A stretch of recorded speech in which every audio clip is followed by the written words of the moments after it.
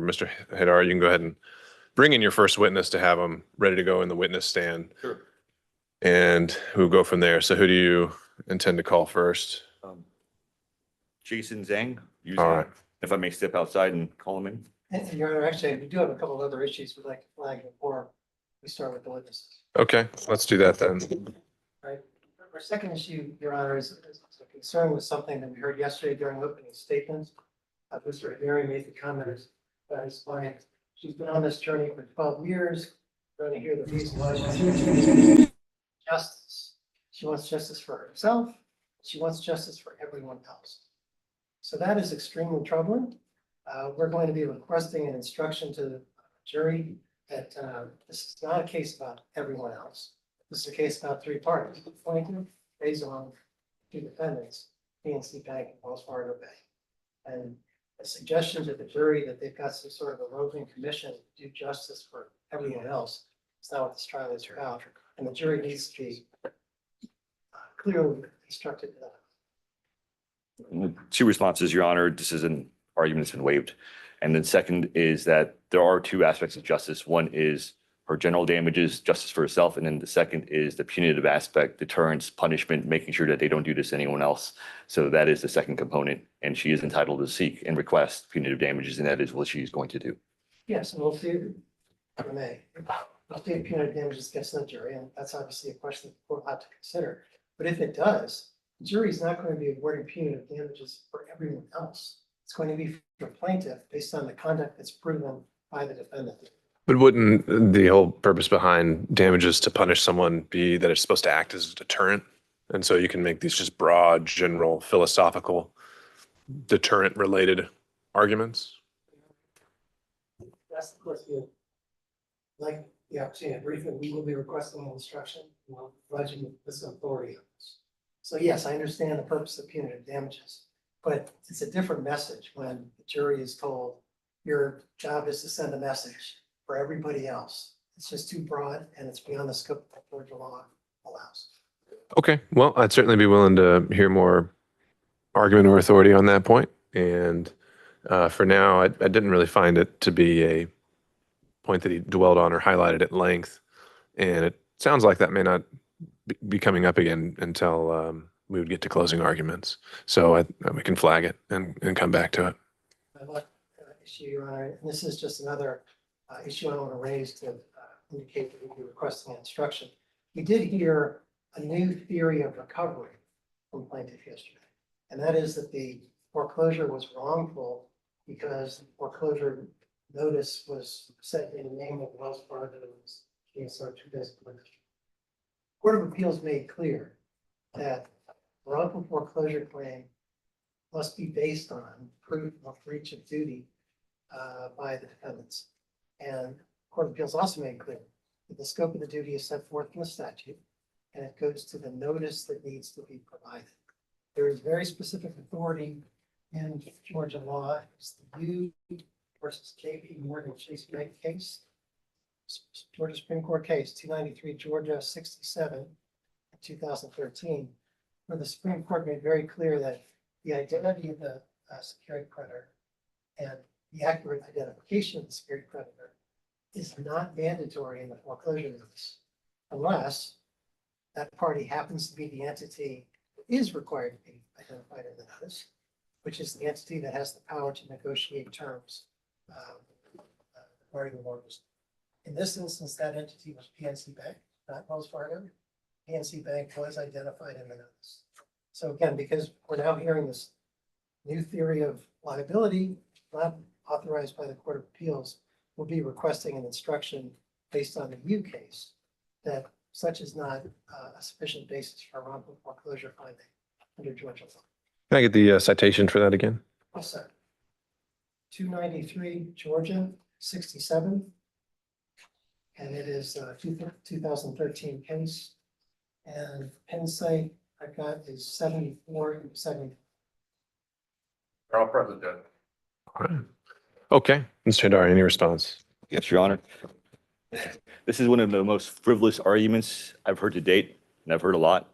Starting with our original complaint, one of our original allegations and averments was that Wells Fargo foreclosed without an interest. in the property. That's the basis, and that's why they're in default. And that's what the Court of Appeals said. They're stopped from preventing that or from arguing otherwise. And not only that, but as we got into the case, originally Wells Fargo was saying that, yeah, we had the authority to foreclose, PNC's our agent, everything's fine and good. And then down the road, they're like, wait a second, we had no interest. That's been our case. That's been our complaint.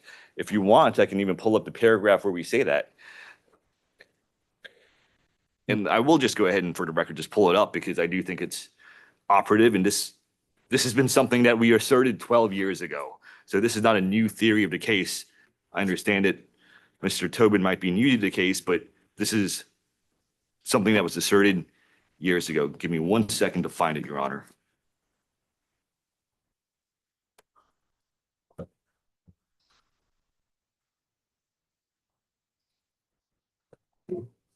Paragraph 25 of our complaint. We mentioned in early 2012, Wells Fargo foreclosed without a recorded interest in the property. And then we go forward and we talk about paragraph 28, Wells Fargo foreclosed without the right to do so.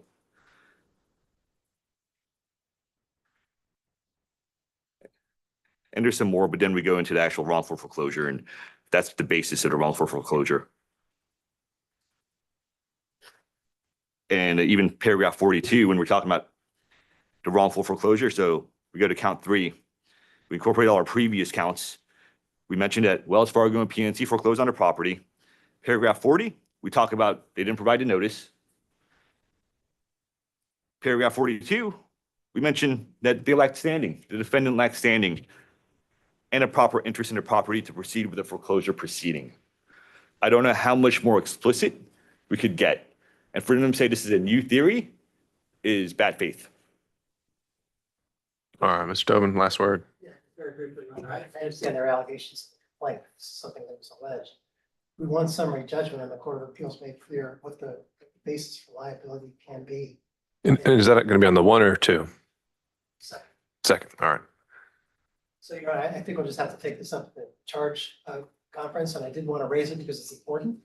But so you is the basis for our argument, and I'd like to talk about it further at that time.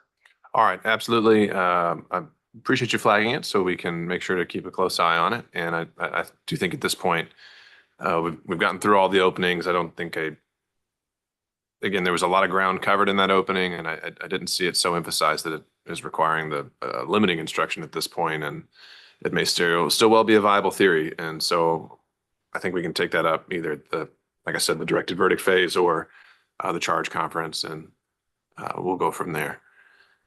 Anything else? Not from here, Your Honor. Okay. Thank you, Your Honor. All right. Well, I think we have all our jurors. So again, why don't we bring in Mr. Zhang? And while you're doing that, we'll bring in the jury. Thank you, Your Honor.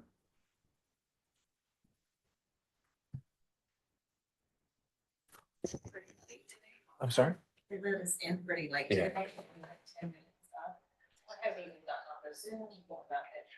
The stuff. Oh, what do you need? What do you need? I just should get on the Zoom call today, work on that. Judge. What's that? Who we missed? We missing 24. Yes.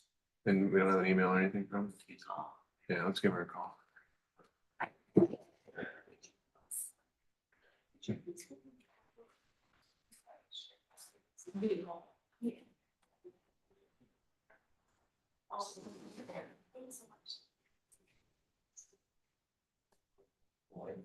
Morning.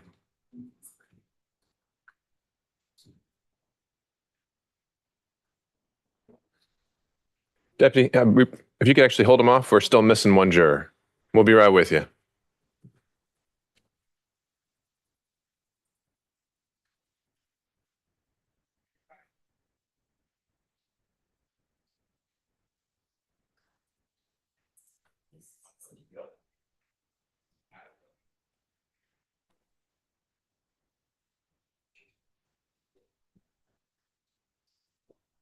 Just give us another. Curfew dismissed tomorrow.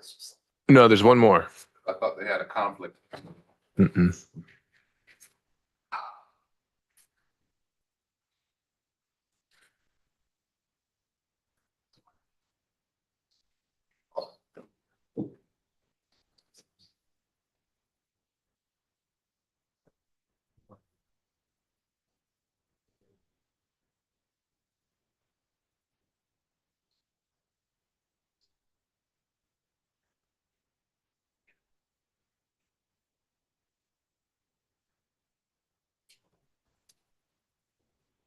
Can I run to the restroom for a second, Ron? Thank you.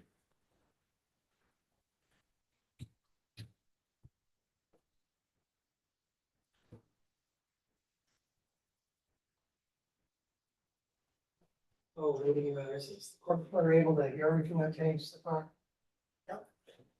Yeah, she I bought so she's in conflict and I'm probably all over 300. That can't go on all day because my fingers will jam up and it's just. We certified at 225. So, especially now that we're going into accents, if you all will please slow it down, make sure the witness speaks slowly. That might stop a lot of us stopping and saying, what was that? But, no, I think once you get up to the podium, this is a lot better. Okay, So, I think we didn't have it turned on actually. No, ours is off, so maybe Yeah. during this,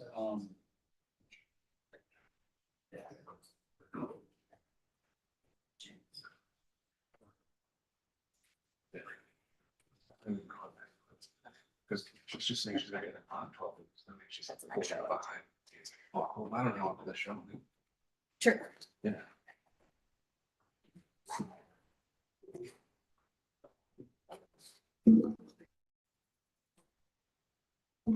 You see, this is a lot better. I'm just gonna like, just make sure. How do you spell the first witness name? Jason, Jason. Mhm. Zhong, Zang. Oh, Zang, sorry, Zang. Z-H-A-N-G. Zha. So it's an A-N-G, right, Mhm. versus an O-N-G. Right, okay, I thought I heard that, but I wanted to make sure. All right, thank you.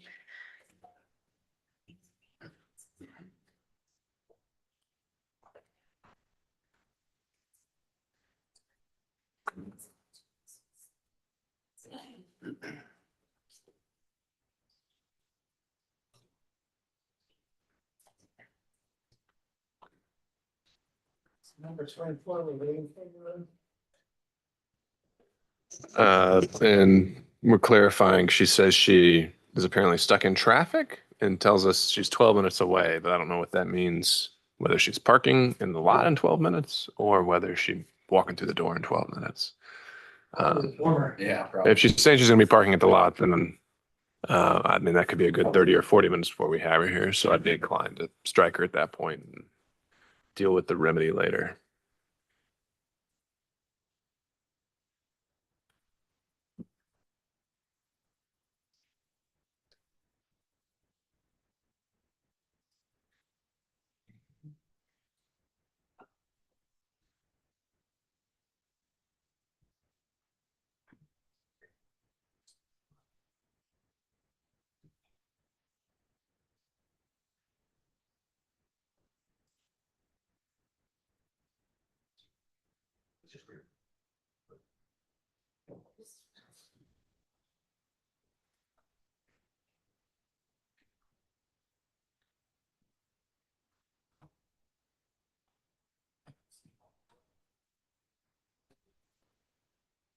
Dropped off at the door.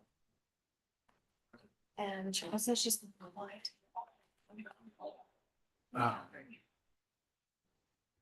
Okay.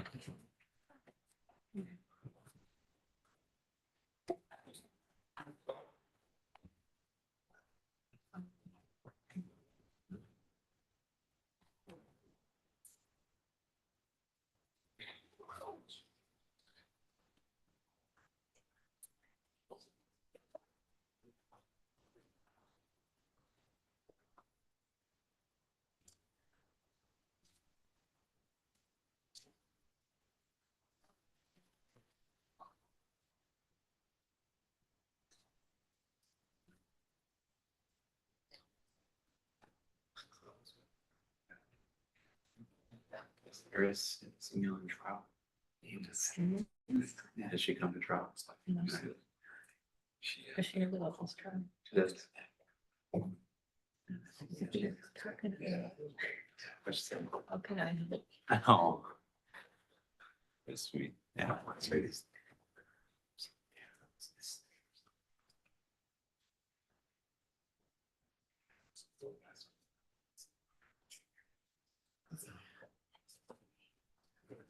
Your Honor, just in terms of scheduling, you typically take lunch around noon, I'd say, Just whenever natural breaking point. right, exactly.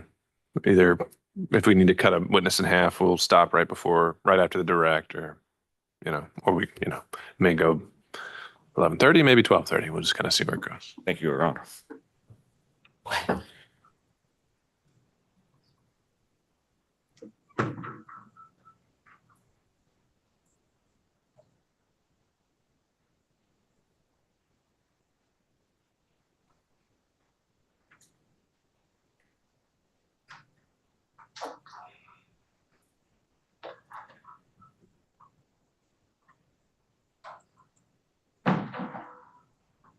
We got another echo.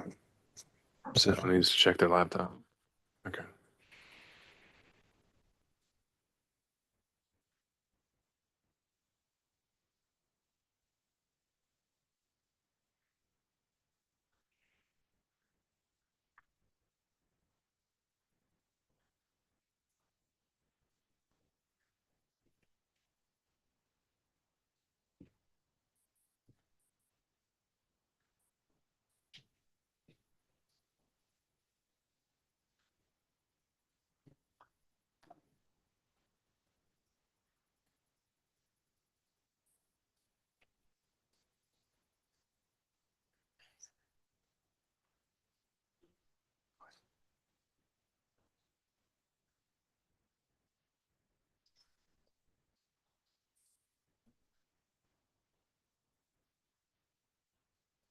Your Honor, permission for co-counsel and witness to step out of the room. Thank you.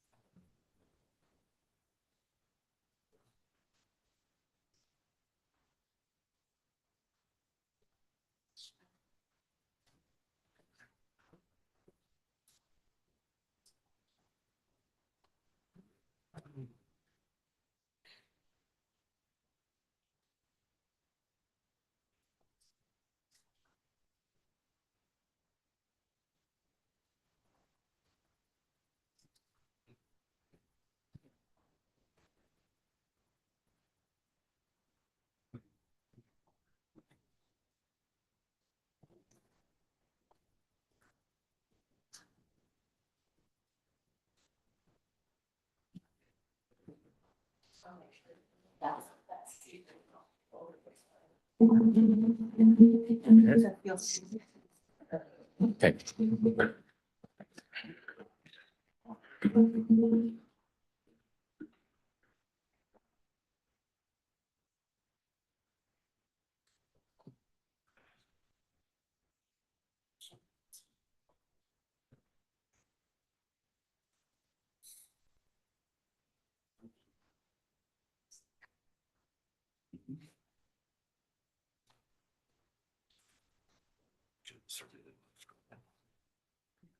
I'm saying it's not.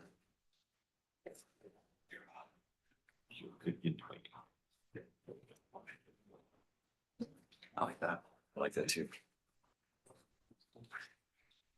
That way in the door necklace that I wear.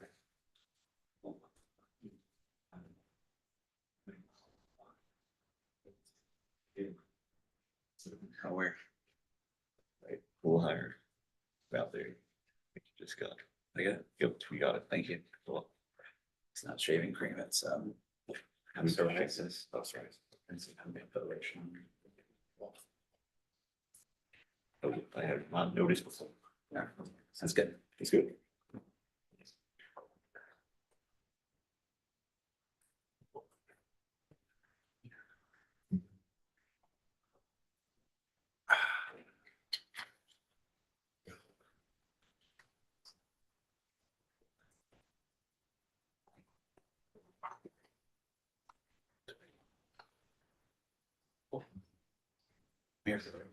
No.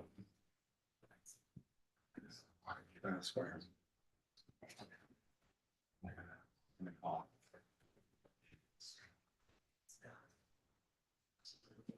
We're not overselling, we shall see.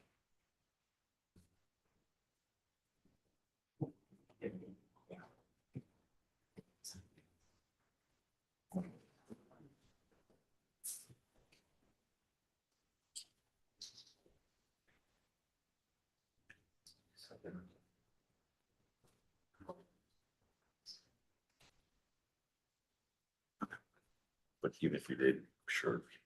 So.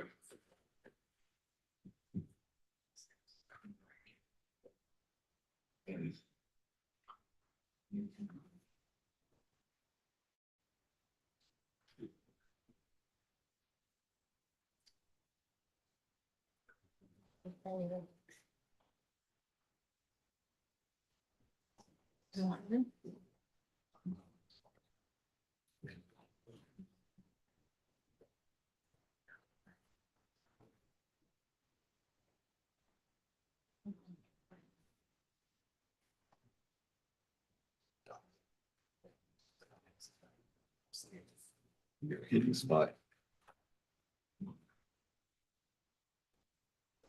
So remind me, it's Eris and.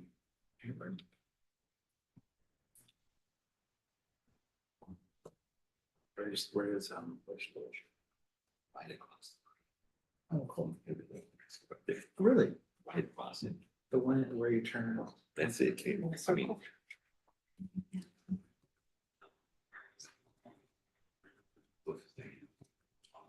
More straight.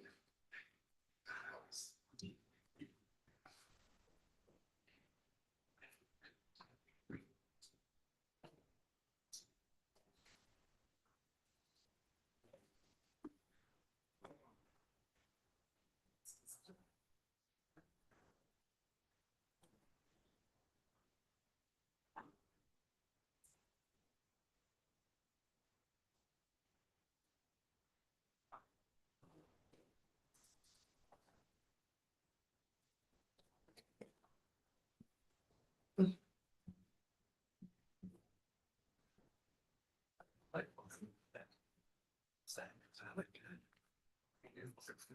I like it. Well, answer today. Actually, yeah, looked at yesterday too. I'm good. It's so comfortable. It's like, it looks like a jam. Yesterday. Yeah, you told me stretch. Yeah. It's pretty cool. But what it's worth, I think. I'm full edged of it, so.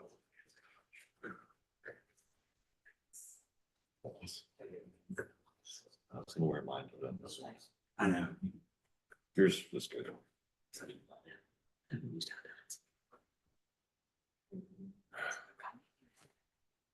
So is everybody, we tried practicing when they can choose it? Or it's just not coming up at all? What? Yeah, okay, all right. That's simple. Is it like a custom strap or is it? If you would, it's like a normal strap, but I got the skull thing. Patch on. Oh, that's so cool. It's kind of weird.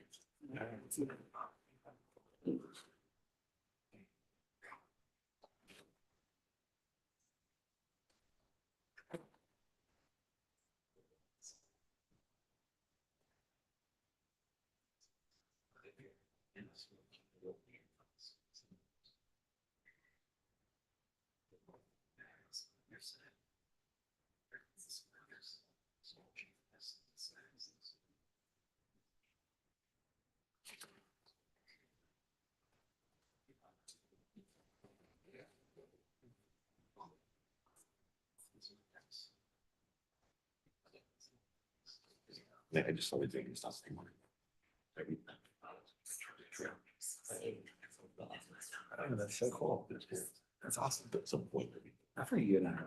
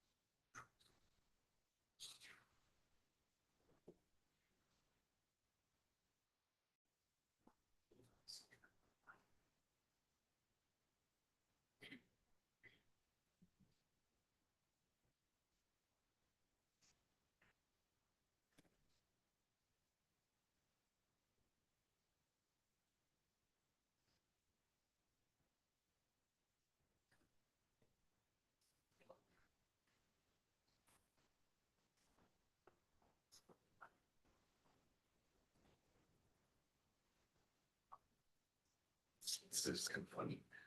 This is a different case. I found a few little typos. Can you show me if you're thinking of the other copies? Sure. Thank you.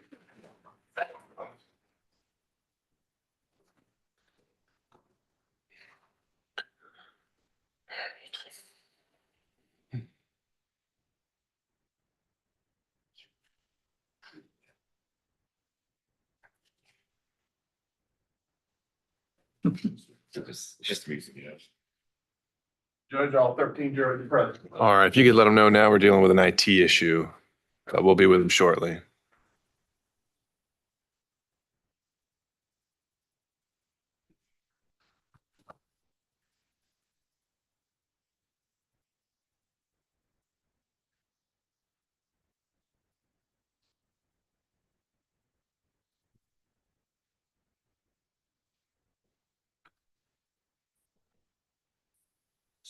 Good.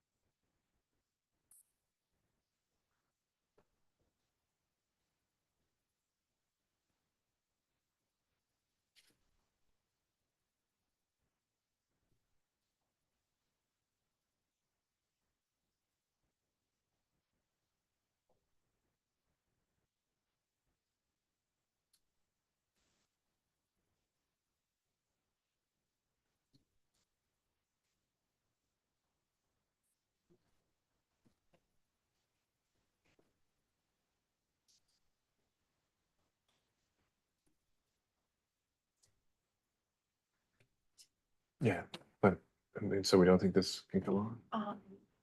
They're trying to get it. One of the people on the All side. right. Let me ask this, Mr. Hidari, for this first witness, do you anticipate needing use of the screen No, to show the jury and exhibits? All right, well then let's actually get started. So let's go back on the record if we were never off. I'll just inform counsel right now, our actual screen presentation, we need some help from IT. It's not joining a Zoom call, but haven't been informed that the first witness is not, from the plaintiff's end at least, going to be shown any exhibits to be exhibited to the jury. I think we can at least get something done here. So if there's nothing else, let's go and have the jury in. What's what, Your Honor, we did have some exhibits that we might show this witness. And if those need to be shown to the jury and you need use of the screen, we can either then repause or maybe those are ones that you can also just pass around to them. Okay. Do we think that the screen share will work later? Yes, I'm sure once we get an IT person here, they usually figure it out fairly quickly. Thank you, Your Honor.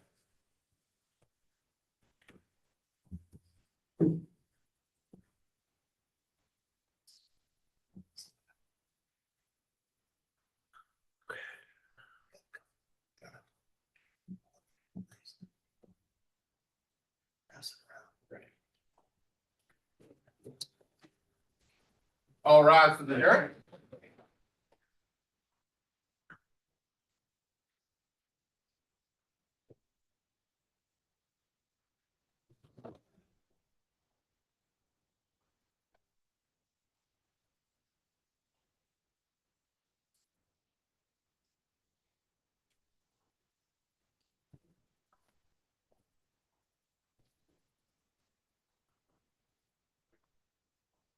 Jurors all present. Thank you, Deputy. Members of the jury, thank you and welcome back. And thank you to those who are here on time, ready to go. We're still going to be working through some tech issues potentially. Witness, Mr. Hidari. Thank you, Your Honor. Not yet. I'm waiting for him to call the witness.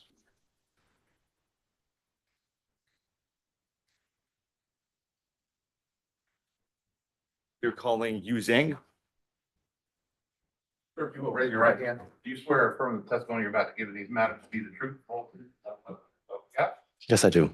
please state your name for the record and spell it for the court report. My name is Yu Zhang. It's spelled Y-U. Last name is Z-H-A-N-G. I go by Jason, though.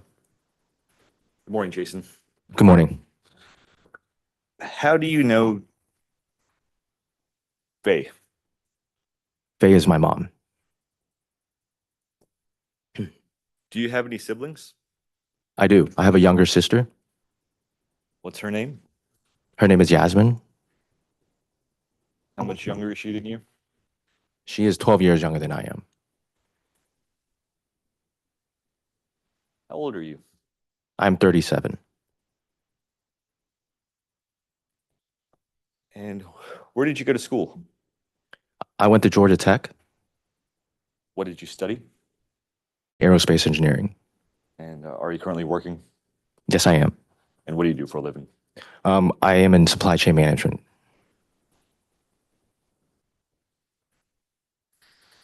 Mr. Hidari, I think.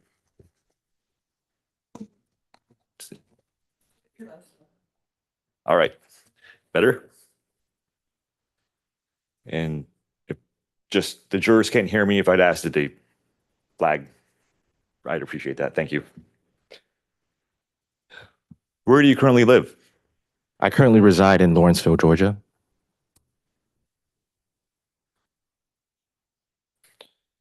Are you a United States citizen? Yes, I am. Do you know if your mom's a United States citizen?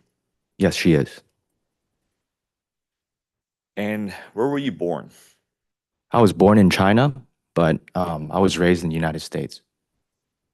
I want to let's talk about this little background. And so, when did you come to the United States? I came to the United States when I was 7 years old. And who did you come with? I came with my mom. And where did you move? Initially, we stayed in LA, and then from LA, we lived in Northern California, San Francisco Bay Area, and then finally we moved here to Atlanta.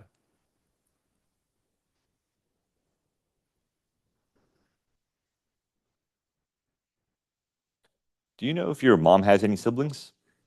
She does. She has a younger sister. Does she have any brothers? No, she does not. When you moved to California from China, did you have any relatives living in the United States? No.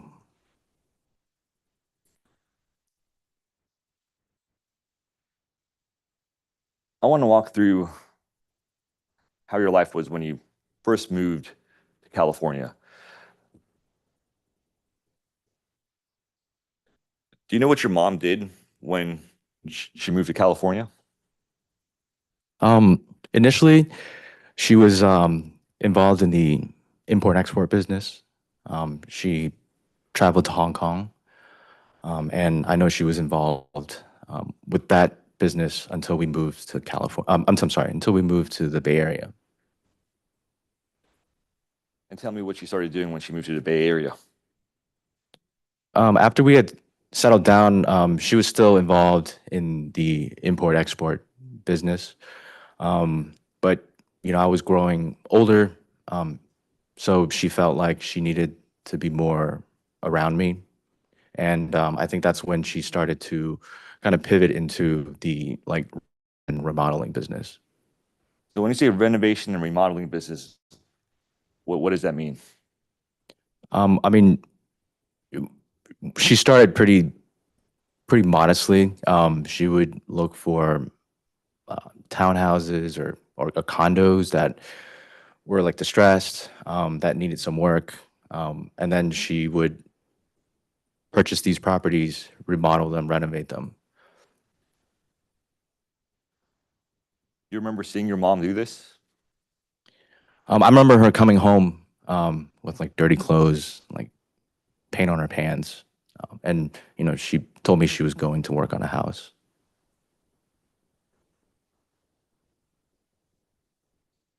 How long did she do this? She did this for the rest of the time that we were in the San Francisco Bay Area.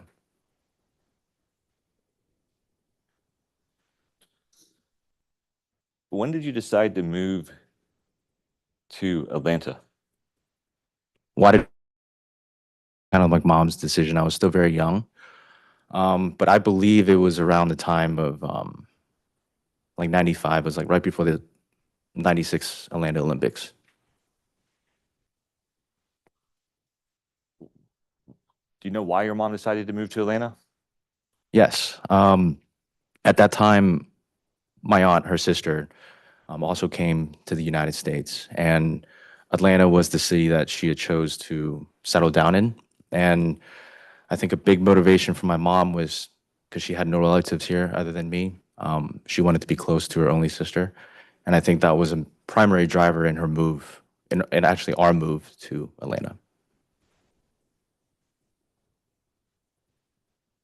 When your mom was doing those renovations early on, would you ever help your mom? I was still very young, so not really, but she did take me, like when she was done, just to kind of like look around and show me what she had done.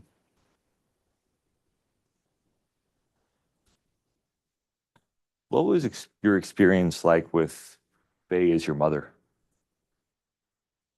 I mean, we were and are still very close. I remember like when we first came, and she actually learned how to drive. And back then there were no Google Maps, so pretty much everywhere we went, we had to like either look on a map, and she wasn't that strong with her sense of direction. She had never driven before, so it's kind of a very interesting experience for us because I would try to like remember how to get home, like if we were going to a place that we never had been before. And so we relied on each other a lot. Um, I also remember, she when she went on like business trips, like if my school schedule permitted, she would always like take me along, and try to like make also like a family trip out of it as well. So I mean, it was in the very beginning, it was actually very special because we actually got to spend a lot of time with each other. Your mom value education?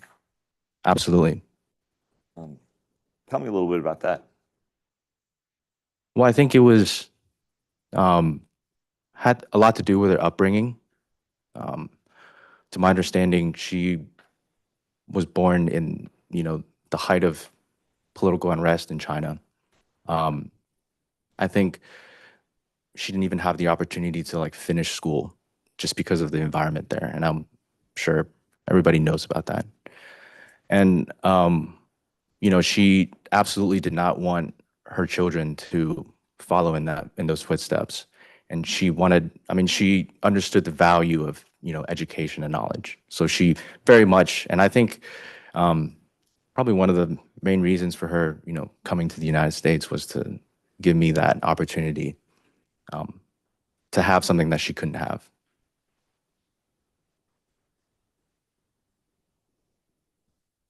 How involved was she with your education? Was she, no, could you give me some examples? Well, I mean, as you can imagine, English was not our first language when we first came. So, in addition to my mom having to go to night school to get up to speed on the language aspect of it, I also had to be enrolled in, ESL classes when I first started attending school here. And I remember even, when she was going to class and, learning English herself, she would always be very attentive when I came home with my homework. She would always, I mean, even if she didn't know what certain words meant, I mean, she would always make it a habit to like look it up in a dictionary and try to explain it to me. And she's always been, very involved in, making sure that, in addition to like the schoolwork that I have, I also had like hobbies and extracurricular activities that I would attend. What kind of hobbies or extracurriculars did you have? I mean, there were many. I mean, being a young boy, obviously the physical component was very important. So I went to, baseball camp, went to basketball camp, went to soccer camp. And then in terms of like other extracurricular activities, she took me to violin lessons. She took me to piano lessons. She took me to drawing lessons. And, even at times, there were times I didn't want to go, like, for example, it's like to Chinese school on the weekends. She would still insist that I would go. Is it safe to say that she was very involved with you? Absolutely.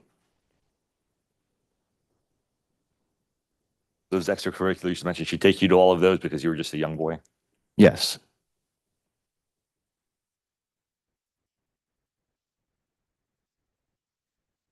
Do you know why we're here today? I do. What is your understanding of why we're here today? We're here because BB&T and Wells Fargo wrongfully foreclosed on her house, and she's suing them.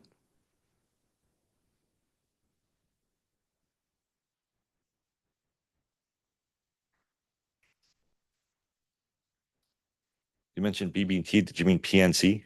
Yes.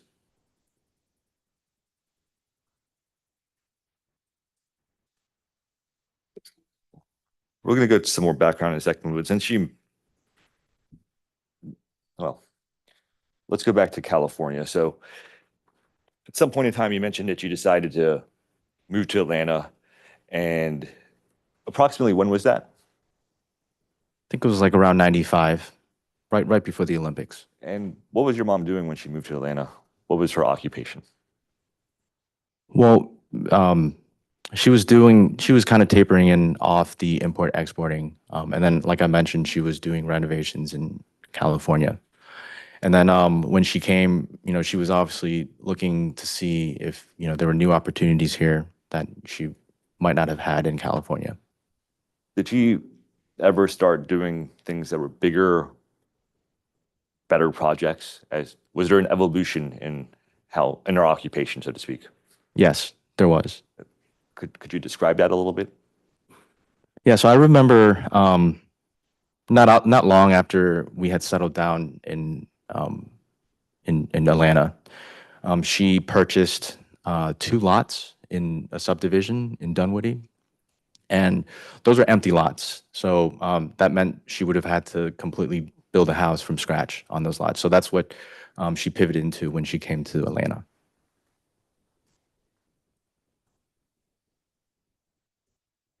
And when she'd buy the empty lots, what would she do with them? Well, first she had to grade them, and then she had to develop it, and then afterwards she would have to essentially design the house, get permits, and then build a house.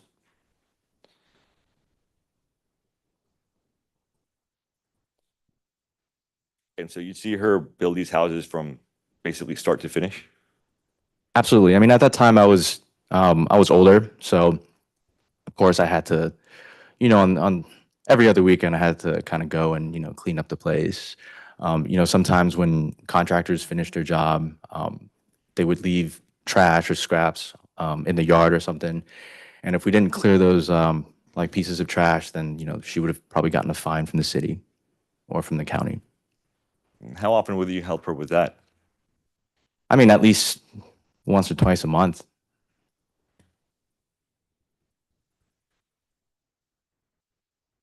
And your observations with her as a builder, and she's sort of evolving. Was she successful in this?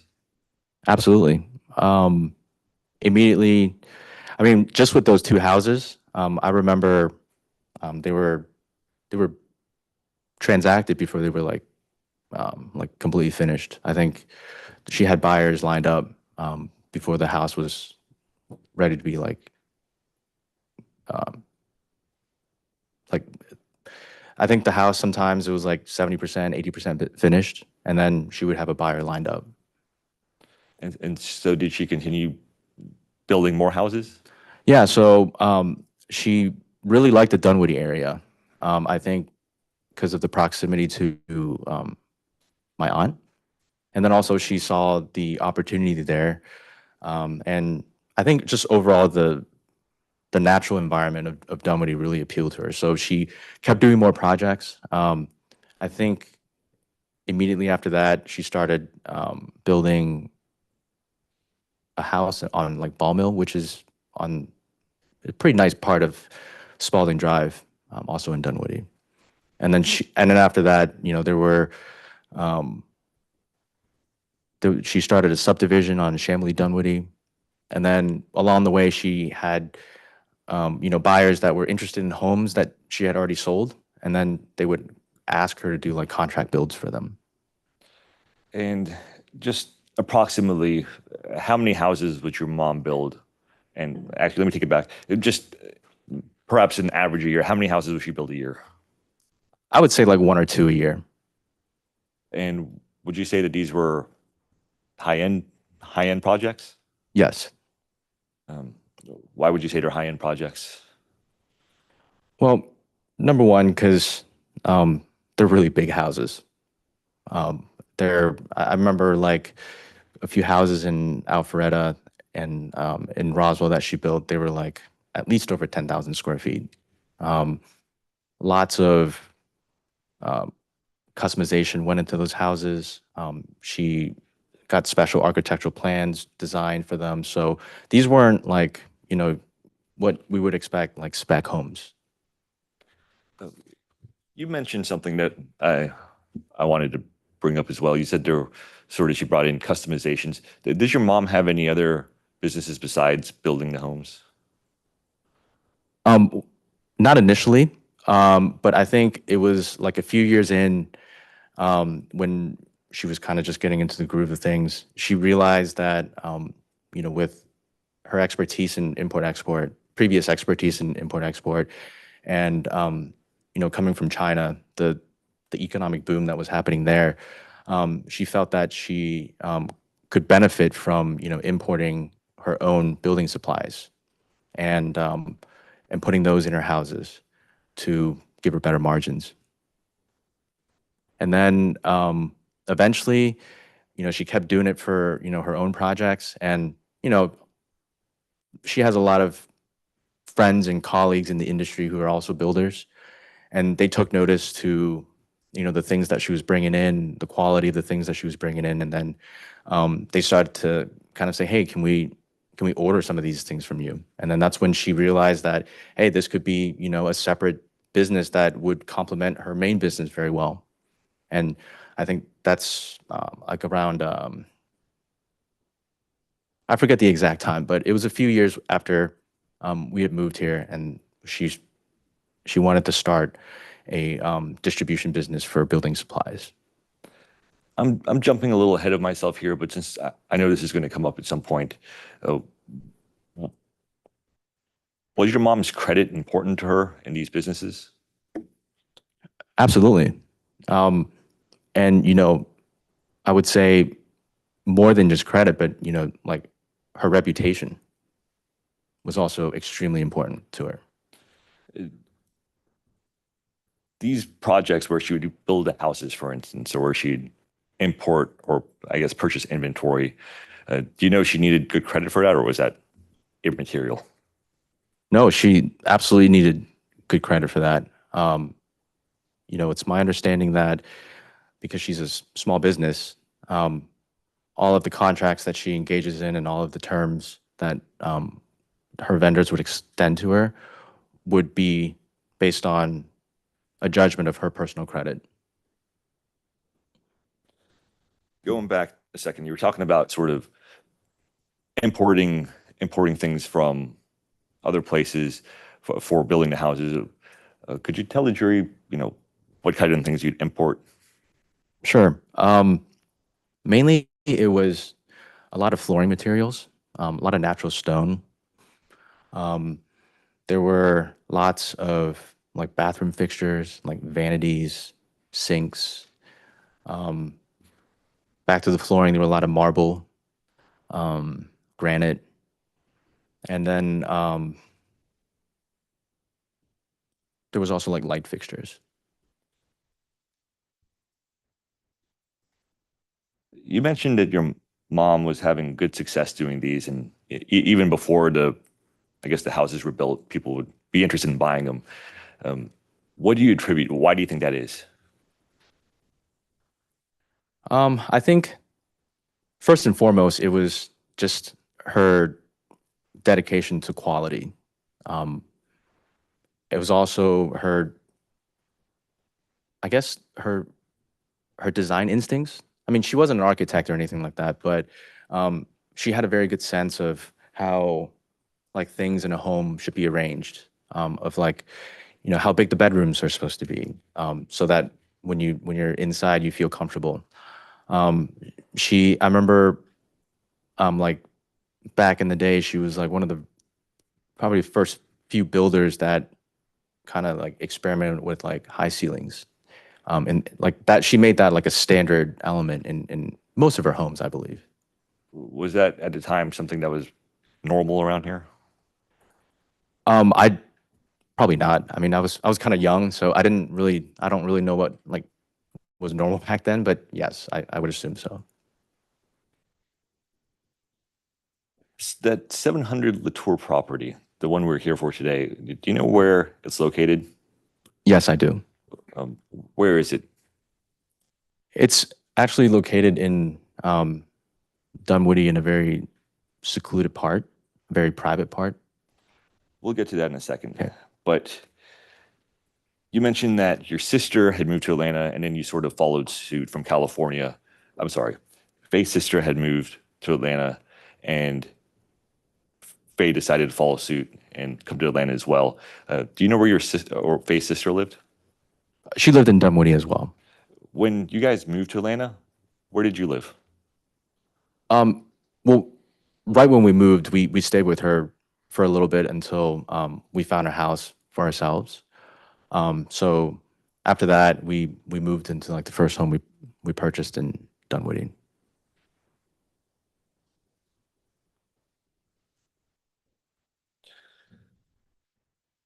So you were talking about your mom building all these houses. At some point in time, is it your understanding that your mom wanted to build a house for herself? Yes, yeah, she had expressed to me many times for that desire.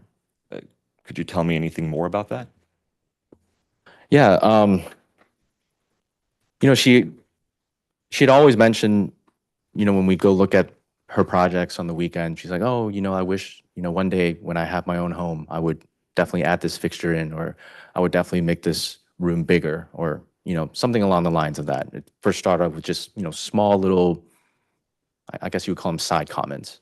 And it wasn't really until I had graduated high school and like started college that like around that time, like her in her mind, she really wanted to like build a home for herself.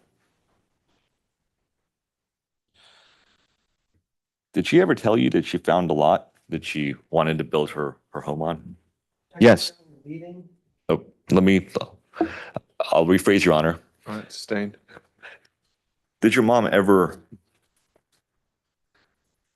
so going back to her wanting to build the custom home, tell me what she told you about finding the lot, if ever.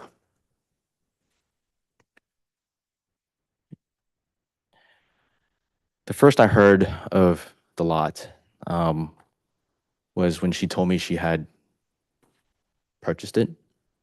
So it wasn't something like she was like, "Oh, hey, we're thinking about buying this lot." She just went and purchased it. And just like a lot of the other projects, she took me and she's like, "Hey, look, we have this lot, and this is where I'm going to build um, my forever home." Um, and I was like, "Oh, well, that's that's awesome. Like, well, like why do you want to hear?" Because looking at the lot before everything was like developed, it was you know a challenging, a very challenging plot of land, I would say. Why was it a challenging plot of land? It was on a pretty steep incline. It wasn't that particularly big. There were a lot of elevation changes naturally that was on the land. So, um, you know, because I remember her, always telling me, when she takes me to other projects, she always would kind of like teach me in a way. She's like, hey, like the reason why, this lot is good is because, it's far from the street. Or she'll say, oh, the reason why, this lot is not good is because, it slopes in the wrong way. And so if you put a house there, there could be a potential that, it gets affected by erosion or runoff or stuff like that. So, by that time, I guess I had garnered enough experience from her to look at the lot that she had just purchased to kind of see that it wasn't like the most ideal of lots as it pertains to like building a home on. Tell me more about when she showed you the lot. Did she seem like this is just a normal lot, or was she excited? What was her demeanor? How did she convey it?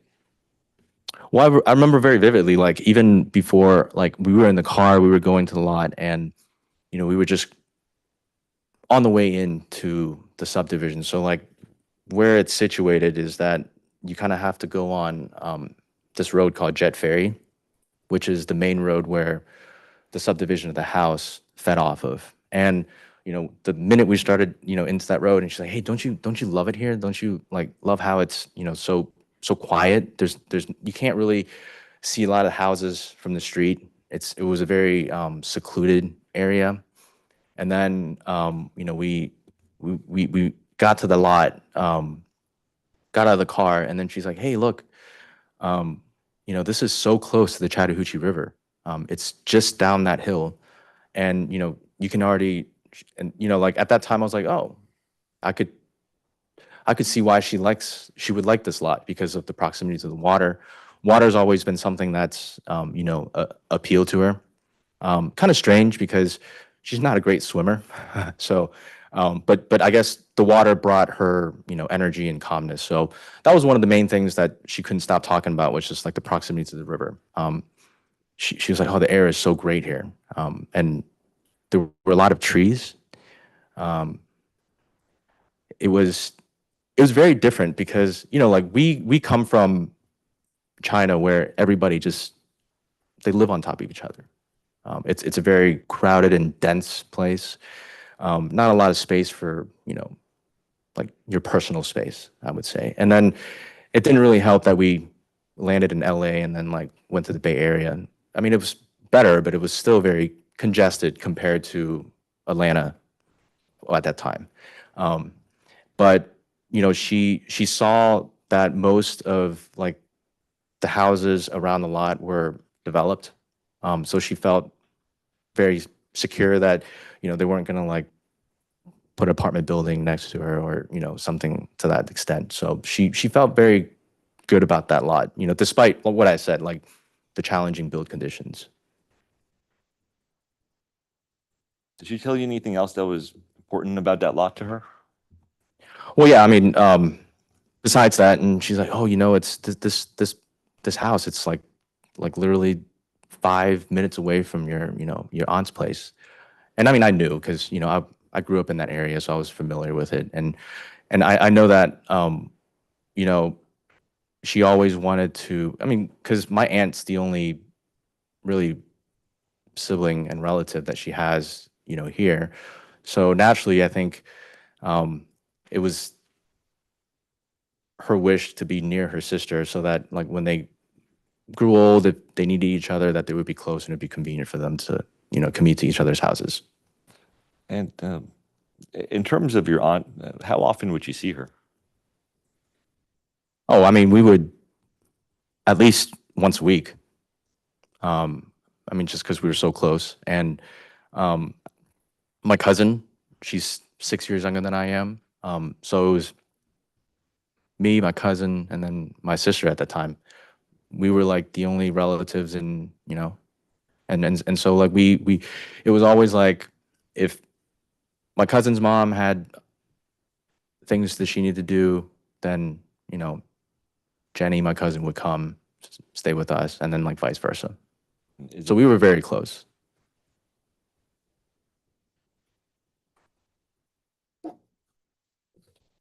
Just out of curiosity, you mentioned that I guess your aunt lives in Dunwoody.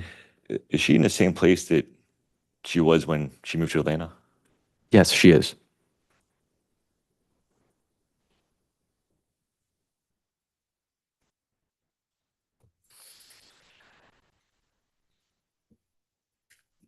You mentioned that your mom showed you this lot, and tell me any other things she expects to you about how she felt about it or her plans. Um, well, like I said, I did mention to her that, this was a very challenging piece of land. And then, Before you go on, yeah. what did she respond to that? well, she said, "Oh, well, yeah, it's challenging, but I had she believes in like feng shui, I guess, which is like the orientation of directions and the elements, and so it's kind of like a spiritual thing for her.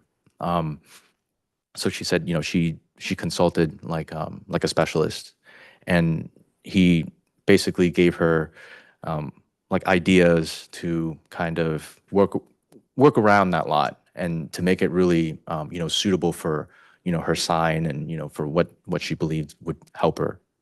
Okay, and I didn't mean to cut you off. So you were going into her response when you said like this is going to be a hard build. Did she seem up to the challenge?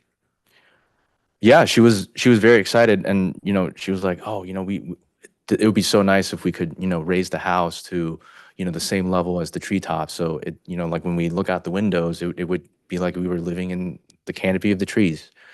So she was very excited about the build, and like during the build, I would also notice that she put a lot of care and attention in constructing her home.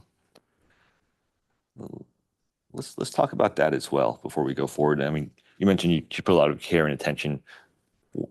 Can you give me examples? What do you mean by that?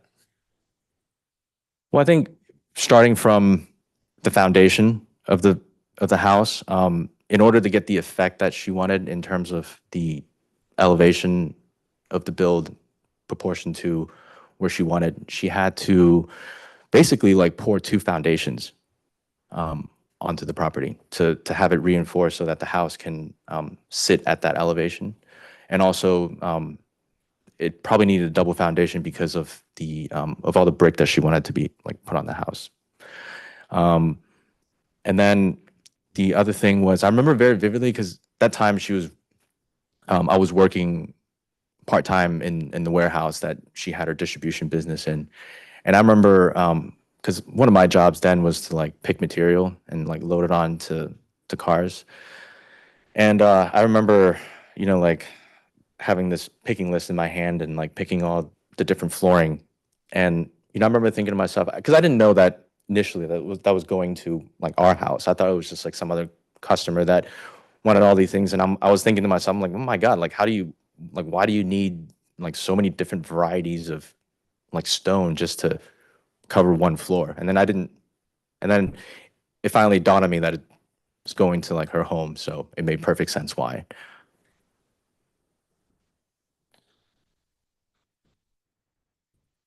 I think you kind of insinuated this, but was this just a spec home that she was building? No, it was not. Far from it. Far from it. How is it far from it?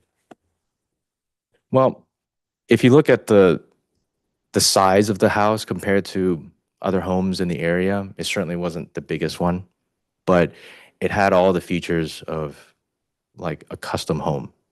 For example, like I mentioned, the size wasn't that big, but she still insisted on having like, I think 18 by 18 travertine from Turkey, cut into mosaics, paired with, you know, 2 other accents just to cover the first floor of the house. I remember, um, I remember her telling me that she installed like the biggest water heater that is available for like commercial use. I mean, for residential use in the home. She installed a central vacuum system for the entire home, and she finished the basement of the home concurrently, which is not something that you would normally do if you were speccing a house. Let's talk about just some of the customizations. You just went over flooring. Objection, Your Honor, I think this is coming in. Same question. I agree, Mr. Hadar. Let's get to move it along. All right. In terms of building this house, did your mom consult and pull you into the decision-making the decision-making process? And did she actually consult with you in terms of things you would like? Objection, Your Honor, relevance. Your Honor, no. Oh, you can respond. We're getting into the loss of her dream house. I mean, that's why we're here. And so I think it's very important as far as the uniqueness and what she lost. We're talking about damages here. All right. So the question being whether he consulted on that, I'll give you some leeway on that. Overruled. So were you brought into the decision-making process? Well, not only me, but also my sister as well. I mean, we would go during like the completion of different phases of the home. So I remember going like when the foundation was poured, when the framing was done, and then after when the framing was done, when the drywalls were put in, we went as a family and we picked out our own rooms, which room that we liked, and then myself and my sister, we made selections on like the bathroom fixtures, the paint color of of our rooms, as well as like different ceiling fans or lights. So we were very involved in the selection process for the customization of that house. Your mom mentioned that there were some unique features of this home, and she mentioned, for instance, something about the gazebo. Can you tell me about the gazebo? Yeah, it was a 2-story feature on the left side of the house if you're facing the house, and she specifically made it look like a castle, like a turret from a castle, and that was because she had always told Jasmine that her home will always be her castle. It will always be her place of safety, and I think she wanted to materialize that for her through building this house. What about windows or lighting? Was that something that your mom put thought into in terms of this home? Continuing the cumulative, if you're going to some hearsay, and I'm presume we'll be hearing directly from Ms. Zhong on all of these same issues over. All right. Counsel, why is his opinion of these fixtures relevant? Well, I wanted to know if I can rephrase to see if his mom told him anything about it. Why would that not be hearsay? It's because she's here to testify. In response to the hearsay? Well, Your Honor, if she's here to testify, I think she should just testify and just hear it directly from her. Right, but I think he's saying that's a hearsay exception. Mr. Zhang is testifying about statements that were made to him for the purposes of demonstrating that those statements are true. That's correct. We don't have to know if they're true, Your Honor, because all we have to know is it doesn't matter. Maybe it's false. And the fact is, that's what she said. You're saying you're admitting him not for the truth of the matter, but for her mental state, or Precisely. all right, you can ask the question. So Rule. in terms of lighting, did your mom tell you that as she was designing this, the lighting was important for this house? Yes, absolutely. One of the things that she always dreamed of having in her home was like crystal chandeliers. So she made sure that like immediately going into the house in the foyer, there was a crystal chandelier, and I believe there was a crystal chandelier in her bedroom as well. What about any hand carvings? Were there hand carvings in this house? All of the columns leading into rooms on the first floor were hand carved columns directly imported from China. Did your mom tell you that she was building this layout for any particular purpose? Did she have a specific reason for building the layout of this house? Yes, this was the way that um, she felt most comfortable. This was the way that her consultant for feng shui advised her on how to lay out the rooms. And even though it wasn't like a big house, it still had the features of a big house. Like for example, the staircase. It was a very wide staircase. There was like ironworks on the balusters, and the staircase was wide enough to where you could have like almost three people stand side by side and go up and down, and it'll be just fine. During opening statements, I heard something from opposing counsel, and they insinuated this was just supposed to be an investment that perhaps they built this to sell it off. Do you have any opinion about that?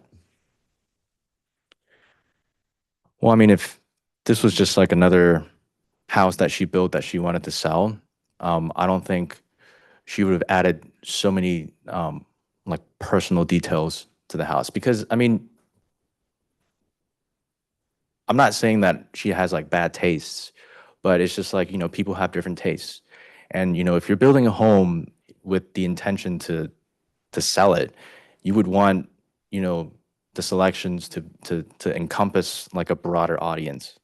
Um, you wouldn't go in and, build a house exactly like the way you would want it, because you don't know if the buyer of the home has the same tastes as you. So I would say no.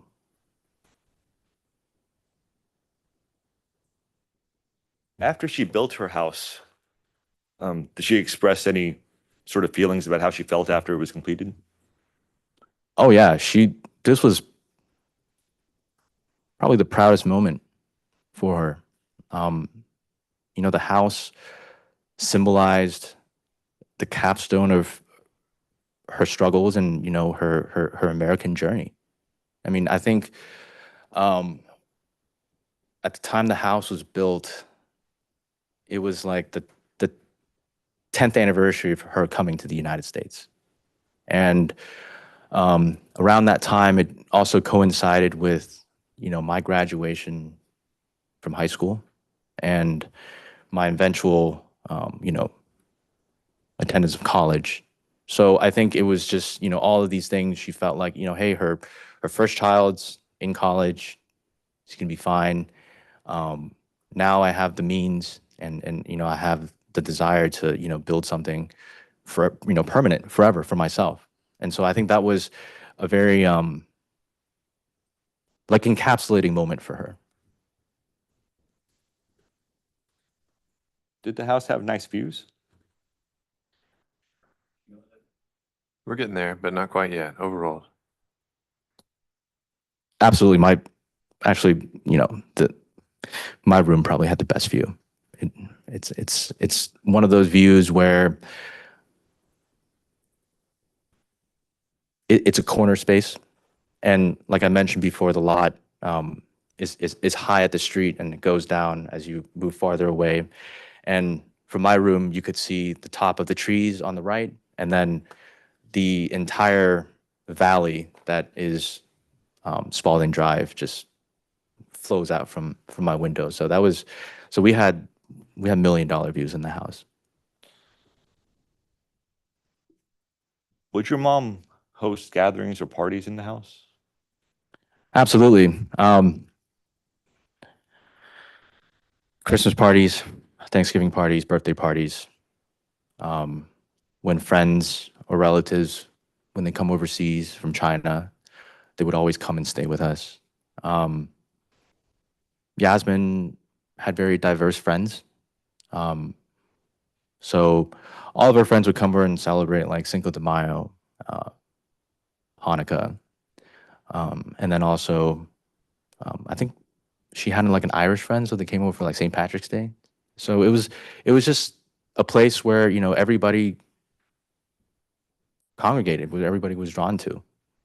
And you mentioned relatives would stay with you. Would relatives visit often? It wasn't often, but I mean, it like whenever we had relatives or like, you know, close family friends come visit from China. I remember one time, I think it was a close family friend of my grandparents, like their daughters came, I think, for an exchange program, and they stayed with us for a few days. Do you have any observations about how they felt about the house? Were they impressed, or Oh, I mean, I asked Saying if you had any observations, Your Honor? about other people who aren't claiming damages that is sustained.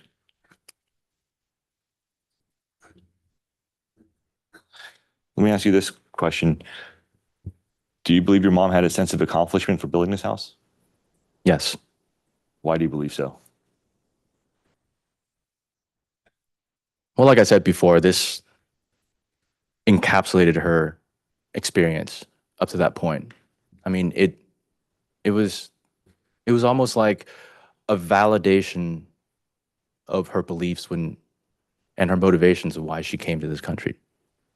You know, How often did you spend at the house? well, I was there on weekends. Like I said, not long. I was off to college, so holidays, weekends. But I was at Georgia Tech, so I was pretty close. You know, whenever I didn't feel like doing my own laundry, I'd probably come home. What about summers? Would you spend summers at home? Yes.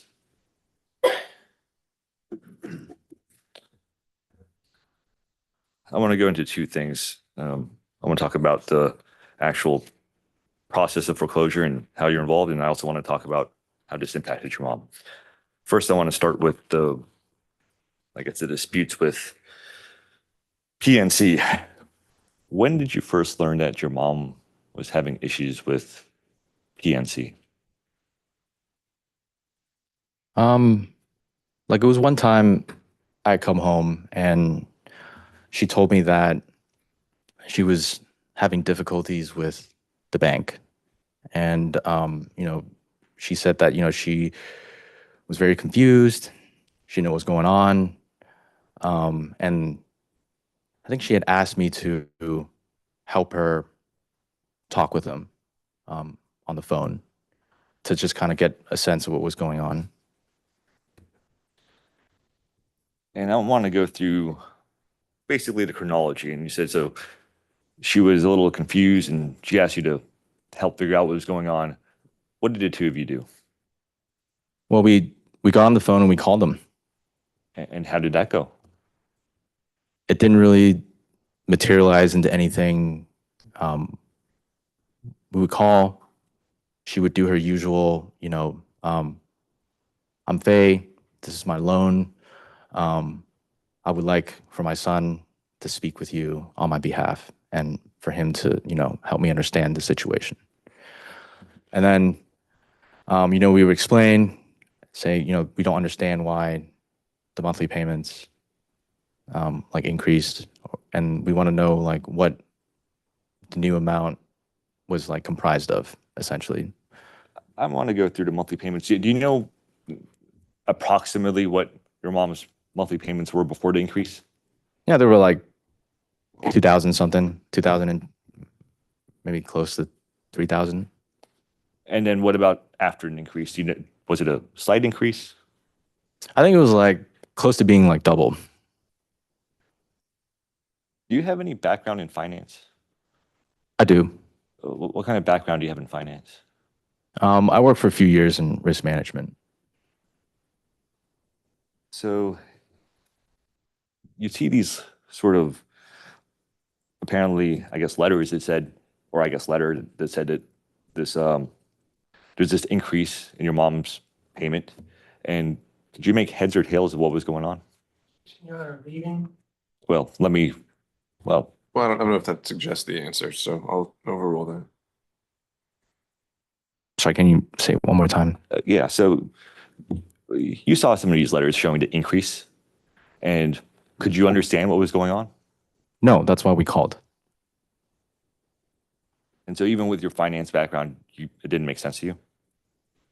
Well, I mean, not only did it not make sense, but we were not able to get any kind of answer as to why that was.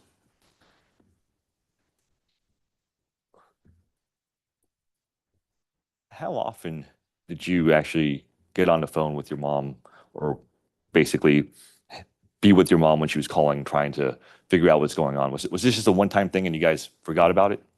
No, it was multiple times.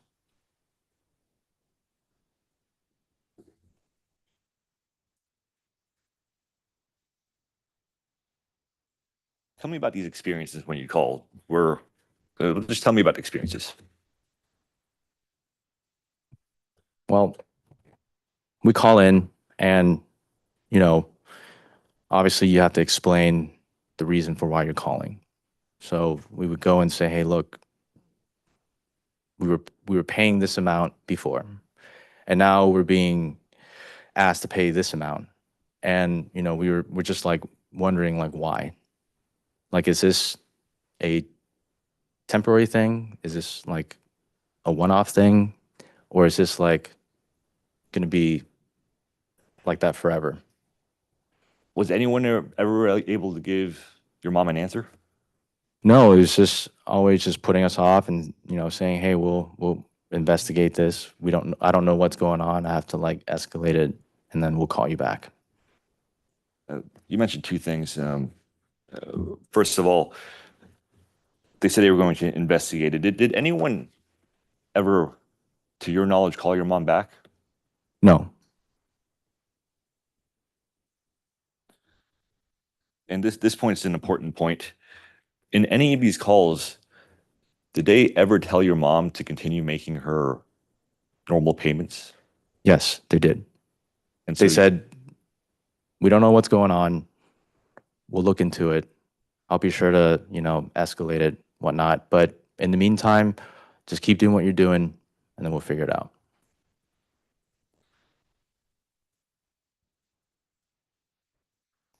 just in terms of chronology, at this point in time, do you know approximately how long your mom had been in the house?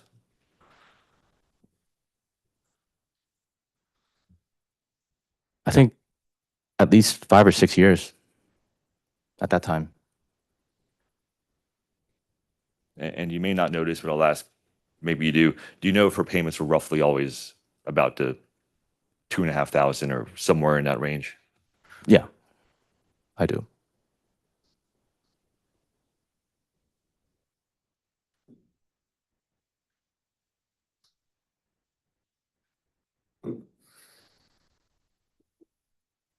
When you were making these calls with your mom, why did your mom have you make these calls with her? Well, she naturally thought because, you know, my English and, you know, my language skills were stronger than hers, that potentially I could make better sense of the situation than she could. She also, I mean, like I said, we have a very, very close relationship. So, you know, whenever she would need my help, she would, you know, not hesitate. And, you know, certainly I would never, you know, hold back any assistance to her.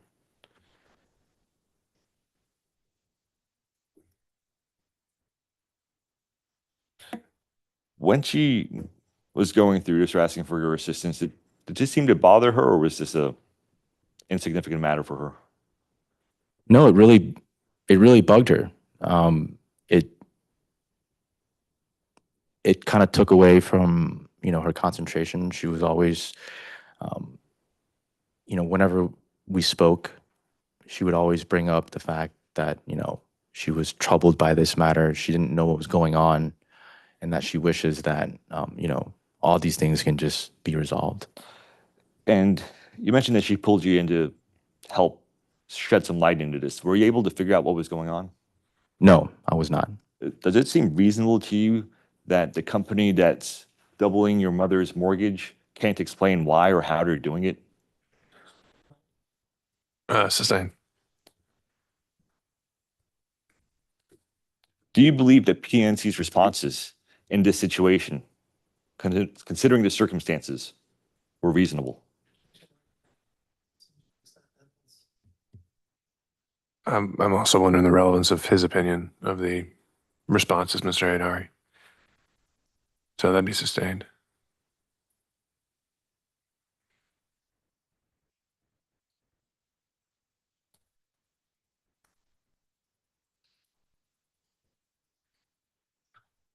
When you were making these calls to PNC with your mom, did you ever encounter rude customer representatives? Yes. How were they rude? Usually, you would expect customer service representatives, or at least customer-facing employees of companies, to be, generally polite, especially being in the South. At least, hello, how are you doing? In the beginning, it was better. It was like, oh, we're so sorry that this situation's happening. We'll look into it, get back to you. But then, as the frequency of calls increased, and as as time progressed and we called more and more, there was one time, I think it was the third time being transferred to, someone else who was in charge of the issue. And we explained our situation, and the gentleman, in a very rude voice to my mom, just said, hold on, I'm working on this. And then put us on hold. And then we were on hold for such a long time that the call just disconnected. Did your mom hang up, or did it just disconnect on its own, or did they hang up on you? I mean, it just got disconnected. My mom would not hang up. I mean, especially after we've spent like an hour on the phone trying to get to the bottom of this. So you mentioned in one of your early calls that they told your mom to keep making the payments she's been making for the last 6 years, and they were going to look into it and get back to you. I think you also mentioned that they didn't get back to you. Is that correct? That's correct. Well, let me just say it again. I think in order to better expedite the examination here, I'll allow it. So overruled. Okay, thank you. Did they get back to you? They did not. And so the next time you saw your mom, do you know if she made her normal monthly payment like she was told to do? Yes, she did. And do you know what came out of that? I don't think the situation changed. Did she get more letters that were sort of saying other things? Did they say, hey, we've resolved the situation, or did they send her more letters? No, there was never any kind of notice or communication indicating that this matter was resolved.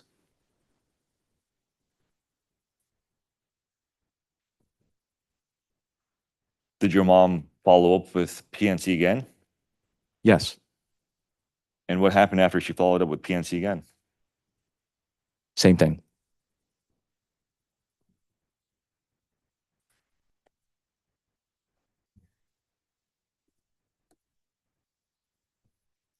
Did you have any advice for your mom about all of this stuff? Yes, I said to her one time, this is not normal. Doesn't fall in the realm of like regular expectations. And that, I told her, I'm like, you should get a lawyer. What was your mom's response? Well, she's always coming from her background, her cultural background. She always is trying to avoid confrontation. I think she always wants to see if things can be resolved amicably before escalating things to another level. And, I think she was thinking, maybe it's just, a misunderstanding, maybe it's like a confusion or something. So she was like, oh, well, like they keep telling me that, they're going to work on it. They didn't, tell me, this is not what you're supposed to be doing. They always keep telling me to, keep doing what I was doing before, and then, they'll get back to me. Maybe they're just busy. Maybe they're just, working on getting back to me. So when the first time when I suggested that, she should get a lawyer, she kind of just like deflected that idea. Throughout this process, did you see your mom's stress sort of remaining the same or elevating or decreasing? No, I mean, it was definitely, elevating, because she's always the person to want to, get ahead of things. She, throughout, my upbringing, she would always, try to instill lessons and, values that she believed in. Like, she says, if you tell someone you're going to do something, make sure you can do it before you answer yes. And if you answer yes, make sure you follow through with it. And, to my knowledge, she's never been late on a single payment to anybody.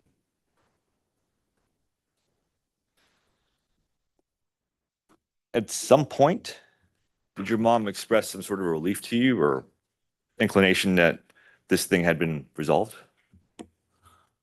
Yes.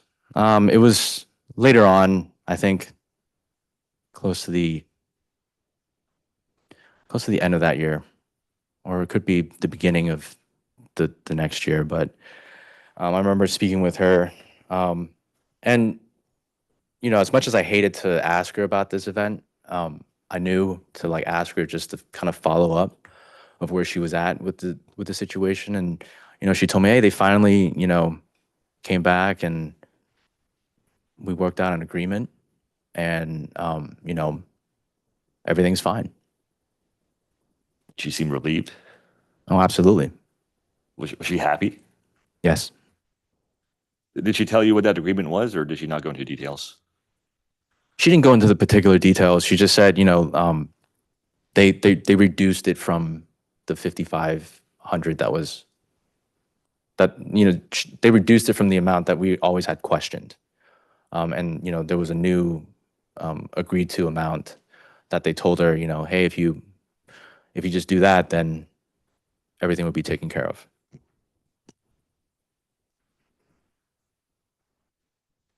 Do you know if that happened? No, it did not happen How do you know? because we're here today. Well, before we jump to where we are today, let's take it a little slower. And so your mom called you and she told you, or you spoke with your mom at some point and she told you that this thing has been taken care of. PNC said you're going to have new payments, which are less. And she seemed satisfied. What happened after that? I think I called her. I think it was close to New Year's, or not New Year's, but like Chinese New Year's. Which is when? I think it's like it differs every year, but I think it was around like February, March, around that time. And it's something was very different about because she's usually like very happy to hear from me. Granted that at that time I was busy with my own life, so I didn't probably call her or visit her as much as she would have liked. And I could just tell that there was just something not right from the tone of her voice, from the lack of enthusiasm that I was normally accustomed to when I call her for and I was like, well, what's bothering you? Why are you like this? And that's when I found out that the it didn't happen the way that she told me it was going to happen. Do you know what happened next with her? Meaning, With her interactions with PNC, she said things didn't go the way she expected or the way she thought they were going to. Do you know what she did next or what happened next? I think she kept calling, right? She kept trying to like figure out why, something so recent as a promise made to her that, like she's like, I can't even get them to like take my checks.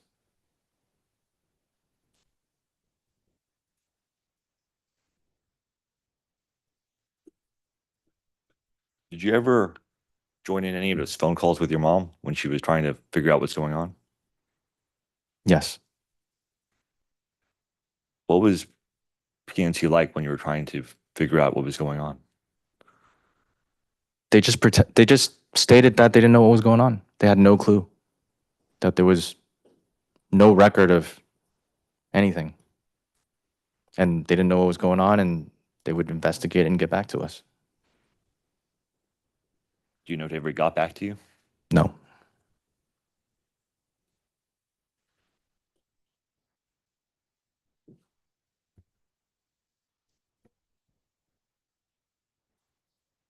You mentioned that this was around, you said Chinese New Year's, February, March or so. Did you just speak with your mom or did you go home and visit her or anything like that? I spoke with her.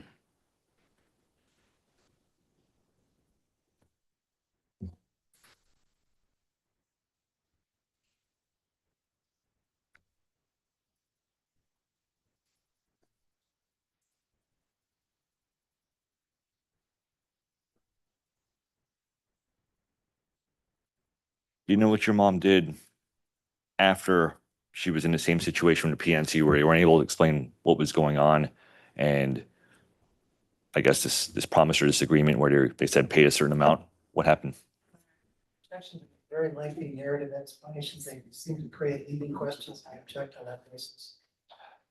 I'm happy to rephrase, Your Honor. I think we can rephrase that one. So Sustained.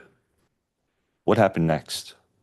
That's a little more open-ended. Let's actually have it directed. All It's right. not so much the leading aspect as I'm wondering what is the relevance of him just narrating the entire event. So at this point in time, you hit a few dead ends. What did your mom say that she was going to do next? I believe she said she was going to get help. To What do you mean by get help? possibly hire a lawyer.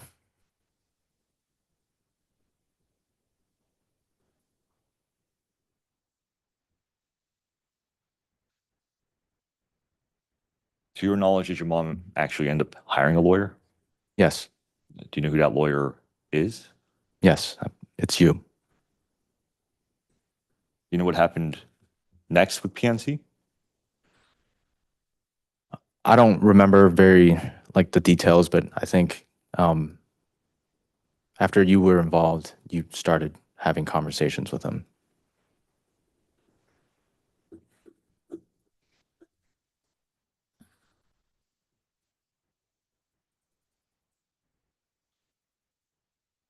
Do you know much about that process after I got involved? No, not really. I was just relieved that she had finally hired a lawyer.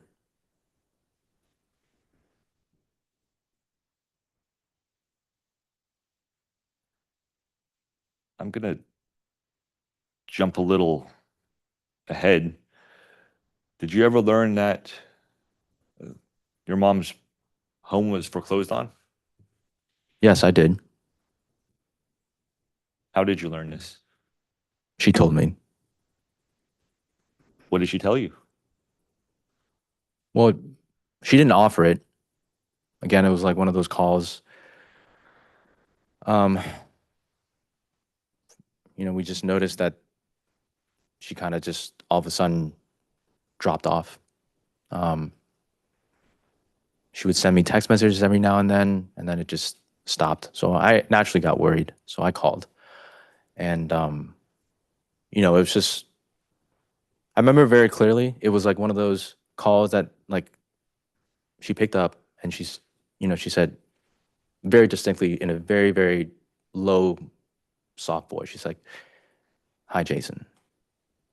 You know, like, and that resonated with me because I'd never heard my mom speak to me like that.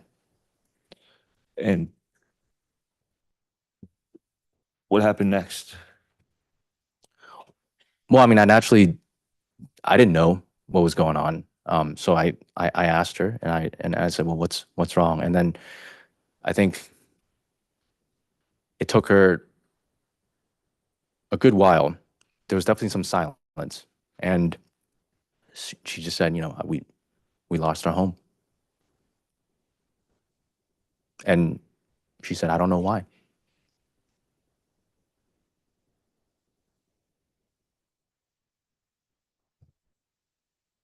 Do you remember approximately when this was? This must have been like later on. Not I don't remember the exact dates, but it was a good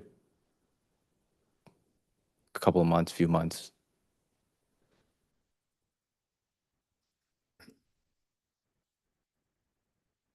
Did you ask your mom for details or anything else? Not during that initial conversation, no. I mean, I figured that was probably the most insensitive thing I could have done at that point if I asked her for details.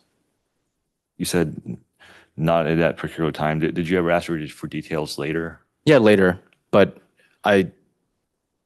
it was sometime.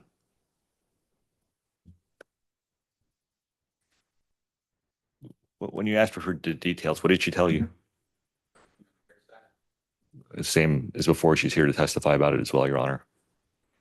I mean, regardless though, unless it's actually getting to something at issue here, I don't think every single thing she ever said comes in through this witness. Zang.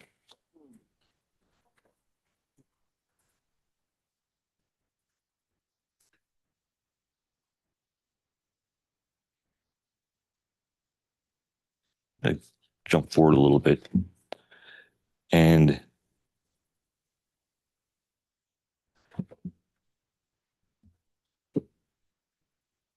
I want to talk about your observations about your mom and how this impacted her. Did your mom seem different after this? Yes. She became very lethargic. Most of the times when I would come home to see her, she would be bedridden, which I found to be quite surprising because usually when I come home, she would spend most of her times in the kitchen trying to make food for us. I noticed that she just couldn't focus on anything. She stopped taking Jasmine to school. She stopped taking her to her play dates. She certainly couldn't do anything with work because she was, I mean, it was like she was sick in bed. Like, like when I look at her, it was just like she was like suffering from some illness, some physical ailment that, kept her in bed. I want to talk a little bit about how this changed your mom and some of your observations. Did you observe any difference in your mom with regard to how she interacted with your family?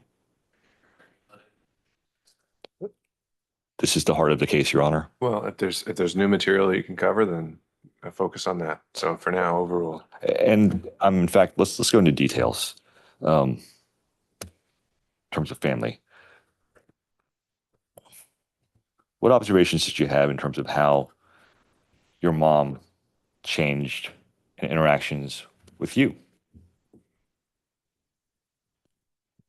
Well, with me, she's always been very close to me. So more so than I frequently liked. She would always, text me or call me just to check up on me, see how I'm, like a regular mother would. And, at that point in time, I was like, young and, didn't want to get away from home and, want to go out and do my own thing. And, you know, kind of felt she may be overbearing at times, but that was just me. But, after all that happened, she just didn't call me anymore. Like, I mean, she would pick up my calls and, respond to my texts, but it was never, her taking the initiative like she would before. Would she often take the initiative before? Oh yeah, absolutely. How often would she take the initiative before?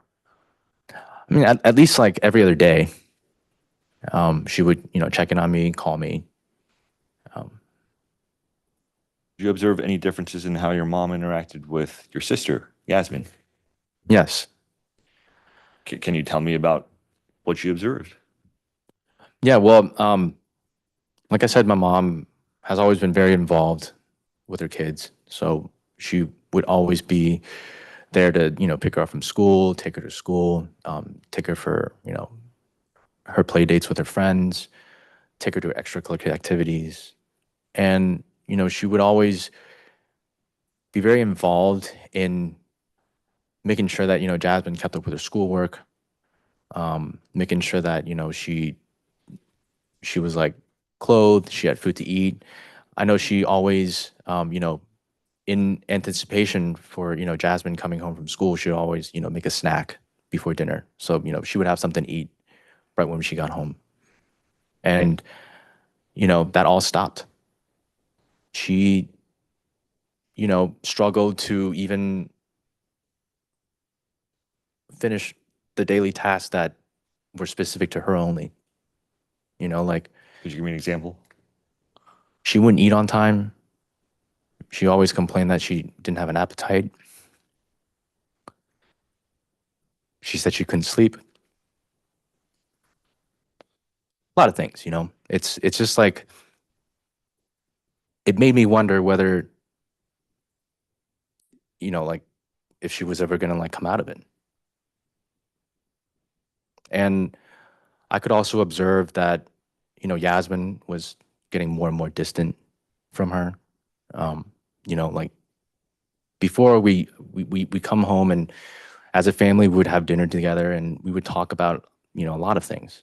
And it would be those conversations would be, very interactive, a lot of questions back and forth, a lot of follow-up questions back and forth. But then, all of a sudden, it was just, like one time, I think Yasmin was talking to my mom about something that, like from a book or something. Like she was trying to tell her something that she had learned from a book, and my mom just, sat there, looked like she was listening, but just sat there in silence. And Jasmine ended up, looking at her and kind of wondering like whether she was doing this intentionally or if she was just out of it. And then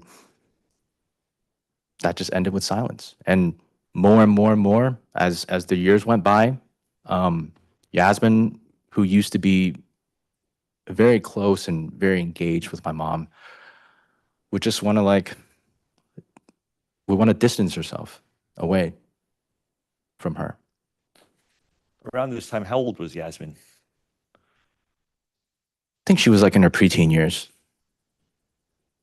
Did she know that the house had been foreclosed on? Next question. Sustained. No relevance. You mentioned something that I want to touch on before we go back into the family, which is you said you wondered if she was ever going to come out of it. Has she ever completely come out of it? No.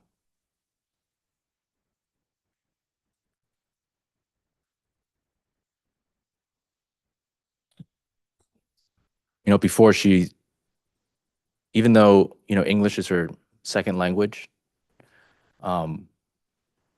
she might struggle with pronunciation sometimes, but, she was very articulate. She got her point across. When she communicates with others, it's always very clear.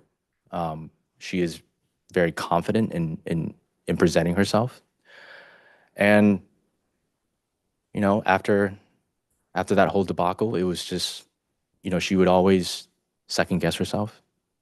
She would always be very anxious, even with like, small things, like in public, if someone opens a door for her or something, she would kind of, have a knee-jerk reaction and, kind of stumble with words to say, like, thank you. So, she lost all of that. I'm going to get to some of those things in a second. Jumping back to the family, did you observe any differences in how your mom interacted with your aunt, with her sister? Yes.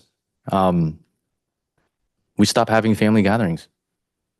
They stopped communicating. She withdrew into herself, that shell that she felt, comfortable in at that time. How often would your mom see your sister?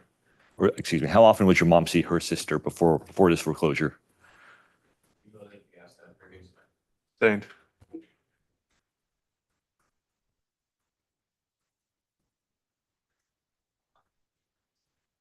Let's go to Faye's parents. Did you observe any difference in how Faye would interact with her parents? Yes, actually, that was one of the more, I guess, shocking things to me that I observed. Could you tell me about that? I know that my mom and my grandparents and my aunt, they have a very special bond. And it was a bond that was, formed from their collective suffering. I guess when they were born, they didn't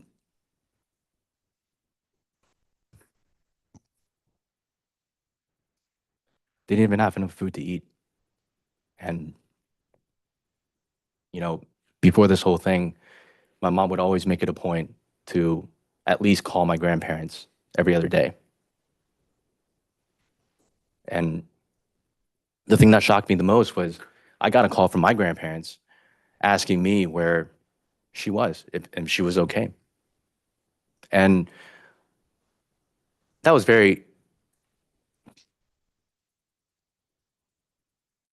very impactful on me because she'd always try to instill the importance of family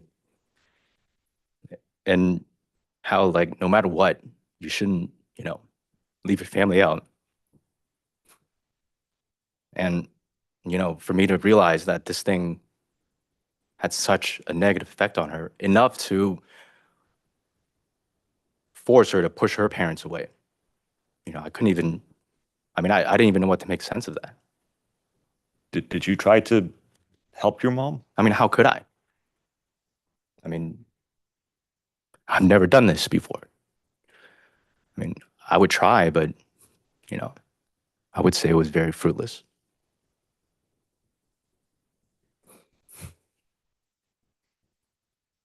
Did your mom cancel her plans to go back and visit her parents in China because of this? Yes, you can imagine she couldn't even get on the phone with him. And I remember, very specifically one time, and this was, I think, a few years after the fact. She had finally, I guess, mustered up the strength and courage to go back, because it's just been so long. And normally when we all visit, we always, go,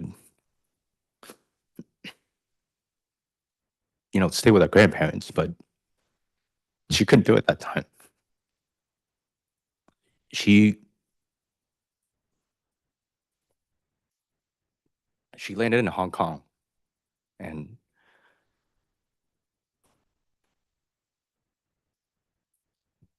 she called me, and she said, I don't feel like going back. So I think I'm just gonna stay in Hong Kong, and wait for my flight, and fly back. And I remember just trying to do everything I could to to at least get her to go back. But she wouldn't. And I think at the very end, the compromise was we would go to Guangzhou, which is very close proximity to where my grandparents had lived at that time. And that she would stay in a hotel, and that the grandparents would come out and basically see her. So, I mean, I don't know. I mean, to this day, I still don't know how to make sense of that.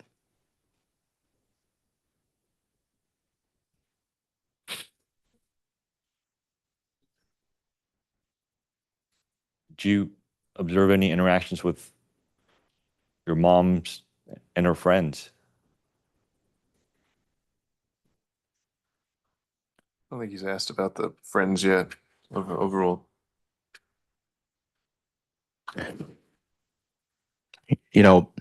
She doesn't. She's very sociable. Almost all of Jasmine's close friends, their parents, she was very close to them as well. And they, like I said, always had gatherings. A lot of times the play dates for my sister, they would also include, play dates for the adults, for the parents as well.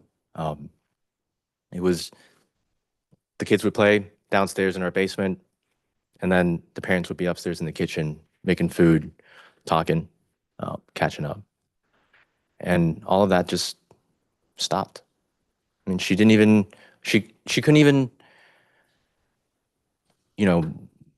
muster the courage or the strength to basically talk about this with, her family, with her parents. What expectation would anybody have for her to be able to do that with her friends? I mean, especially when she didn't, I mean, how would she have explained it? That I did everything I was supposed to do, kept paying them, and Redirect this the still pathetic happened? Question, Mr. Haydar, I think he's off track. Sure. Did you observe any difference with your mom's hobbies or activities? Everything stopped. She didn't have, I mean, she didn't even have a desire to care for her, young child. What other expectation of desires could you expect her to have as it pertains to her own personal enjoyment?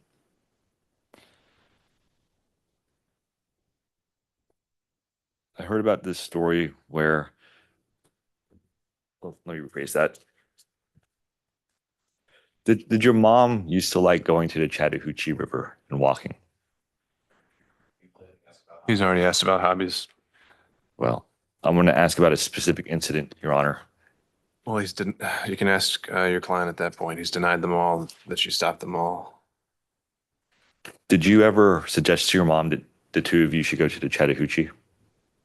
Yes. And why did you suggest that to her? Like I said, water has always,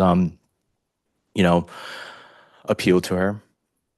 And it's always given her, a strength and a sense of peace. And what was her response when you suggested that to her? No, I don't feel like going.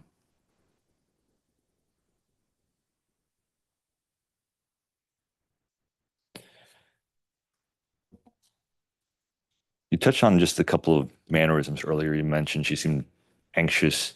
Could you give me some examples about how she seemed anxious? Yeah, the perfect example is that, like, she stutters now when she speaks.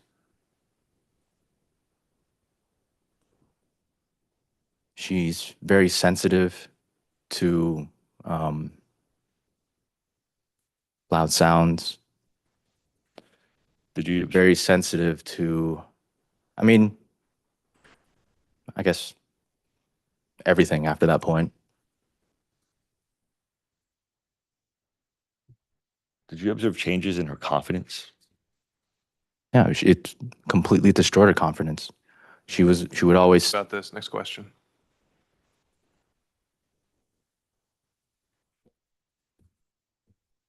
What about the dichotomy in terms of being an independent businesswoman? Did this change? Did you observe any differences? yeah, it destroyed her will to do anything, let alone conduct her business affairs. You know, from the time, I agree. We have covered this already, Mr. Hadari. Do you notice any changes in her appearance? yes, remember very vividly, there was a period of time where we didn't see each other physically for a few months. And I remember seeing her for the first time. And it looked like she lost 5, 6 years. I mean, it looked like she just aged overnight.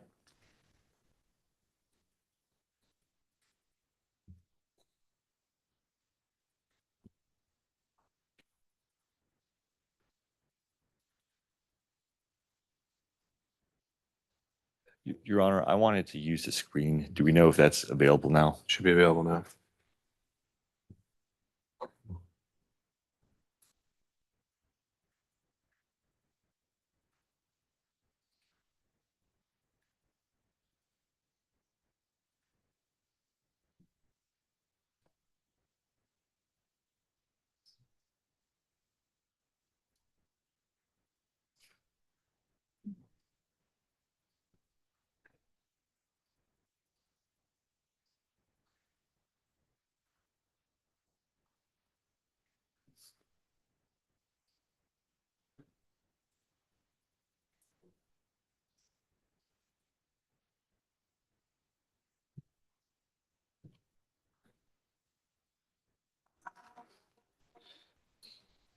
I'm not going to touch much about the documents with you. I just want to show you one. And this goes back to what we were talking about earlier when you were trying to help your mom try to fix the situation. And this is one of the first letters she received.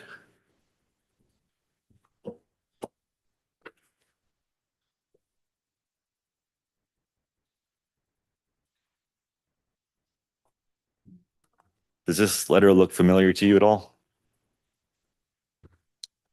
There's a thing blocking them. Can I hit it? Is it unmute? Or it says stay muted or? Thank you. Okay, yes, I see it. Does this letter look familiar to you? Yes. I'm not going to go through the correspondence. That's going to come up later. But I just want to ask you a question. Excuse me, can we move the screen so that the jury can see it? Yes. Thank you very much.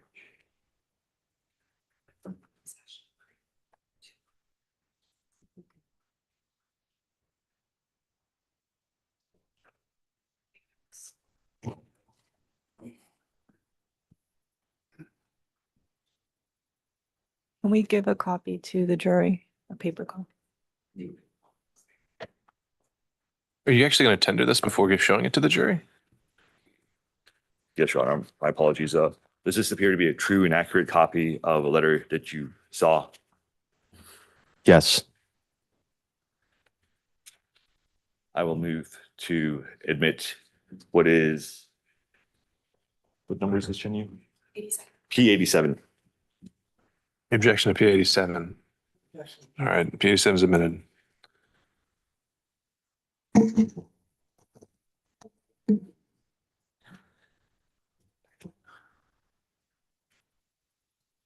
And the only reason I bring this up is because we spoke earlier and they mentioned that, or you talked about how you got an initial letter from, or your mom got an initial letter from PNC and you're trying to figure it out. And it mentions that we shorted your scheduled escrow payment. Objection declared. This is, in fact, not evidence. We don't know this is the letter Mr. Zhang is referring to. Let me rephrase. You mentioned earlier that you called PNC after you reviewed some letters with your mom. Is that a correct characterization? Yes. Was this one of the letters that you reviewed? Yes. And did this letter give you any confusion? Yes, it did. when it says that thank you for your remittance of $2,731.11. The next line says, this amount was less than your regular monthly payment of $5,500. Your mom's regular monthly payment prior to that was the $2,700. Is that correct? Yes. And it states that we shorted your scheduled escrow payment in order to satisfy your 2010 principal and interest requirement. I see that. Do you understand what it means when it said we shorted your scheduled escrow payment? No.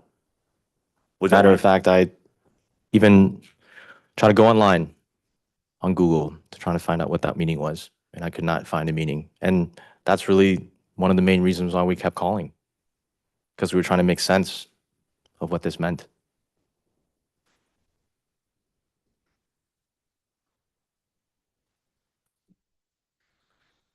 There's a lot of letters. We're going to go through that later, not with you.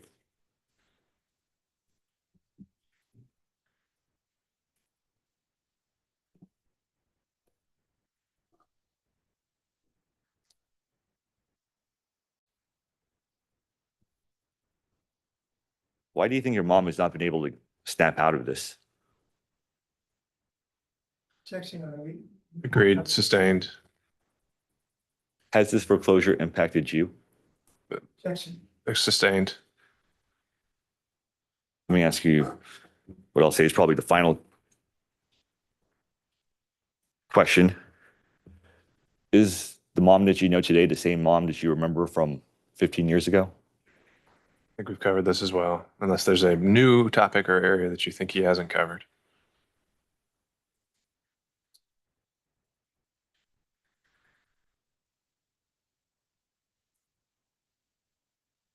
No further questions at this time. All right. Does anyone in the jury need a break before we cross-examination? All right. Seeing quite a affirmation. All right. We'll be breaking for 5 minutes. Thank you. Jury? Excuse me, Judge, may I go as well? Thank you.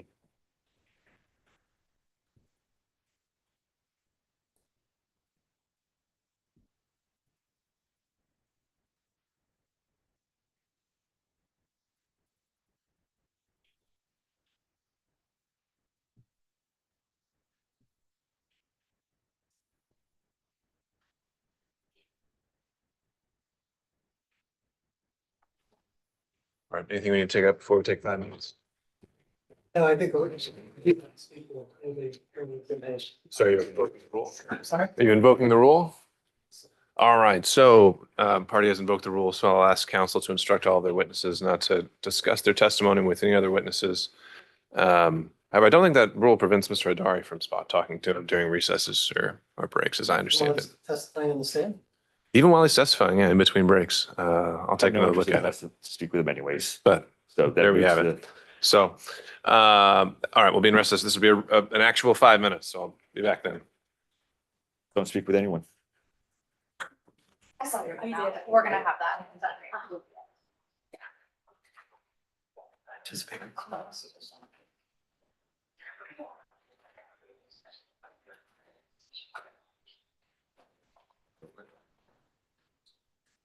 I don't really see this.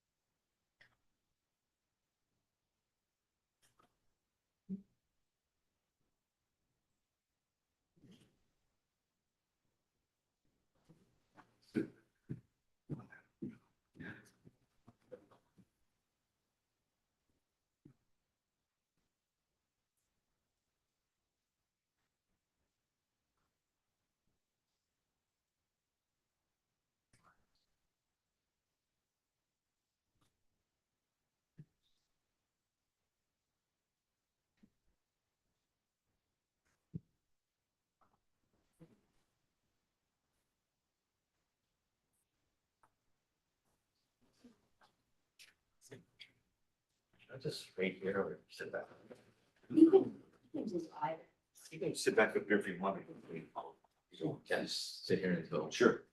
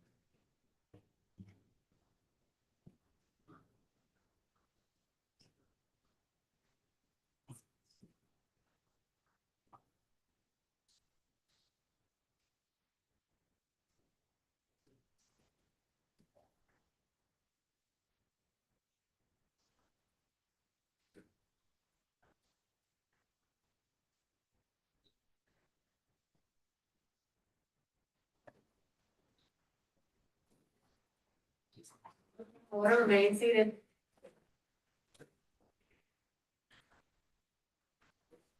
All right, can we see if they're all back?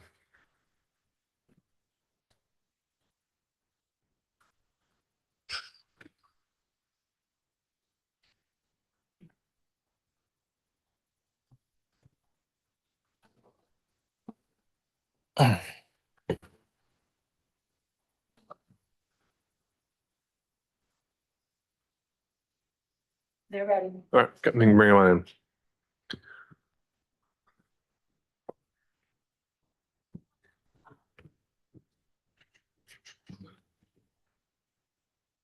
All rise for the jury.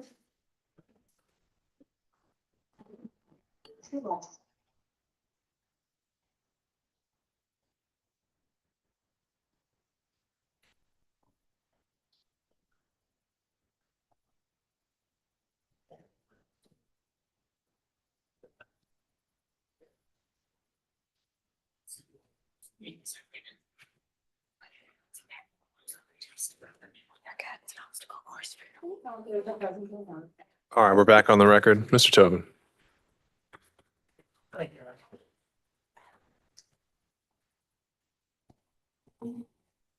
Morning, Mr. Zhang. Good morning. We haven't met before, so Sorry, I don't think this is, oh, hello? I think you're on. Okay. We haven't met before, so I'll introduce myself. My name is Dan Tobin. I represent defendant in this case, PNC. Nice to meet you, Dan. Mr. Zhang, I take it from your testimony this morning that you're proud of the success that you're in business. Absolutely. Am I correct that you and your mother moved to the United States in about 1994, just roughly? Yeah, around that time. You indicated you were 7 years old, I think, when you moved. That's correct. So that was about 1994? Yes. Okay. So you weren't in California for terribly long before you and your mom moved to Georgia? Few years. And your mom started working in the real estate business shortly after getting to Georgia? Yes. And she was, in your mind, a very active and successful businesswoman in the real estate field? She's very hands-on. Yes. Yes, and so she was buying properties and arranging for grading of properties and arranging for developing of properties and building of houses and selling them. She was involved in the full range of real estate transactions. Is that fair to say?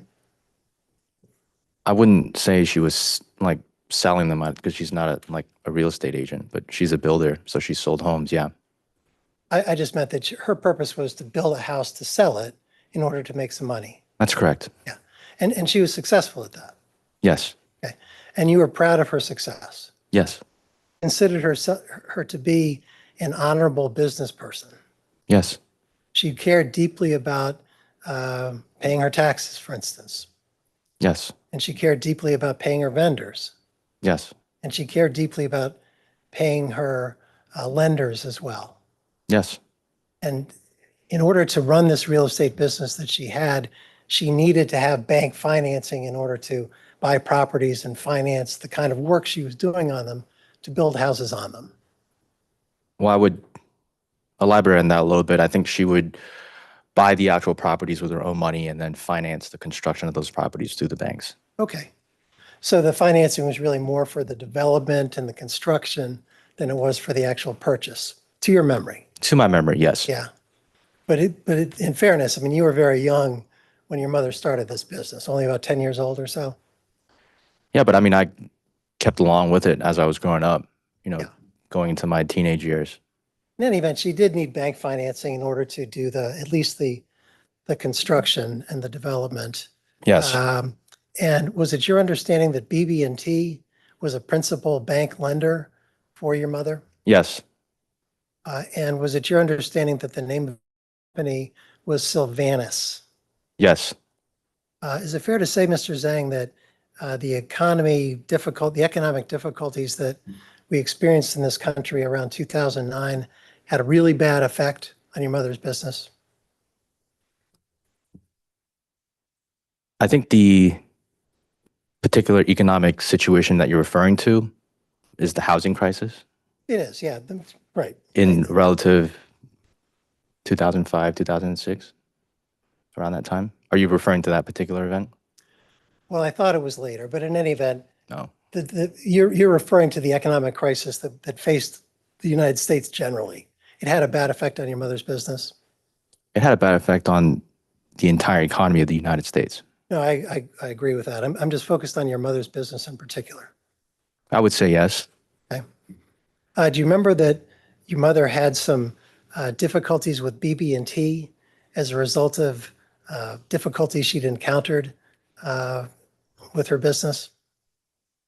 Yes, I'm aware. Okay. And you're aware, are you not, that BB&T actually sued your mother on some loans that her company Sylvanus had not been able to pay back? Yeah, my mother counters. Okay. But you're aware, are you not, that your mother was potentially on the hook for a very substantial amount of money that was owed to BB&T because she had guaranteed loans that BB&T had made to Sylvanus? I think you touched on the key word there, potentially, because to my understanding, because I was there during some of the proceedings regarding that issue, I believe that was settled. So is it your understanding that your mother didn't have any reason to be concerned about BB&T coming after her for a judgment? It's my understanding that she countersued them, and because of her countersuit, they settled out of court. Fair to say, Mr. Zhang, that your mother's business, Sylvanus, was important to her? Very. Was it sort of part of her identity, would you say? Yeah, Was the success that she had in running that business and developing properties and constructing houses something that she took pride in? I believe so. And didn't there come a time when she was no longer able to run the business? Yes, And would you say that that was during the same period of time that she was having difficulty with making her mortgage payments to PNC? well, first of all, she never had difficulties making her mortgage payments to PNC because she always made mortgage payments to PNC.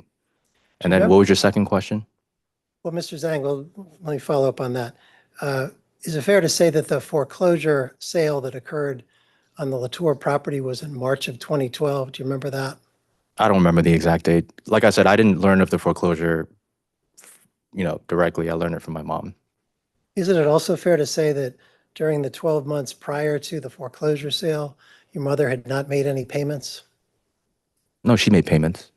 Is it your testimony that your mother made a payment every month from, say, March of 2011 until March of 2012 when the foreclosure sale occurred?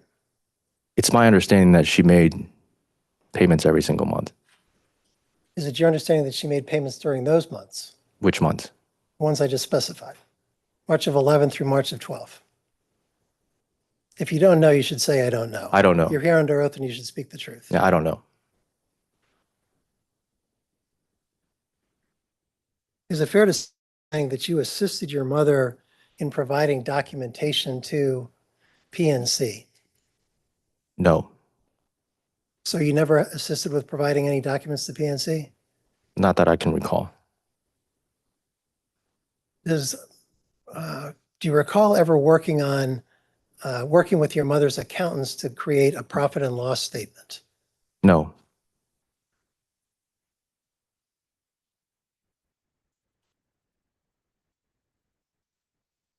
Let me pull up JX, is it 107?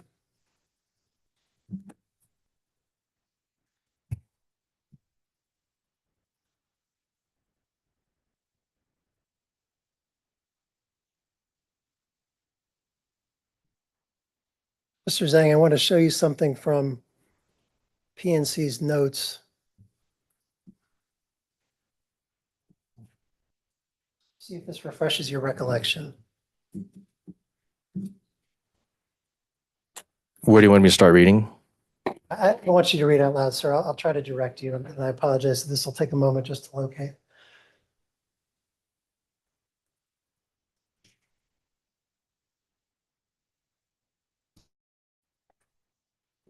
So I think it's on page 37. Okay. Do you see an entry, Mr. Zhang, on April 26, 2011? So it's about 2/3 of the way down. There's two entries. Okay, I'll read it out loud and see if you can see it. 4/26/11, 9/24/49, loss mitigation note / account review. Received verbal authorization from borrower to speak with son today. Advised need P&L for last 12 months. He said waiting on CPA to finish it this week. Does that refresh your memory as to whether you assisted your mother with getting a profit and loss statement for her business around this time?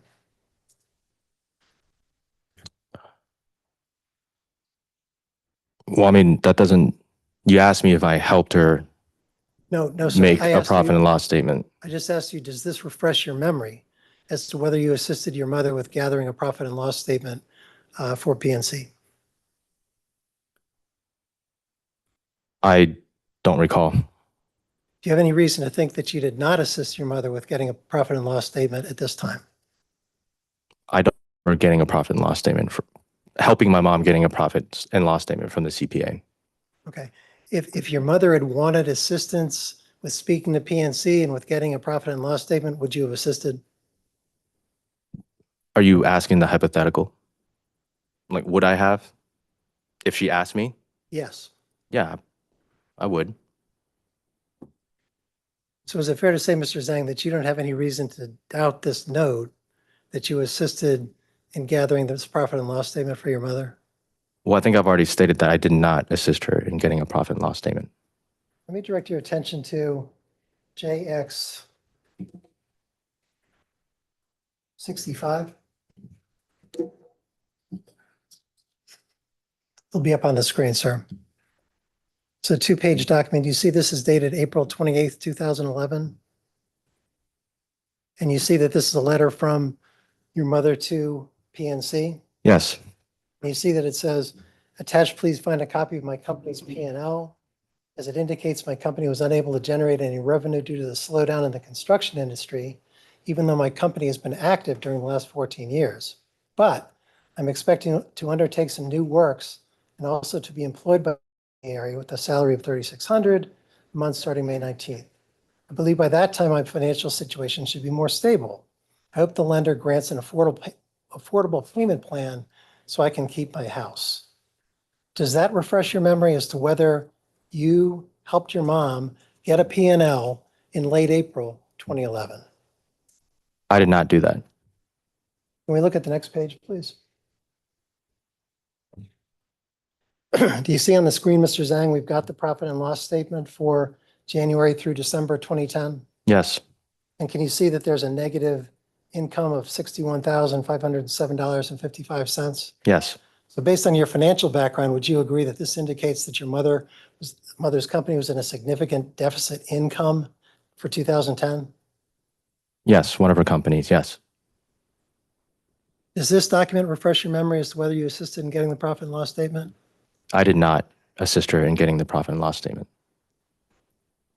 Mr. Zhang, isn't it true that Sylvanus went out of business very shortly after these documents that we're looking at now? I'm not sure. Okay, can we take a look at JX 89, please?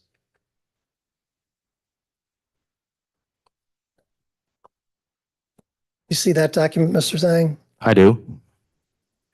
And do you see that it references Sylvanus Company as a business status with administratively dissolved? Yes. And do you see that your mother is listed there as the CEO, the secretary, and the CFO? Yes. And you see that the dissolution date is August 24th of 2011. That's what it says. Would you agree, Mr. Zhang, that this occurred shortly after your mother delivered a profit and loss statement to PNC? Yes. Would you also agree that this happened a few months before the foreclosure sale on the Latour property? Again, I'm not sure when the dates of that foreclosure was, so I can't answer that. Is it fair to say, Mr. Zhang, that the dissolution of Sylvanus was an upsetting experience for your mother? I don't know. Well, didn't you just indicate to the jury that the creation of Sylvanus and the success of Sylvanus was something that your mother took pride in? Did she indicate? No, she didn't indicate that to the jury. Oh, I'm referring to you.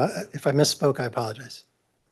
Savannah's company is just an entity, right? I think she was more proud of the fact that she built homes for people. I think it was more of, she was able to provide a home, provide value to her customers. So I think I would say it's probably bigger than just the entity itself.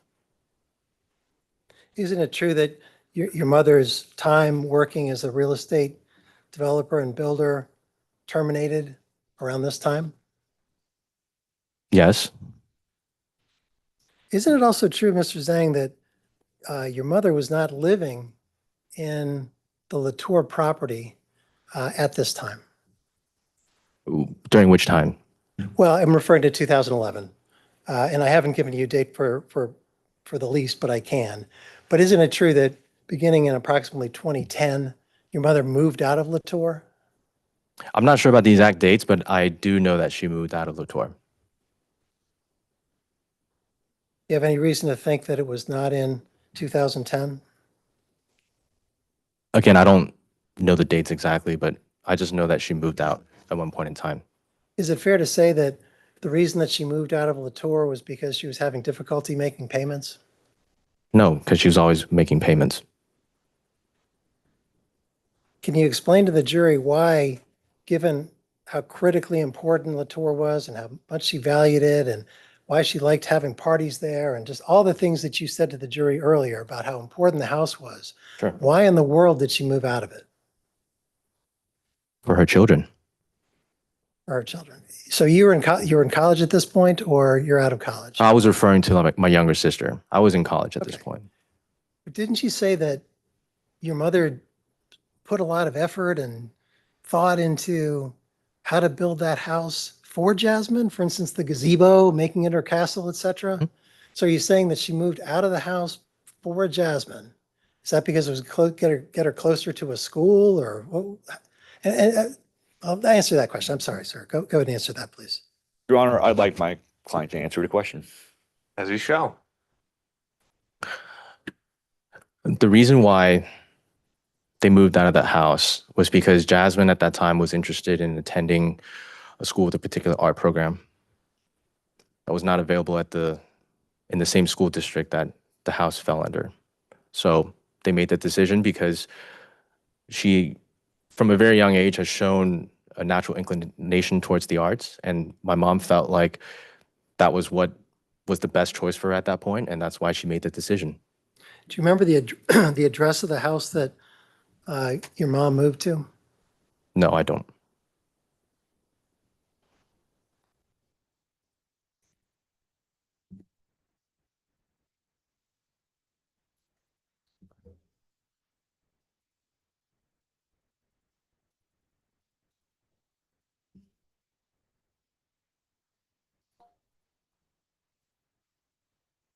Can we pull up JX32, please?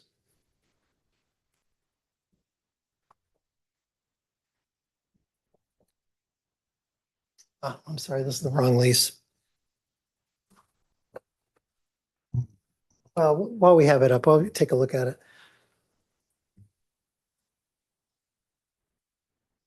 Mr. Zhang, do you see Exhibit 32 in front of you?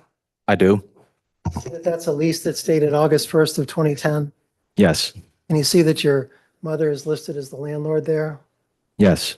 So that's and the tenants are some people named Williams. Do you remember that the Williamses were the tenants who occupied the 700 Latour property that we've been talking about? I don't recall. Do you have any reason to think that this was not the timing when your mother started leasing the property, August of 2010? No.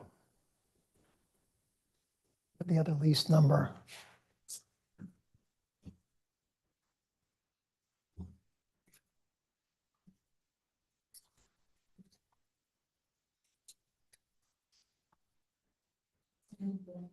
Second. Thank you. I've asked for Exhibit 74 to be brought up.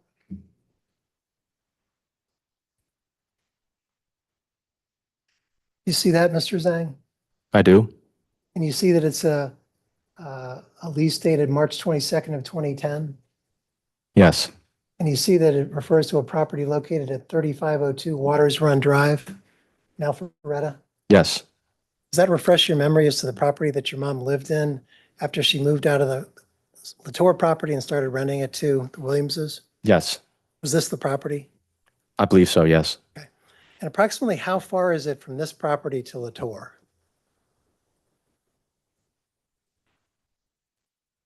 I don't know the exact answer, but it's I know that the commute was pretty bad. I'm sorry, Miss, it was pretty Pretty bad. bad. You mean the distance was bad? No, the commute was pretty bad. Commute was bad. Yeah. What commute are you referring to? The distance from the house in Latour to this house, like that commutable distance is very bad. Would you say it was less than 10 miles? I'm not sure. Did the difficulty with the commute, was that part of the reason why your mom decided to move out of the Latour property into the Waters Run property? It was one of the other reasons, but the main reason was because Jasmine wanted to attend that school. Okay. And is it your testimony that Jasmine could only attend that school if she was living in a different property? In the Waters Run property? I think that was like in the district.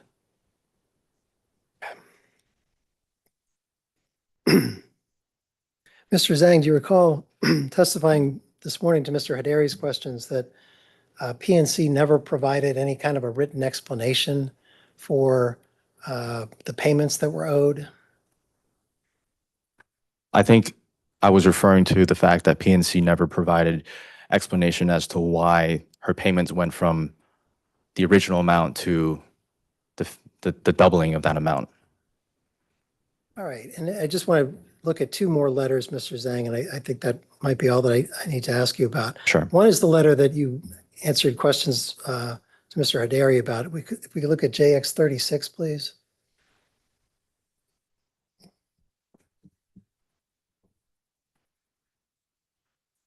I see it. And Mr. Zhang, would you agree that this is a copy of the document, the letter that you were answering questions about earlier today? Yes, it looks the same. And you mentioned that you had a difficult time understanding this letter. Yes. And there's a sentence in there that says, we shorted your escrow payment by $2,795.95. Thank you. In order to satisfy your P&I payment.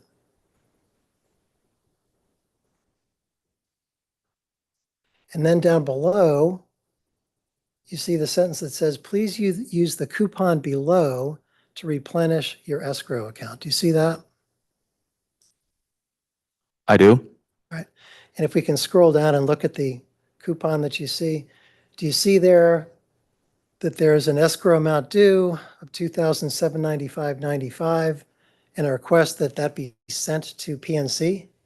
That's what it says.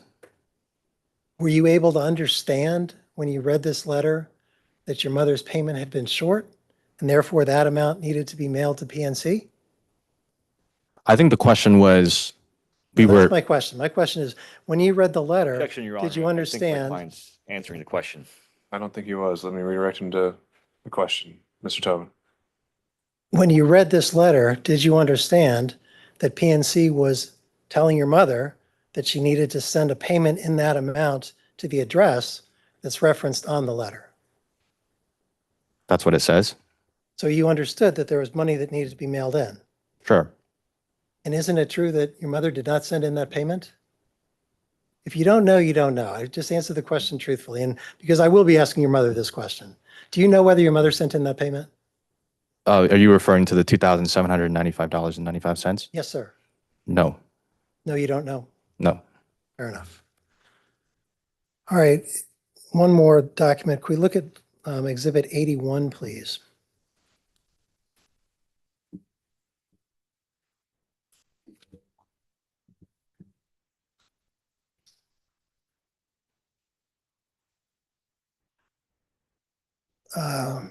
Mr. Zhang, Exhibit 81 is a letter from PNC to Mr. Hadari. Would you agree with that? Have Yes. you ever seen this letter before? No. All right. I have no further questions. Mr. Howard? Your Honor.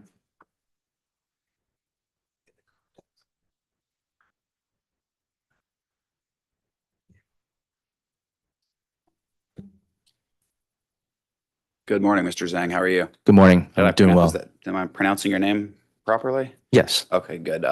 We have not met before. It's nice to meet you. I'm Dylan Howard. I represent Wells Fargo in this case. Likewise. And I won't take up much of your time at all. So you testified about reviewing correspondence from PNC, correct? Yes. And then having questions about the correspondence and calling PNC. Yes. But you didn't mention Wells Fargo in regard to those, either reviewing the correspondence or making those phone calls. No. Okay, so you didn't review correspondence from Wells Fargo to the best of your recollection? No. And you didn't make any phone calls to Wells Fargo with regard to? No. Okay. You never spoke with your mother about Wells Fargo prior to the time that you learned that the foreclosure had occurred? That's right. Okay, no further questions. This witness be Thank you. excused, Mr. Hadari. I have some redirect, Your Honor. Find it to those issues raised on cross.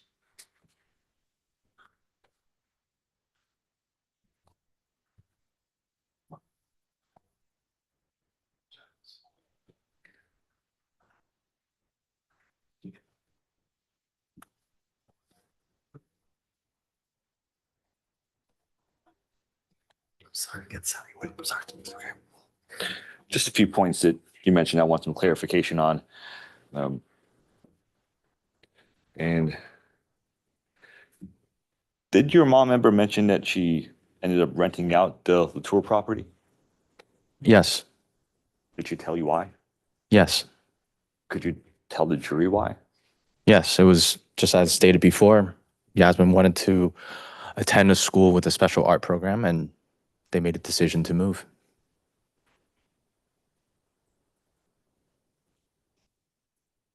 Do you know if your mom ever intended to move back to Latour?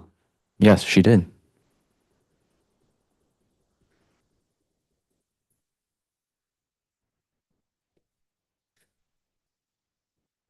The other side raised the fact that one of your mom's companies had a dispute with BB&T. Correct. Were you there when that situation was resolved? Yes, I was there with you. I was your mom's attorney at that time. You were? And do you remember how your mom felt after that situation was resolved? We covered this on direct. This was about BB&T, Your Honor. This is different. BB&T. All right, you can proceed. Can you repeat the question, please? Yes. So there was a dispute with BB&T, and there was a resolution with BB&T. Yes. And do you remember how your mom felt after that resolution? Yes, I do. What was She felt relieved. She felt like a very, discomforting chapter was behind her. It was a business dealing that she was very glad to have put behind her. It was, to my recollection, there were issues with that case that she brought against the bank in a counterclaim, and as far as I understand that situation to be, it was resolved amicably. I'm just going to provide a little more context for the jury Sure. in light of Mr. Tobin's characterization. Do you know what that dispute was about? I remember vaguely. It was during the it had to do with a renewal of like a loan as it pertains to like the valuation of the properties. I believe that was the factor that brought the issue forward. I suggest that answer indicates that Ms. Zhong really needs to answer questions about this. He admitted that he only has a vague memory.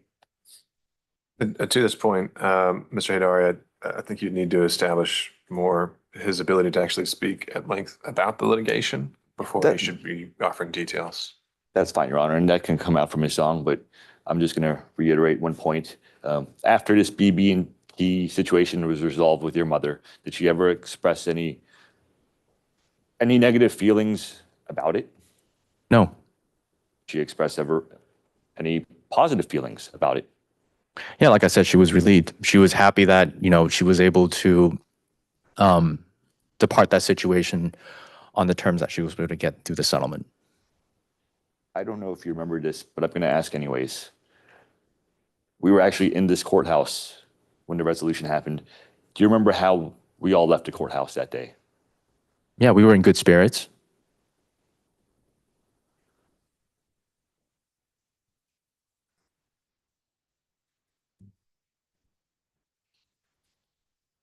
Could you pull out Exhibit 36 again?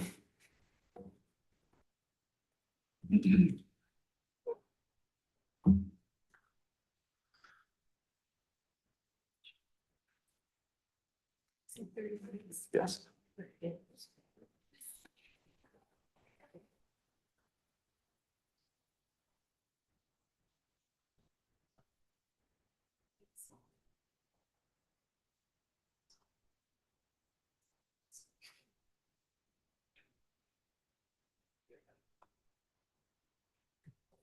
I misspoke. Plaintiff's 87, Your Honor. We're putting back on the screen. You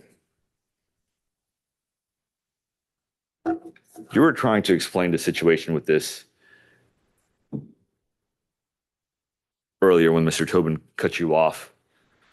The issue wasn't that this said that, hey, it says send money. What was the issue with this? Well, the issue was, well, first of all, why that amount? So if she was making, regular payments of $2,731, why all of a sudden, without any kind of, I don't know, I guess an itemized statement of what constituted that $2,795.95 excess? I think we were looking for answers to that. I mean, I would imagine, getting demand for payment is a pretty regular thing, but before you pay, and especially before you pay a certain obligation that you've been paying a regular amount for, and all of a sudden that amount has, almost doubled, you would want to know why that would be. And we were trying to find out why that would be. But I mean, just simply saying, hey, what we previously agreed upon for you to pay, we received it, but now you owe us X amount more without any kind of itemized statement or explanation from that. I mean, how do you expect anyone to fulfill that obligation, right? But then, we didn't just ignore it. We weren't just like, oh, well, I guess we'll just leave it as it is. I mean, we called and we tried to get information. And I think even like, to like when you got involved, I think you were trying to get this information as well. We're fielding the question here. And I'll ask On one track, Mr. Hadari. follow-up. Were you able to get any responses to your questions to the why when you called PNC with your mom? No, And just one point I want to reiterate, do you distinctly remember during at least one of those calls, a PNC representative told you, or told your mother rather, to keep making her normal payments that she's been making for the last 6 years or so, or whatever that previous payment was, and they were going to investigate and call you back? yes, that's what they said. They said just to keep doing what you were doing, and they were going to investigate it, and someone will get back to us. Thank you. Mr. Tobin? Nothing further, Your Honor. Mr. Howard? Nothing from us. All right, can this witness be excused, Mr. Hadari? He may be excused, but he may be called back for rebuttal. All right, then I don't think he would be formally excused, sir. You can step down. But I have to caution you not to discuss your testimony with any other witnesses that may be called in this case. Yes, All right, thank you. You can step down. thank you. Mr. Hadari, who do you intend to call next? I have a few people who are on standby, Your Honor, and depending on which one is here or not here, I may just go ahead and call one of the defendants as well. All right, so if I were to ask you to call a witness now, who would you be calling next? I was going to call someone right now, considering I don't think there's anyone out in the hall. I would probably call Wells Fargo or PNC. All right, and how long do you anticipate your direct of? It'll probably be a little bit. All right, so who do you plan to call next? In that case, Your Honor, I will call PNC. All right, There's no one here from PNC. They had a statement on their pretrial order that someone would be here for trial, Your Honor. Well, but we weren't advised that our witness needed to be here. so who would be your next witness, Mr. Hadari? Your Honor, could we have a brief recess for a moment? And confer in place. Yes, Your Honor. You can have a minute here with your team if you need to.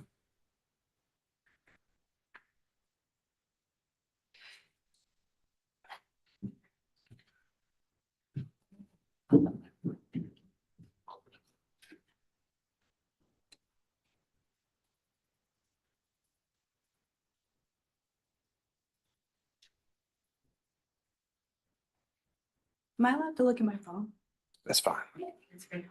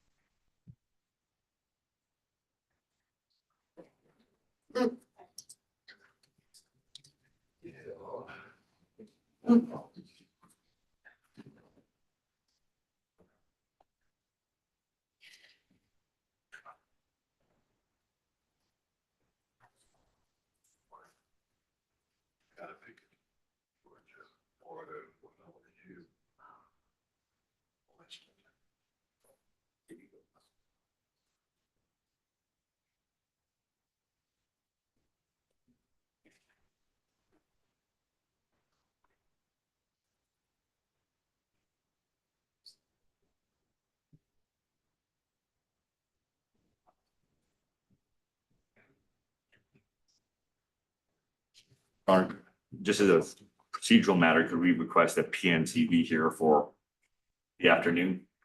We can take that up after the break. I just need to know who your next witness is going to be. If I, bless your honor, I would call Yasmin to the stand. I'm sorry. I'll call, face daughter to the stand. All right, Ms. Mortis, you're off mute. All right, so the next witness you intend to call would be the plaintiff.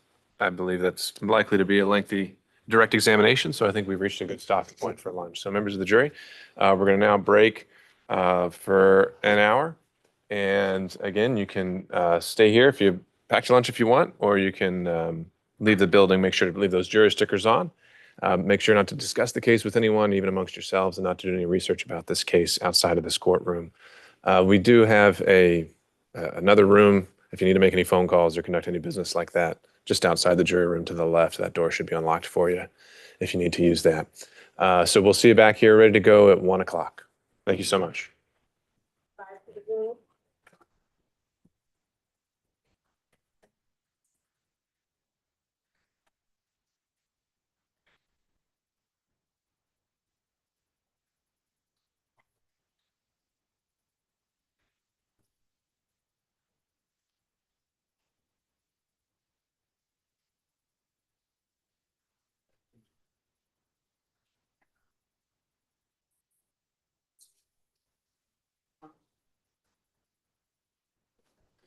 All right, so Mr. Hidar, you are intending this afternoon and trying to put PNC on notice that you think you would be calling one of their representatives?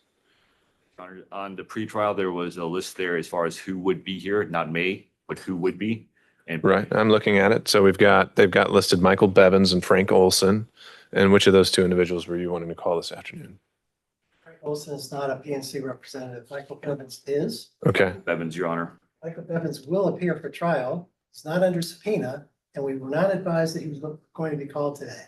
So he's not available today, but he will appear at trial. Mr. Hidari will be able to ask him questions. This is a trial, your honor. I mean, there's, He really should have told us this.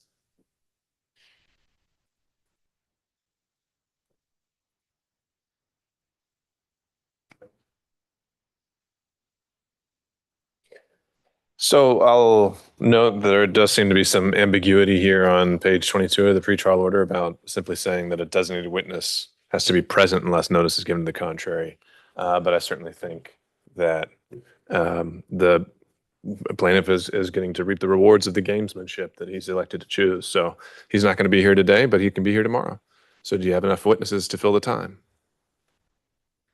if I have to, your honor, but it sort of throws my whole plan off track. Oh, well. We have enough for the afternoon? I'll make sure we do. All right. Okay. Is there anything else we need to take up? All right. Thank you. We're in recess till 1 o'clock.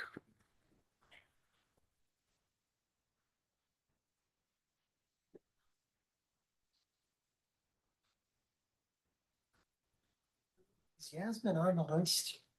Well, I don't see Yasmin on there, but maybe it's better. His name. I think so. She's on the list. Just check to be sure, because if she's on the list, understood. If she's not on the list, of course, we'll check. Sure. Which name? We're looking now. Yeah, well, Yeah.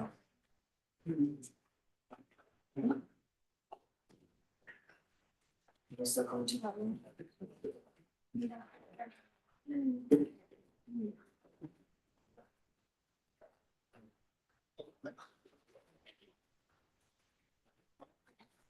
When does your next?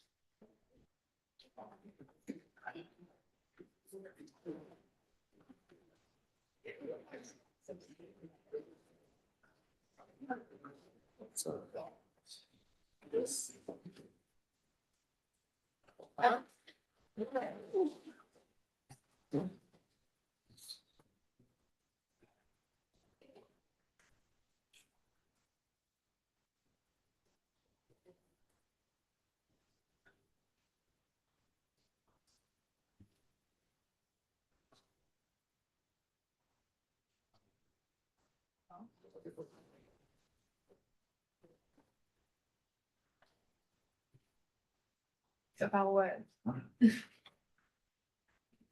Are you going to assign one? Yeah, let's go. So I was just putting that back there. And. Good luck. Cool. Your line? What are we doing? We're just gonna go to this room over here.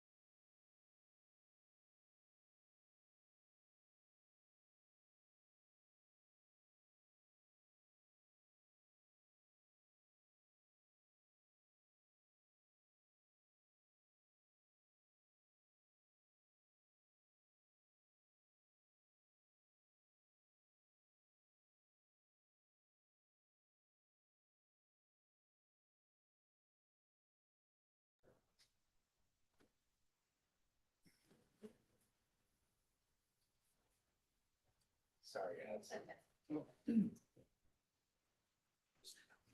That's the smaller. Sorry.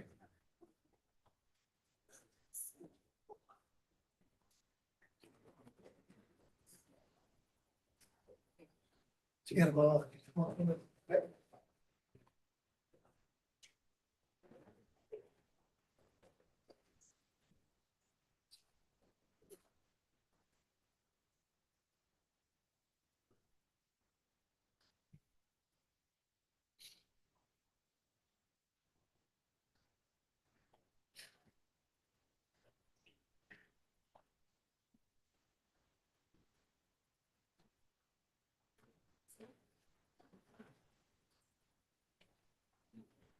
Sorry, one more.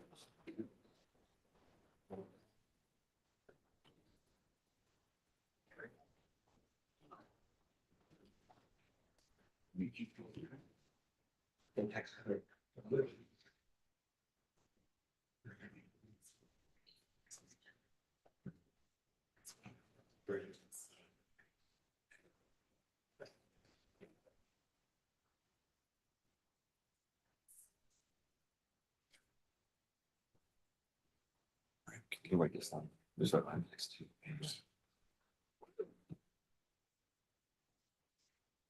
What is that?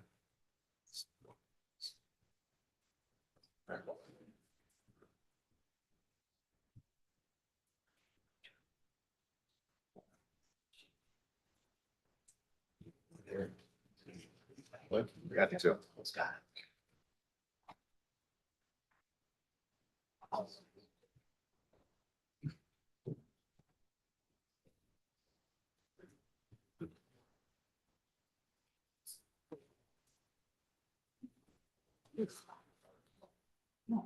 No, that's okay. I don't want to Okay. hold that, but I think we're okay. Yeah. Court come to order, remain seated. Thank you, Deputy. Could you check in, see how many jurors we have?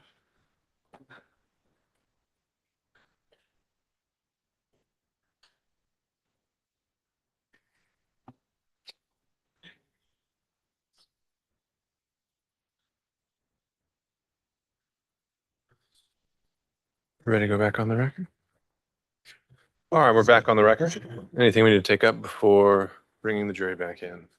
Yes, Your Honor, you mentioned that we could take up the issue of PNC's representative being here. Sure. And so pursuant to a pretrial order specifically states that we may rely on such a representation. Just like initially, if you recall, I wanted my client to be a May call. And because of various objections and discussions, I moved her to the will call, so she has to be here. And so just like the pretrial order said, we did in fact, Yes, we have the jurors. Okay. we did in fact rely on that representation. I understand that pragmatically speaking, he's not here, but that does mess with my sequence, mess with my strategy, and mess with essentially how I wanted this case to unfold. In the interest of judicial economy, I've requested 3 other witnesses to be here. I understand one just parked, one's coming into the building right now. But once I'm done with them, I would ask the court to order Mr., I guess, the 30B6 PNC representative to actually be present. And if he's not present, to allow us to move forward with him in the morning. To be present today? If he's not present today, then to allow us to conclude after these 3 witnesses are here and then move forward with him in the morning.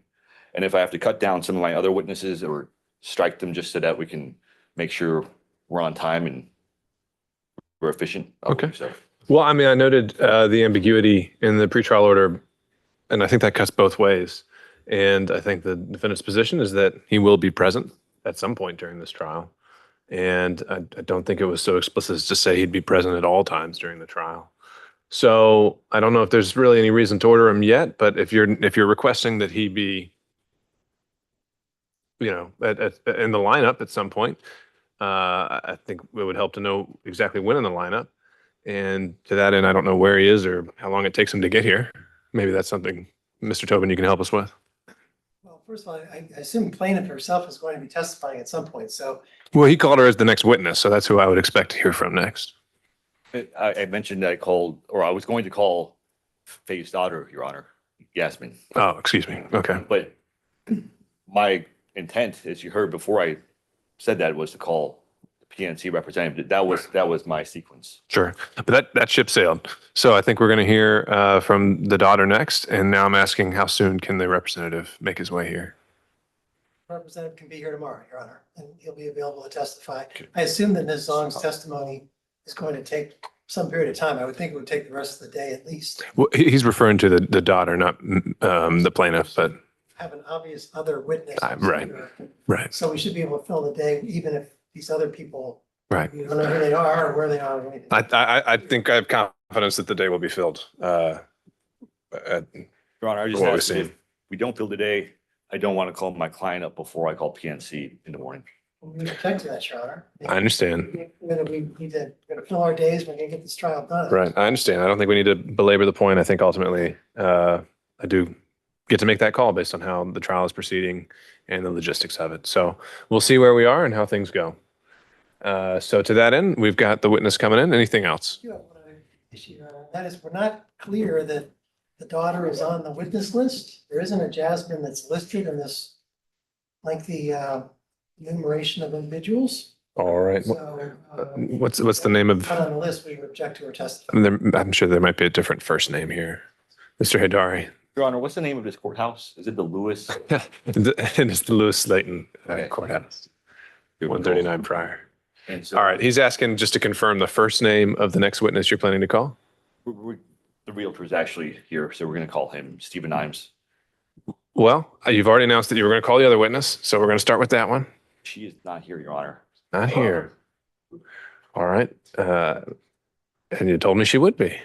Well, that's who, I mean, we wanted PNC, Your Honor, and that was who was out in the hall or this morning. And so that was, He was not out in the hall this morning. If that's what that comment was, that's not true. I think we know that. Let's not interrupt each other.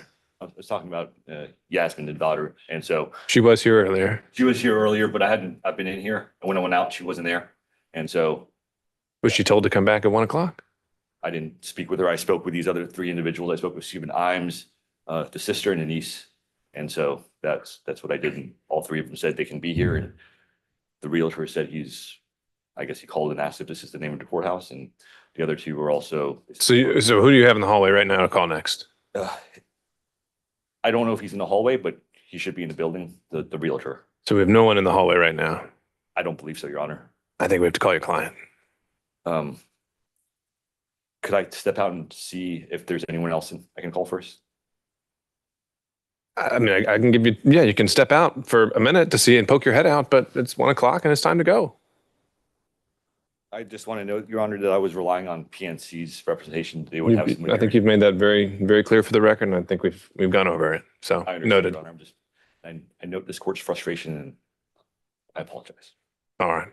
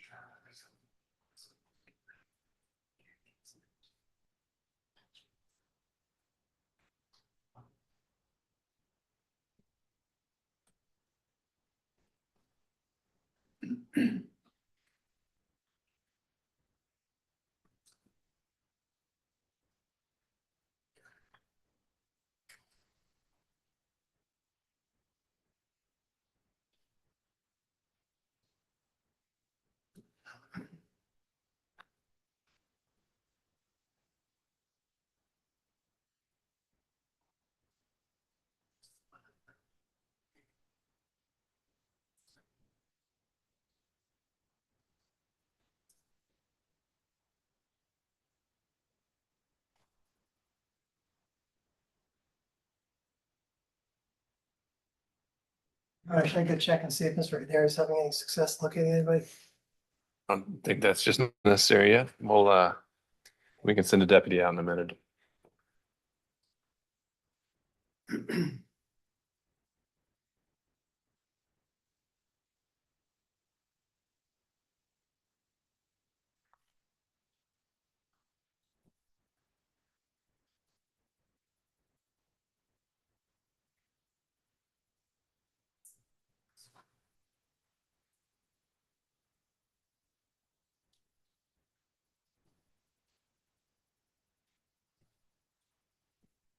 We will be calling Mr. Imes, Your Honor. All right, and bring him on in.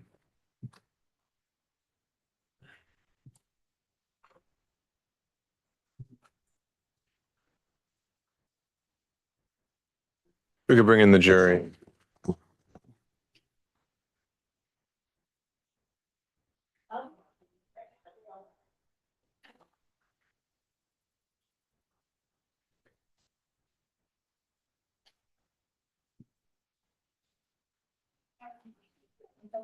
All right, speaking.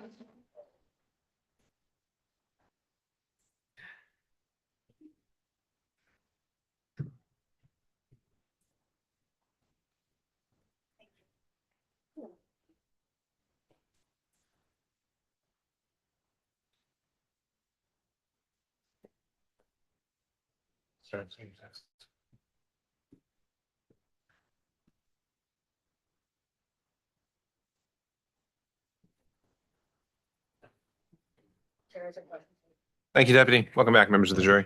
Plaintiff may call its next witness. Going to call Mr. Imes, Your Honor. Oh, man, he's going to call him his name first. Stephen Imes. All right, if you could swear in the witness. Raise your right hand for me. You solemnly swear or affirm that your testimony to the court in this matter will be the truth, the whole truth, and nothing but the truth, so help you? Yes. Have a seat, please state and then spell your name for the record. My name is Stephen Imes, Stephen. Last name is Imes.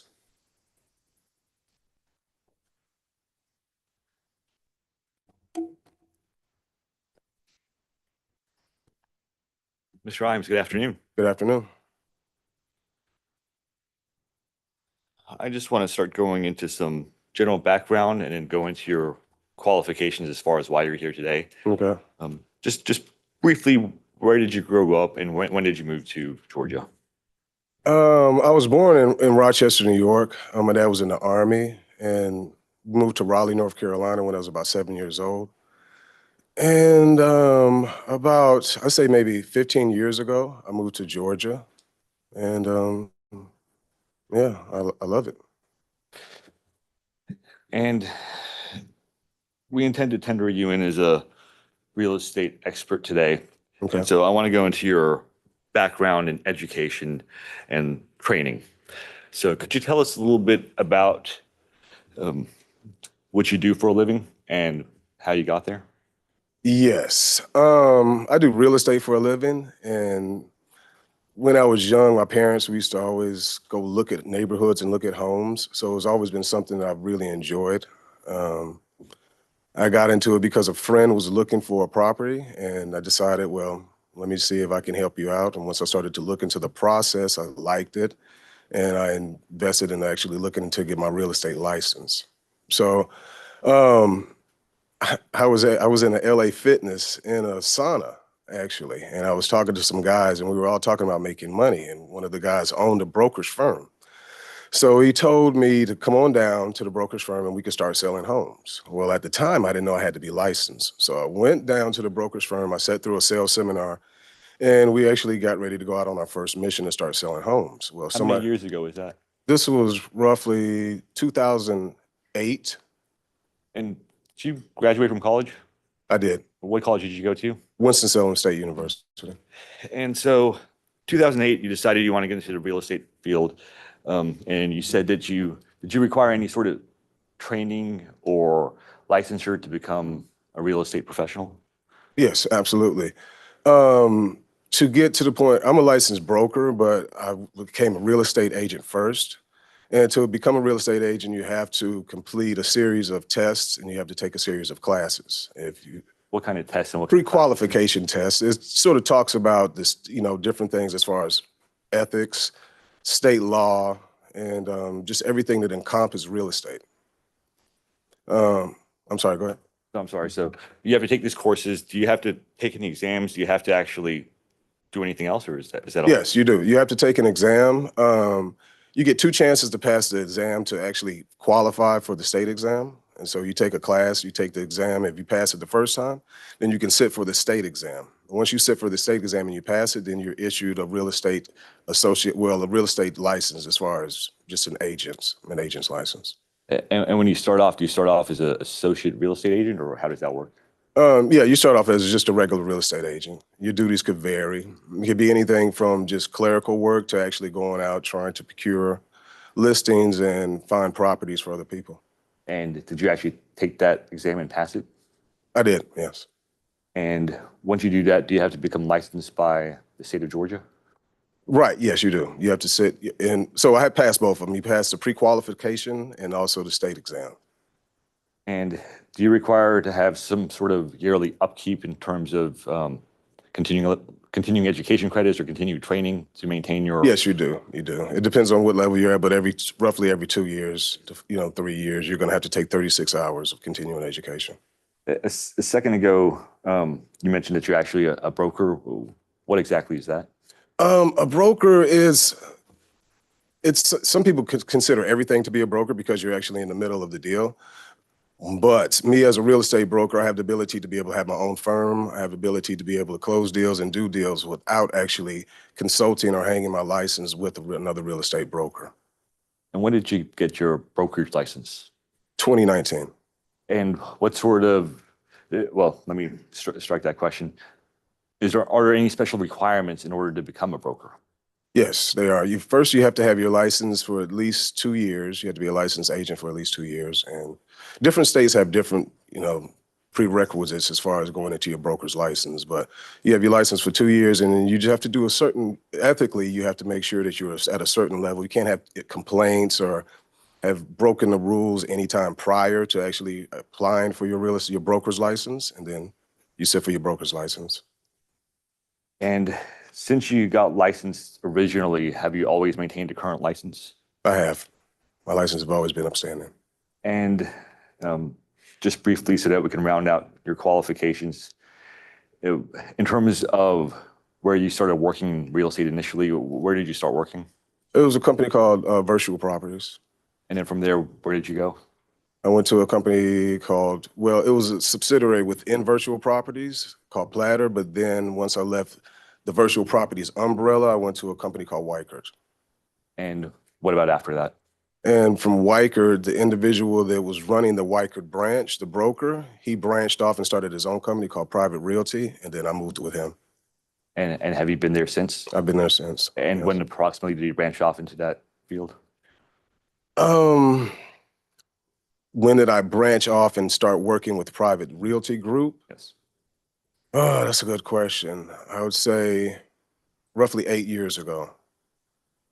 Your Honor, we would like to tender Mr. Imes as a real estate expert. Generally in the field of real estate? Yes, Your Honor. All right, Mr. Tobin. You want to voir dire the witness? Yes. All right. Good afternoon, Mr. Imes. Good afternoon. My name's Dan Tobin. I represent defendant PNC Bank in this case. Nice to meet you, Dan. Can you identify the property that you're here to testify about today? Yeah, 700 Latour in Sandy Springs, 303. You ever been the listing agent for that property? I have not. Have you ever represented a buyer of that property? No, I haven't. You ever been inside that property? I have not. Your Honor, we would object to this witness testifying for any purpose, grounds of relevance, and as stated in motions that we filed with the court. All right, before I make a ruling on that, any position from Mr. Howard? Yes, Your Honor. Can I have some follow-up questions? Well, I'm going in order here. I have no questions, Your Honor. I would join the objection. Okay. The tendering, just generally in the field of real estate, I don't see the voir dire as impacting just generally the qualifications for him to testify, and I think it goes to the weight, not the admissibility. So I'll overrule the objection. You can proceed, Mr. Hadari. Thank you, Your Honor. A second ago, Mr. Tobin asked you if you've ever been inside 700 Latour, and you mentioned no. Why haven't you been inside 700 Latour? Once I was approached to look into 700 Latour, I didn't know the person that lived there, and I didn't want to just knock on the door. And the individual that actually purchased the home no longer has the home. So I wasn't able to get inside. Understood. Did you actually, without going inside a home, visit a property? Did I go to the property? Yes. Oh, absolutely. Several times. Let's, before we talk about I guess, why you're here today and talking about the uniqueness of the property and inventory in the area, I'd like the jury to hear about some of your, I'd say, due diligence in sort of exploring the property and looking at the area. So you mentioned that you visited a property. When was the last time you visited a property? Roughly maybe a week and a half ago. And then prior to that, when was the last time prior to that? Probably another week. And then prior to that, when was the last time? I can't remember. Every time I got a chance to, I would go to the area and sort of take a look. And what area is that exactly? Sandy Springs. And when you go to the area, what would you do? Well, the first thing I did was identify the property. And then once I identified the property, I rode through the neighborhood. And then I just took a drive through all of the side streets and the main streets to see what kind of inventory was for sale, to see if I could find any for sale signs, whether it be real estate agents, brokers, or individuals trying to sell their home themselves. Now, in terms of the area, and we'll talk about the house in a moment, is that specific area, in your expert opinion, a desirable area for home purchasers? I think is extremely desirable. Yes. And could you elaborate on why? There's tons and tons of reasons why an individual wanted to cure a property in Sandy Springs. The proximity to everything as far as Atlanta. When I think of Sandy Springs, I think of sort of like a sunflower. And, you know, you have Buckhead, Dunwoody, and just different cities that actually surround it and make up Sandy Springs and the Sandy Springs surrounding area. The nightlife is amazing. Golf courses, it's just all around just one of those coveted areas where the average income is of a certain level. Crime is very low. Most of the buildings and most of the facilities are up to code and they're fairly new. And it's just a dynamite place to live, or work, as a matter of fact. Is it a place where clientele typically seeks property from you?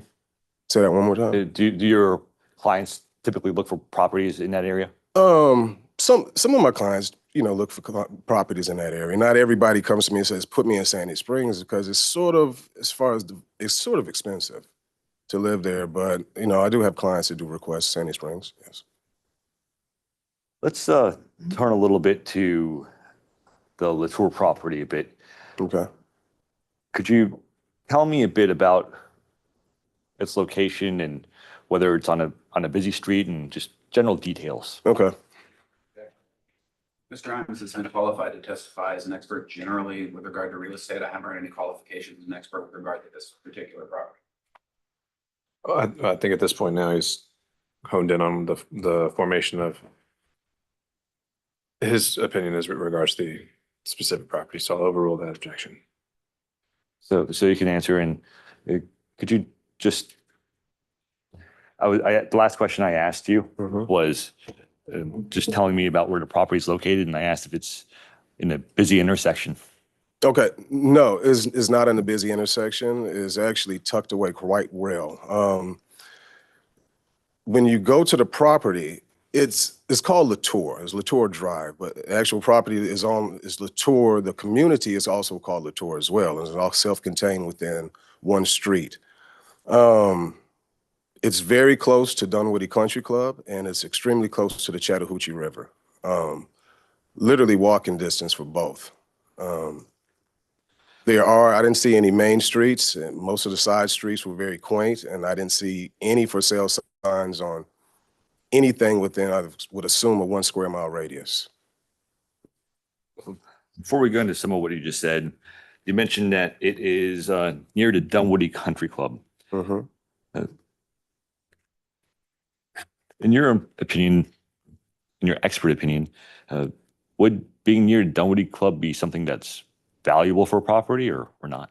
Yeah, it could be. I think it's valuable. Usually country clubs and golf courses don't move. You know, they don't have inventory on point. So they stay there and they sort of keep the land and everything around it pristine. So any homes that are close to, even if they're not golfers, any homes that are close to that proximity they're usually a little higher in value.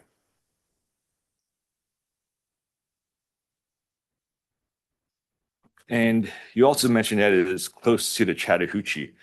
Does that tend to be a positive trait for property or a negative trait for property? I would say positive, definitely. Well, that's just with anything. When we started to colonize, you want to be close to water. And that's one of the reasons why Georgia is sort of wild, because it's landlocked.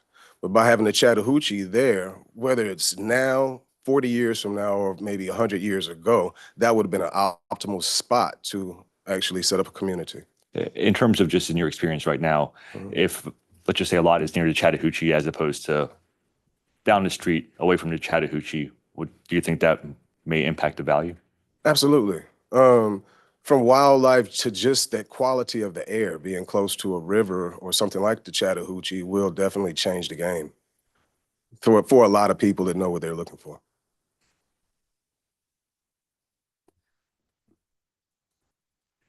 In terms of the 700 Latour property, in terms of the general characteristics, was it like a concrete jungle? Could you describe that? Can you be a little bit more specific when you say was it surrounded by nature? Was it surrounded by commercial okay, buildings? right. No, it was surrounded by nature. I went and without being invasive, I took pictures of the surrounding areas, and so there are hawks. There's all kinds. It was surrounded by nature. It was not a concrete jungle type situation.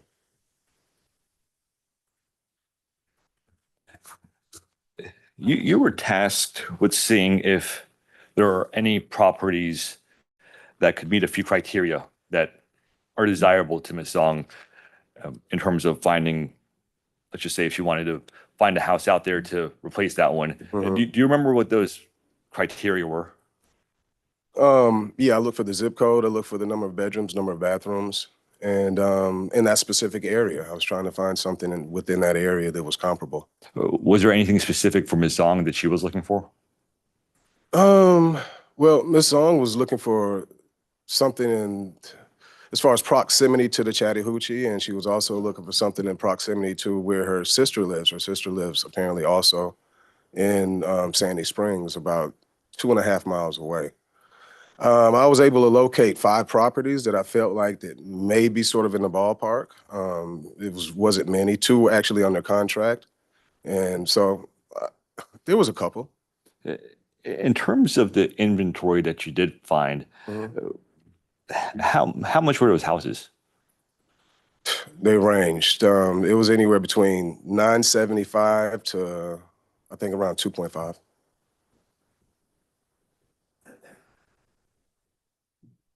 Do you recall which of those properties were actually under contract? My understanding is that the specified that he's looked at his property in the last few weeks. I don't see how the availability of the properties in 2024.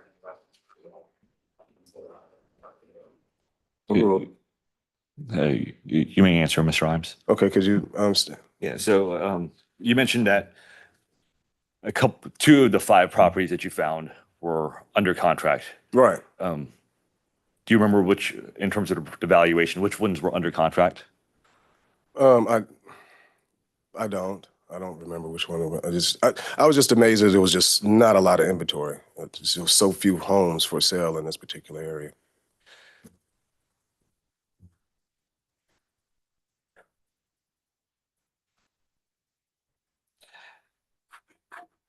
In terms of those homes that you located, with comparison to the 700 Latour property, and let's just talk about the lot. Did those other properties and their location seem to be better than, worse than, or equivalent to Ms. Zong's lot? That's a hard thing to say because it depends on who's actually looking at the home. I know that the home that was in the millions, it was the same number of bedrooms and bath, but it had a lot more square footage.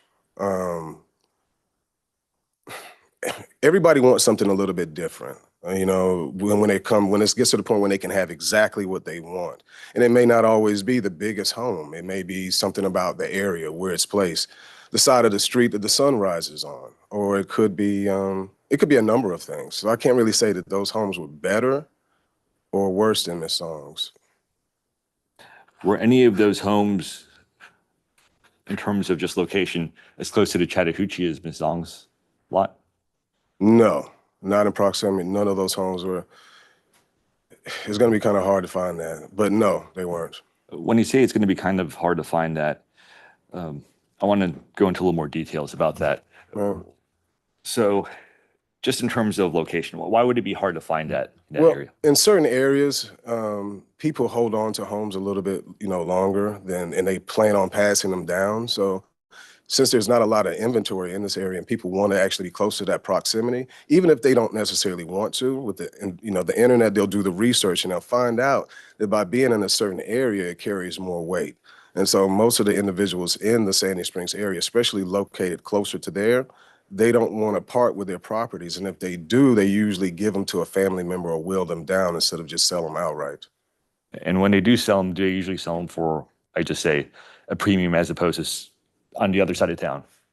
If they do sell, it depends because sometimes a lot of people don't want to sell, but if they do, they may just need the money. So sometimes they'll hold off and sell it for a premium. And every once in a while, they'll try to sell it quickly and take whatever they can get. You mentioned you drove through the area. Did you see any vacant lots that were available for sale? I did. I saw one vacant lot, but it was a new construction, and I wouldn't say that it was for sale. But within the area that I would drive within this 1 square mile radius, and didn't see any for sale signs, but there was a development going on at that point. Did you did you attempt to reach out to that developer to see if that property is available? I did. And what was the result of that? I didn't hear anything back. I just assumed that they must have been building it or custom building it for somebody. Is that typical in this area where people buy lots and custom built homes? I don't know if I would say it's typical because custom built homes in themselves are not necessarily typical.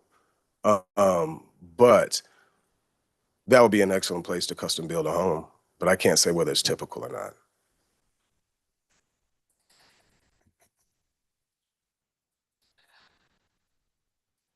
Would there be any difficulty in, so you looked at 700 Latour and you mentioned that it was close to the Chattahoochee. It was also close to Ms. Zong's sister's house. Right. Trying to find another lot like that, I'd just like you to explain to the jury why you can't just go, south of the Chattahoochee or south of the sister's house in order to find a replacement property. Right. It's just because land is unique. Once you have a piece of land or a parcel of land that's in a specific spot, then it can't be moved, and the amenities around it, they can't be moved either. So that's what makes it extremely unique in any given situation. And it can be, sometimes the uniqueness is requested, like I said, down to the side of the street the home is on. And so therefore, because of where Ms. Zong's home is, to replace it, it's not going to be impossible, but it's almost like somebody has to sort of move to actually be put in that spot. Everybody can't have everything that they want in this particular area because there's only a certain amount of space. And so that's one of the things that makes it so hard to, unlike a vehicle or in something that can actually be rebuilt. Even if it's an older vehicle, you can go source the parts and put it back together and assemble it in whatever city or state that you're in. Well, if you want to live in a certain place, you have to go to that particular place. If you want to live on a certain piece of land, it has to be on that piece of land. The Chattahoochee is not going to move, and the golf course and all of the stuff that surrounds the area, that's not moving either.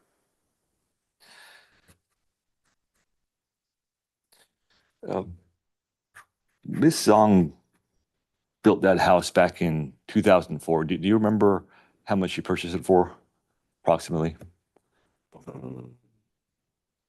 Can't remember. $500,000 maybe? If I told you that it was approximately $860,000, and that's the question for my assumption, would you say that if this was 20 years ago, that the value of that house would have increased, decreased? I would assume that it would. Oh, but Mr. Imes' deposition, he said he had not reached any expert opinion on value of the property. That'd be more.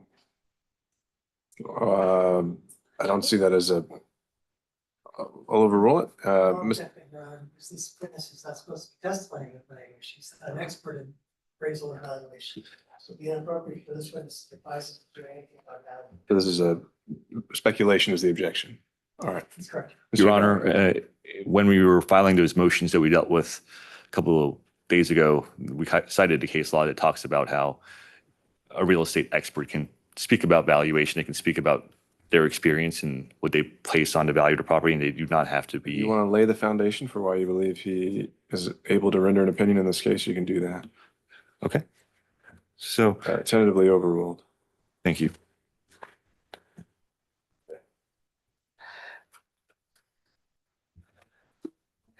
And in terms of your experience as a real estate broker, do you typically list homes for clients? Yes. And I'm going to ask you a hypothetical. Let's say that you wanted to list a home for a client, and would it be absolutely required for you to go into that property and examine it prior to listing? No, it wouldn't be absolutely required. And I've listed houses before without being inside. Yeah. Sorry, you're gonna have to speak up, you're trailing. Okay. I can't hear the last part. Okay. No, it's not absolutely necessary. I have listed homes without going inside of the homes.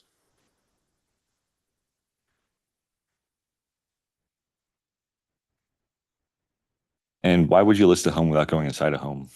It's not protocol, but sometimes you just can't. It could be somebody living there. It could be somebody renting. There might not be access to the property, but the individual that owns the property wants to let the property go and wants to move the property. It could be yeah, it could be a couple of different reasons.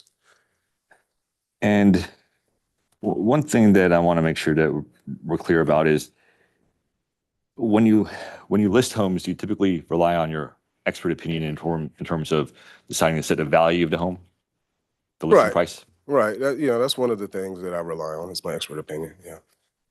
And before we talk about 700 Latour, I just want to talk about general trends in your experience with trends of real estate. Generally speaking, and perhaps you could elaborate the conditions, if there's a property, let's just say in Metro Atlanta somewhere, is the value or the price of that lot going to go up or go down over time? Go up. Under what circumstances might it go down?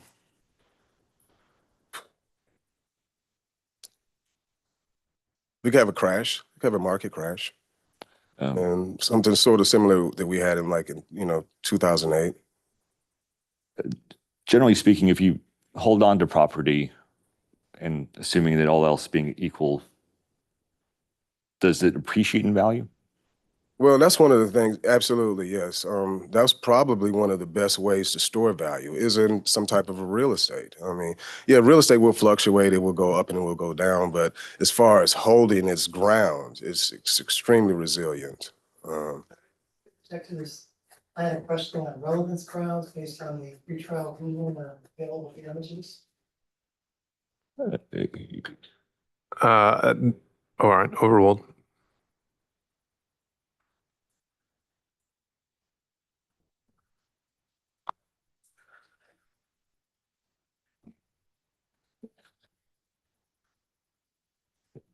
You saw the 700 Latour property and sort of the surrounding area.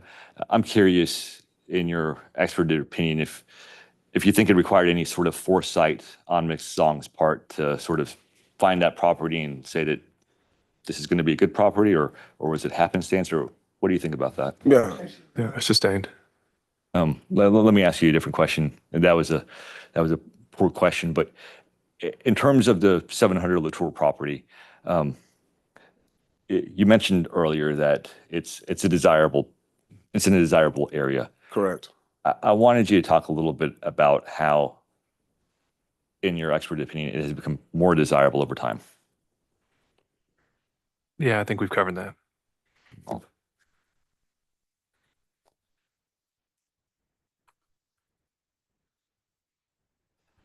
Do you know if celebrities live around that area? I'm pretty sure they do. Yeah, I don't know. I don't personally know any celebrities that live in That's that. fine.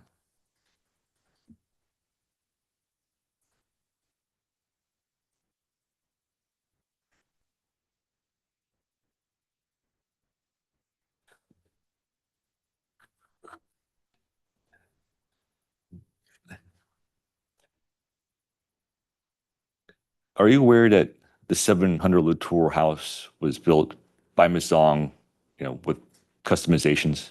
I am. And did you speak with Ms. Zong previously about what you did to the house? Briefly. And I'm sorry, No, yeah, briefly. those customizations, do they tend to add value, detract value, or, I mean, I just want to hear your opinion about how it impacts the property. Right. I think that almost all custom homes, including Ms. Zong's, that tend to add value unless the customizations are more personal.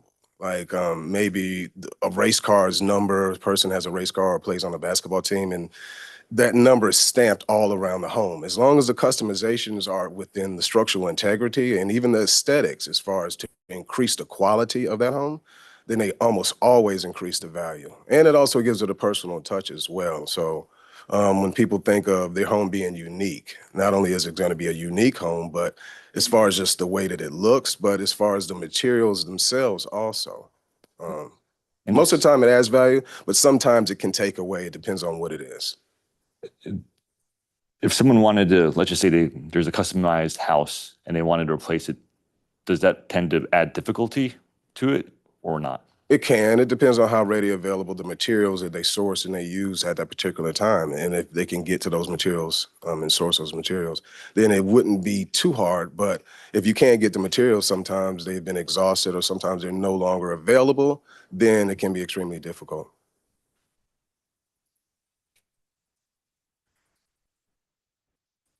And just to go through the range of the available inventory in that area, which wasn't exactly quite as nice as Ms. Zong's property, what did you say that range was? Right between, I'd say 975 and 2.5.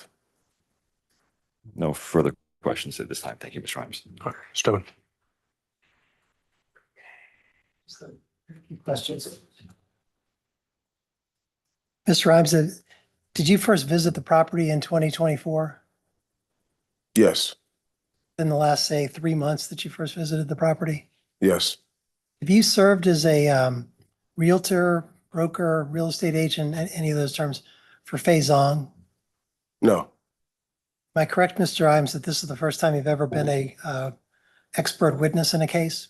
yes, Am I also correct that you were introduced to this matter because you were actually Mr. Hidari's realtor? yes, You mentioned that you looked at how close the property was to the country club and to the river. Do you remember testifying about that? I do. How close is the property to the Dunwoody Country Club? It has to be less than a mile, less than a mile. Can you say how many houses are as close or closer to the country club than 700 Latour?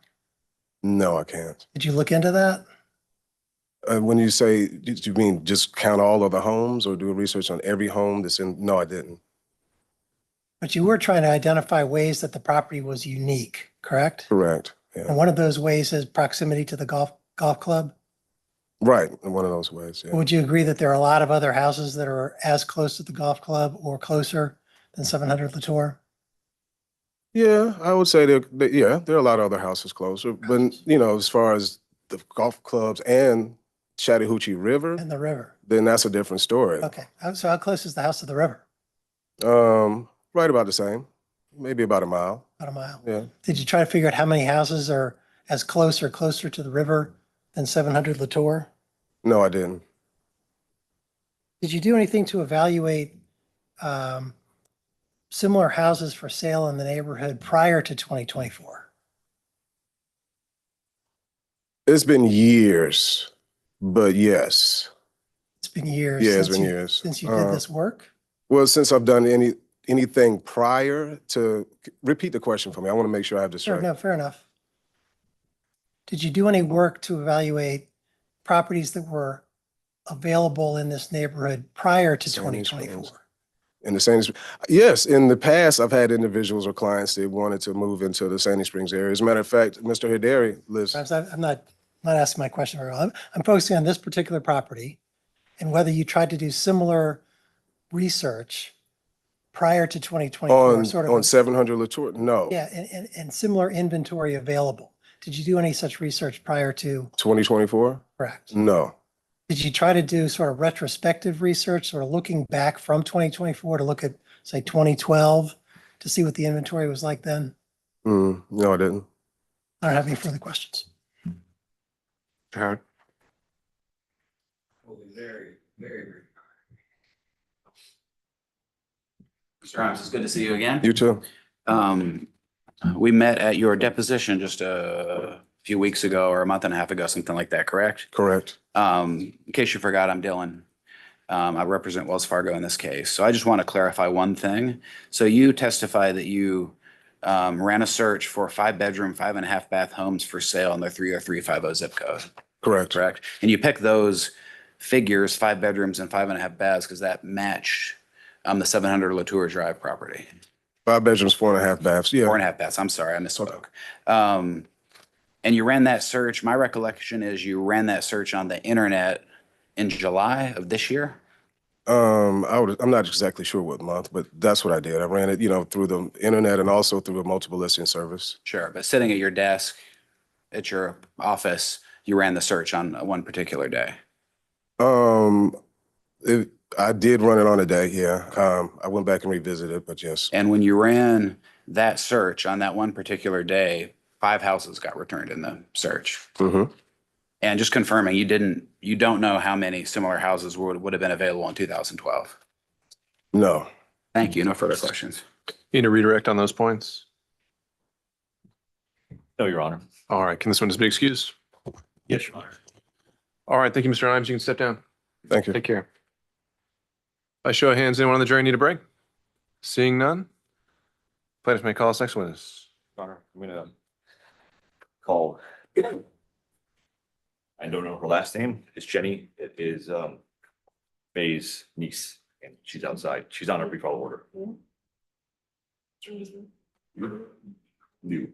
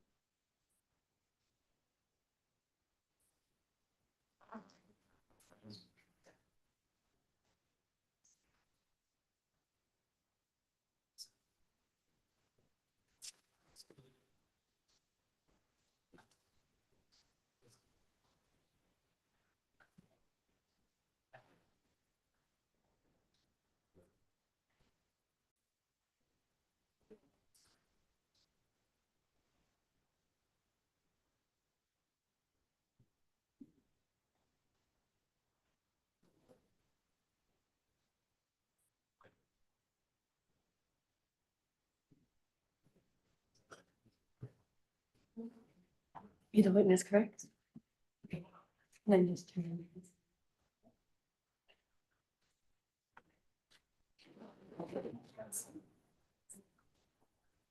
All right, we could swear in the witness. Raise your right hand. You solemnly swear or affirm that your testimony to the court in this matter will be the truth, the whole truth, and nothing but the truth to help you? Yes, I do. Have a seat, then please state and spell your name clearly. My name is Shanting Liu. First name is Shanting. Last name Liu, Liu.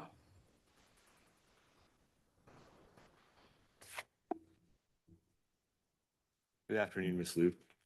Is it okay if I call you Jenny? Yes, I go by Jenny. Thank you. And how do you know Faye? Faye is my aunt, and we've always grown up very close.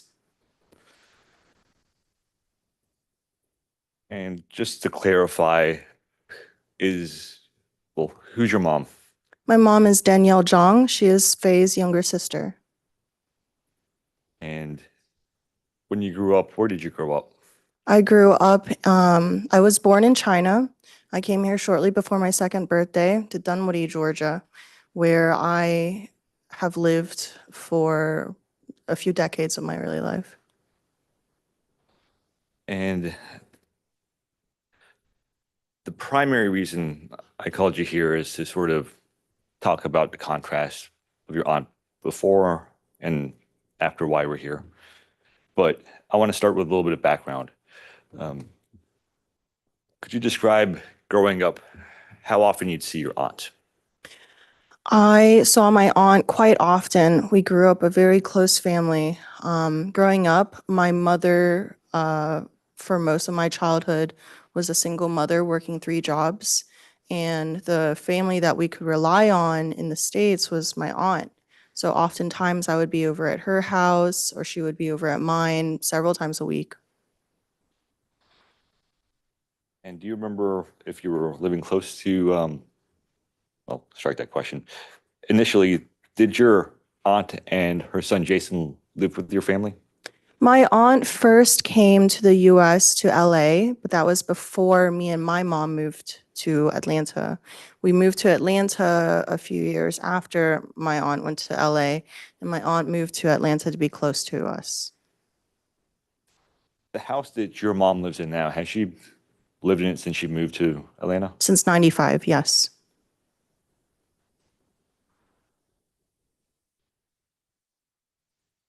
And has your aunt generally lived close to you for most of your childhood?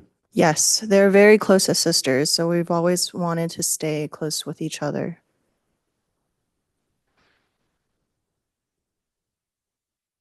Just in terms of approximately how often you would go to your aunt's house or she'd come to your house, how often would that happen?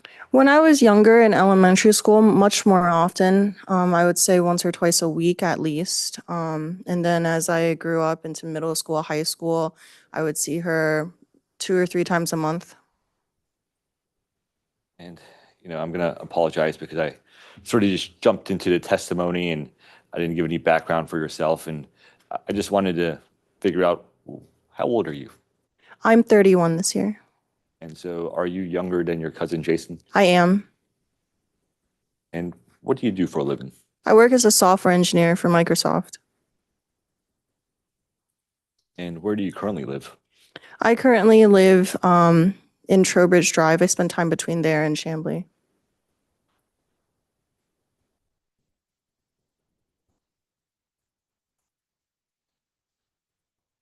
When you were younger, describe your aunt. What was she like as a person? My aunt is a very social, very classy and put together woman. She took a lot of pride in having and hosting. I remember going to her house all the time and she would take great care in decorating the table, and making several course meals for her family and just in general, just spending time in the kitchen chatting with everyone. From your observations, did family relations seem important to your aunt? It was everything to her. Would you tend to spend holidays with her? Every single holiday.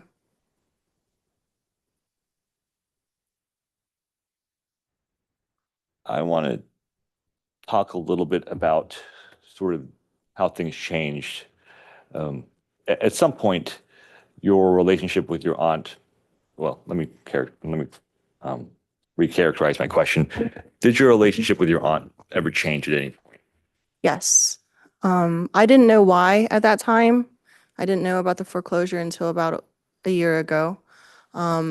But we went from seeing her every single holiday, and that's Chinese and American holidays. So that was quite a lot of times during the year. To just pretty much not seeing her at all, almost like a light switch. It used to be pretty much the four of us, and then when her daughter was born, the five of us spending holidays together. And after that, we would spend holidays separate. She wouldn't host or invite us over that often. So we did not see her for a long time. Do you remember, you said you just learned about this just a year ago, the foreclosure itself, but approximately when do you remember this switch to happen in your aunt? Around 2012, around the time that I had just began going to college. So for me at that time, I was busy with the college thing and I had moved out of my mom's house. So it took me a little bit to really realize what was going on. And how did you realize what was going on? I just didn't see her for the holiday. And that was maybe excusable for one set of holidays. But then as it keeps happening, I started asking questions like, oh, how come? And when you would ask questions, what would you hear, if anything? My mom would kind of just shrug. They wanted to protect us from a lot of the information. My mom and her mom would not candidly share financial troubles with the kids going on at that time. And since I was in college, they especially didn't want to bring anything up.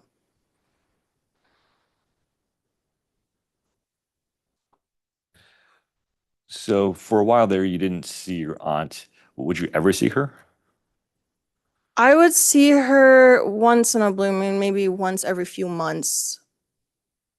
No more than a handful of times a year after that. And when you saw her, what was she like? She was much different. She was a lot more reserved. Before then, she was very engaged and animated in conversations. She had a great memory for anything that was going on in our lives and would be really great at asking questions and just. But then afterwards, she would be a lot quieter, more reserved, would zone out a few times while you're talking to her. Did you observe any other changes in her? Yes. Could you describe those? She became a lot more frugal at that time. She would, well, more recently, I got to spend more time with her because I stayed over at a few places. So I did see her very sad at times about her perceived burden on her children, worrying about whether or not she can provide for them the way that she believes that she should be able to. And just in general, financial insecurity. You just mentioned something about perceived burden on her children. Could you elaborate on what you mean by that? Well, she's staying with her son right now, who is supporting his mother, housing her, helping her with the bills and everything. And she does feel like, well, what if Jason gets a girlfriend and he doesn't like me living here? What if, she doesn't want to stand in the way of him furthering his life.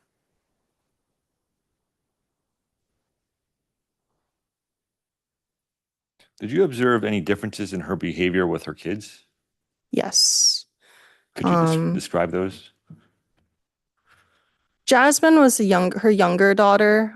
She was only 6 years younger than me, so maybe 12, 13 when all this went down. But afterwards, I know that Jasmine always said that she's never going to buy clothing unless it's on sale. And practically just in a very financial sense, grew up differently than Jason and I did.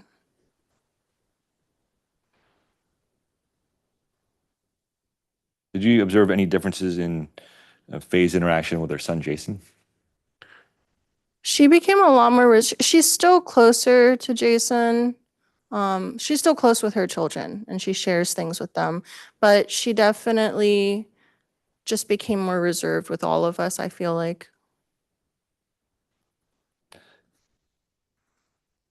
You mentioned that you saw her be, or she's more frugal. What do you mean by that?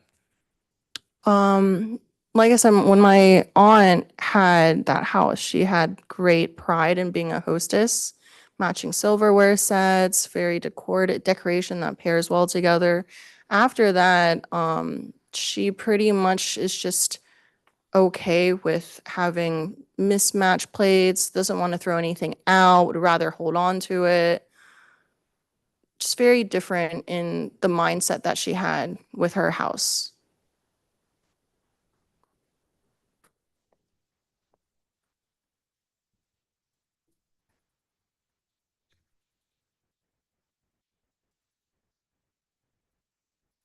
Did you notice any other changes in Faye's personality?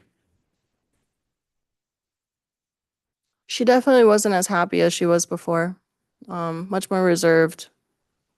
Was she generally a happy person before? Yes. Did she appear to be a happy person since? Not as often, not by a long shot.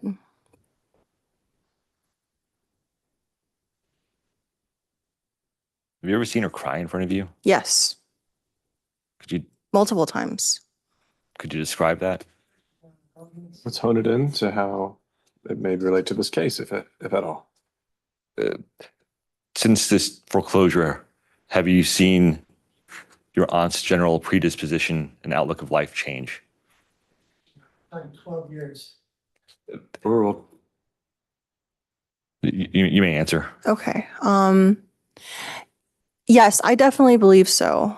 One of the dreams that I feel like a lot of immigrant families have when they come here is home ownership and having a sense of security. And afterwards, it's harder to trust in the system after something like this happens. I definitely noticed her being much more just unwilling to even talk about having a dream of home ownership. Prior to this foreclosure, did you ever see your aunt just cry for no reason? Prior to the foreclosure, no. After, would you Yes. observe that? Yes. Could you describe some incidences? I would sometimes come into the kitchen and I would see her sitting by herself, just crying silently. And I would ask her, what's going on? What's wrong? And a lot of the times this is where we would talk about her perceived burden on her children and what they're going to do, having to take care of her, etc. And about how this is not where she imagined her life being.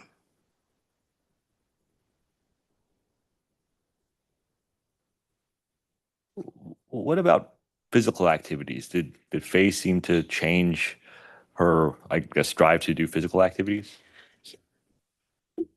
She hasn't talked about this at your honor. Overall.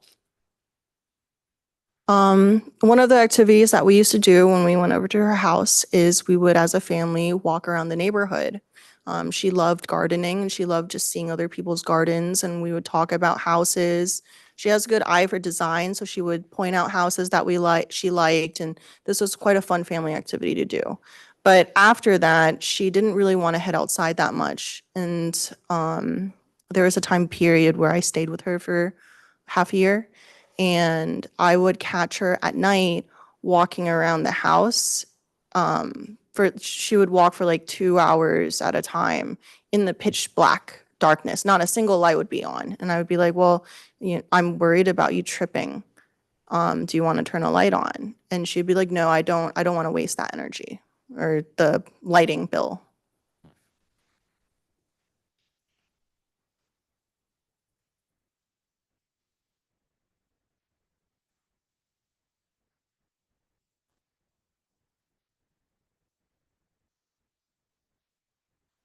Did you observe any other changes beyond what you just discussed?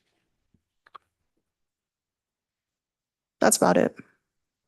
And is it a fair characterization to say she's never been the same since? Yes. Thank you. Good afternoon, Ms. Lowe. Good afternoon. My name is Dan Tobin. I represent defendant PNC Bank in this case. Ms. Lowe, I just have a few follow-up questions for you. Am I correct that you testified that your cousin Jasmine experienced a different upbringing than you and your cousin Jason did? Yes. That's because your families had better financial resources when Jason was growing up than when Jasmine was growing up? Yes. Were the better financial resources when Jason was growing up a function of your aunt being a successful businesswoman? I would say Jasmine had a good upbringing too, up for the first few years of her life. She was in art classes, all kinds of classes, extracurriculars, etc. And was that when your aunt was operating her real estate business? Yes.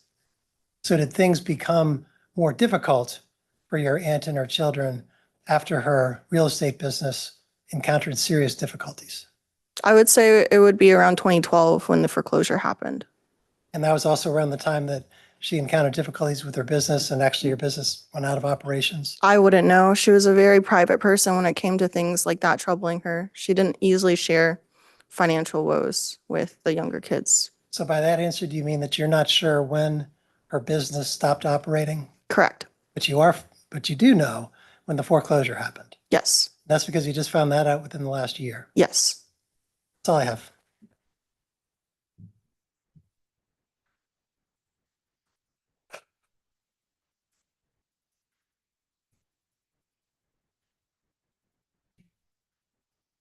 Good afternoon. Good afternoon. I'll be very brief. Were you ever aware that your aunt was the defendant in a lawsuit brought by BB&T related to foreclosures on properties related to her business, Sylvanus? Can you repeat the first part of the question? Sure. Were you aware that your aunt was a defendant in a lawsuit brought by a bank called BB&T related to foreclosures related to her business, Sylvanus? If it's not this lawsuit, then no, I'm not aware. Okay, thank you. No further questions. Can you redirect on those points? Just one follow-up. You mentioned you learned about the fact that this foreclosure happened relatively recently, like a year or so ago. Right. Once you learned about it, did it shed insight into why your aunt's been the way she's been? It did. My aunt and my mom were both not very open about talking about it when it first happened, and she tried to hide it around us by trying to not show us how sad she was. But it was definitely very obvious, the change in her demeanor and just in the frequency at which we stopped seeing her. Okay. Thank you, ma'am. Nothing further.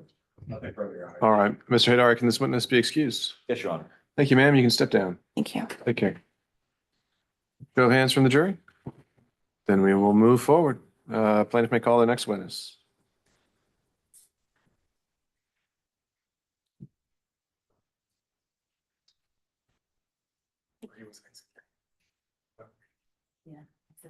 We do need a break here? Okay. Quick one, long one. All right, let's take 5.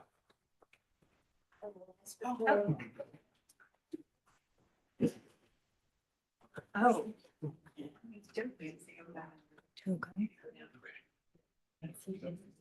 Does he have to go? I mean, I'll go anytime.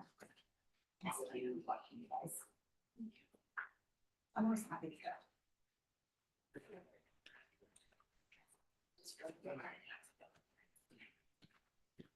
Thank you.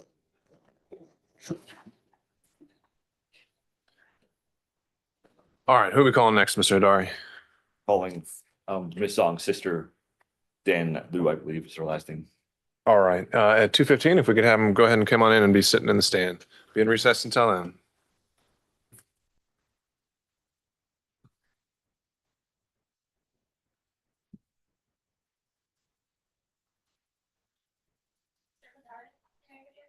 Did you say the sister?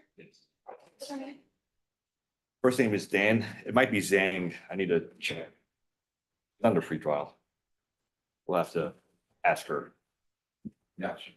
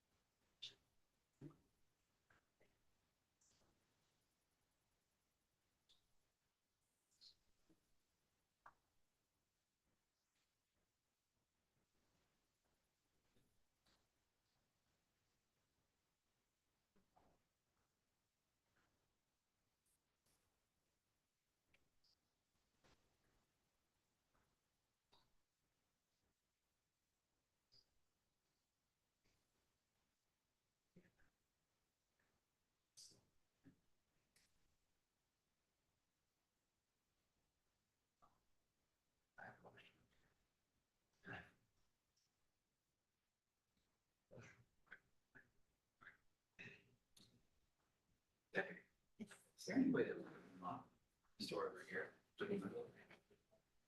I said, let me put it out before. Sure, it's fine.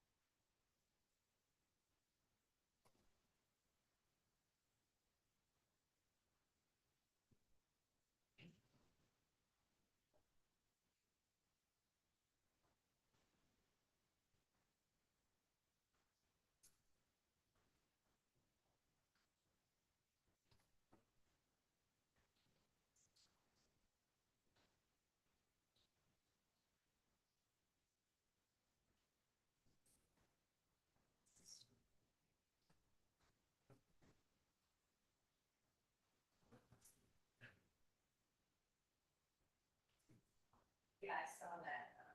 I guess it's not.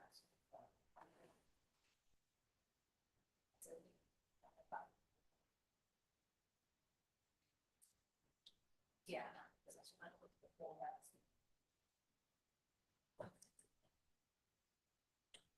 Oh, snap. Is he a Wrongful or?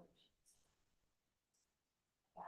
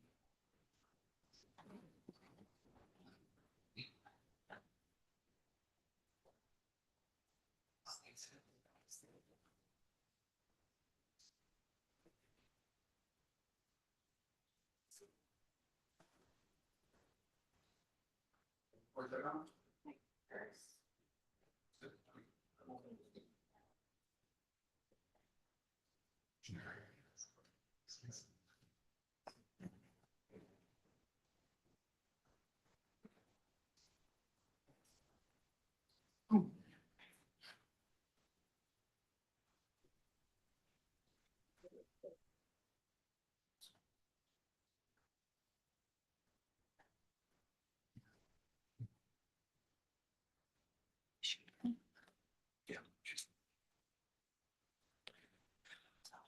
No, thank you.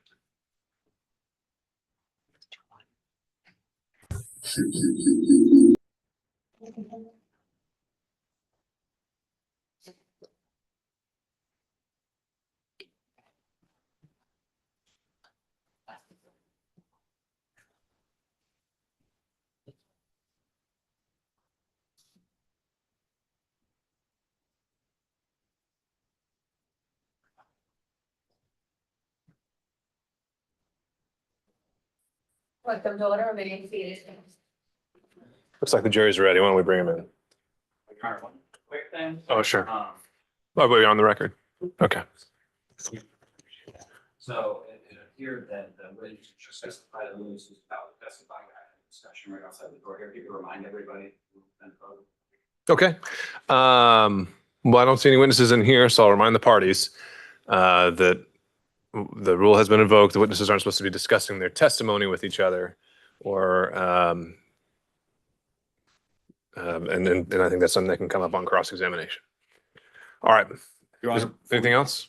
yes, two things. One, I confirmed that the reason why the daughter is not here anymore is she had class, and so that's why she disappeared.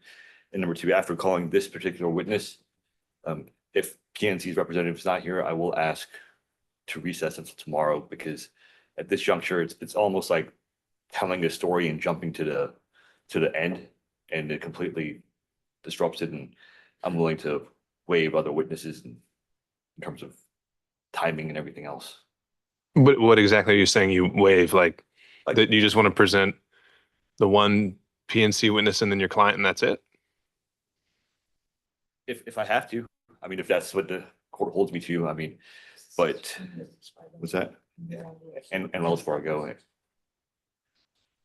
Well, let's take it up when we see, you said you had someone else coming in. Yes. We can take it up after them.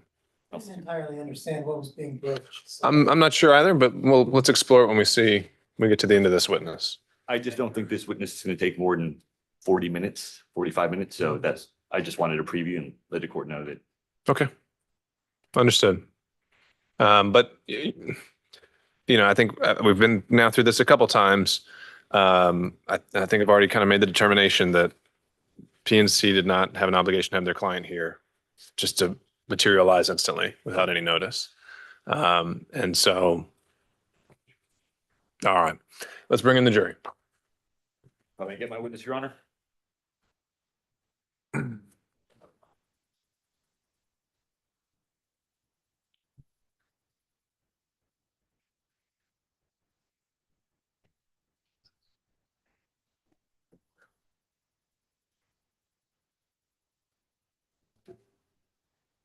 All rise for the jury.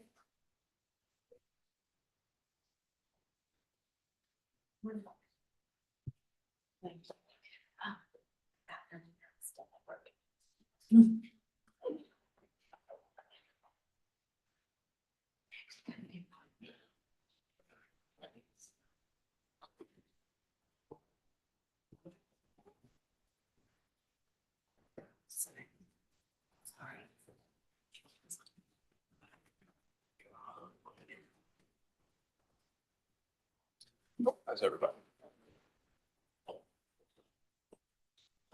All the jurors accounted for? Wonderful. Okay, plaintiff may call their next witness. Zhong, Your Honor.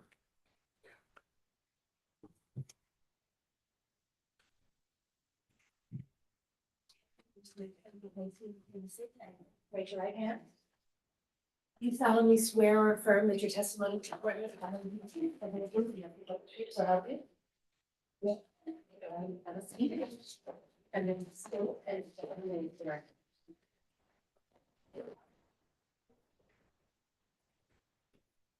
Hello, Ms. Zhong. Could you please spell your name for the record?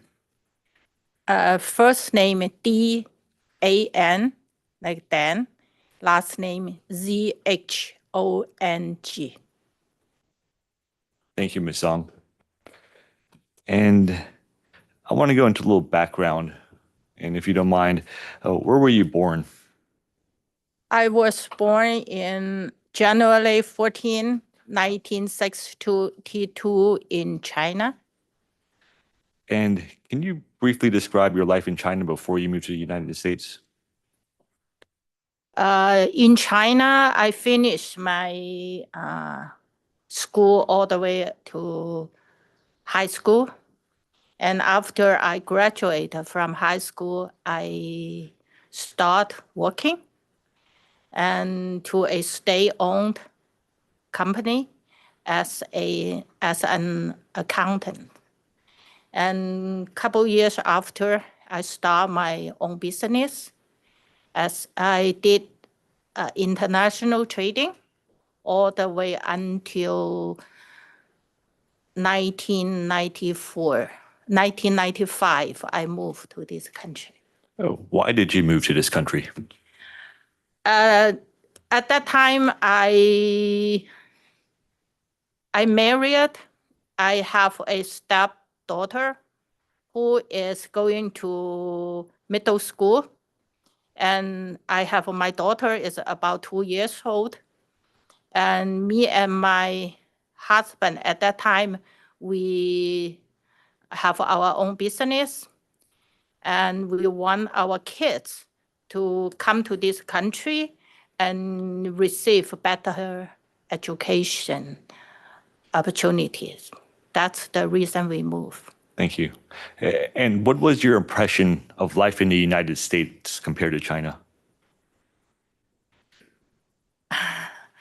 To be honest, many things here that why so many immigrants move here. We have one common goal to pursue American dream, which is this country give us opportunity to fight for our better future, for ourselves and for the family, especially this country provides opportunity for our kids to achieve better education so that they will have a better life.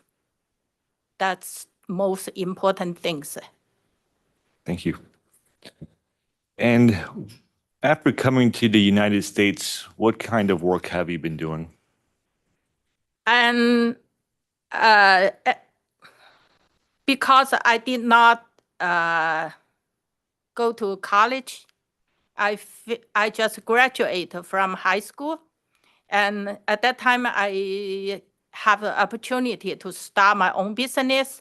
And I went into the business so that I did not achieve a higher education. So after I moved here, I could not find a job at the beginning, but very good about this country is equal opportunity. And a friend of me told me that I do not need to worry about my degree. So many things I can achieve. For example, many things that I can get a license and then work. So I got my license and I work as a realtor. And so you started working as a realtor when you moved to the United States? Yeah, 2 years after I moved here.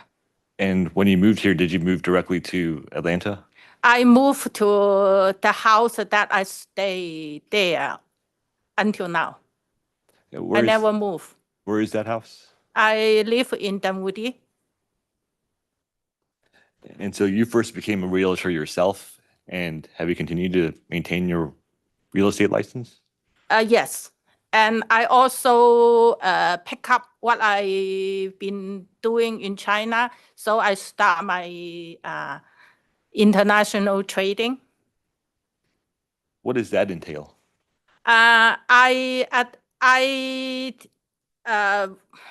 For more than 10 years, I purchased for a company.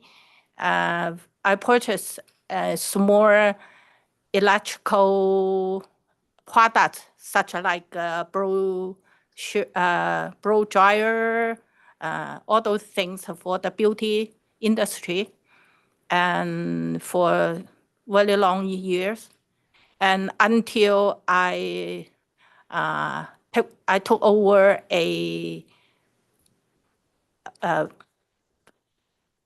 commercial furniture distribution business.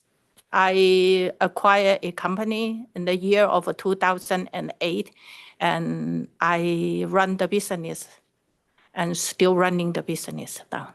And so that business is still running today? Yes. I want to talk a little bit about your relationship with your sister. So could you describe your relationship with your sister? At least, well, strike that. I want to start with how things used to be. So when you grew up, what was your relationship like with your sister?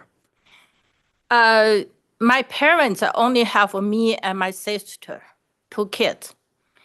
So my father, when I was little at that time, my father was a mathematics teacher in a high school, and my mother was a nurse. So our family are a very close family and happy. And my parents, they work very hard. And especially my father spent a lot of time with his student, and so could not take care of me and my sister a lot. So when my sister is about to go to elementary and nobody take care of me at home, so I went to school with my sister. And so that I start my schooling very early at the age of 5. And which means that I spend all. Just answer his questions that he asked. Oh, sorry. Yes. Thank you. So we are very close. I spend every day with her. That was my next question.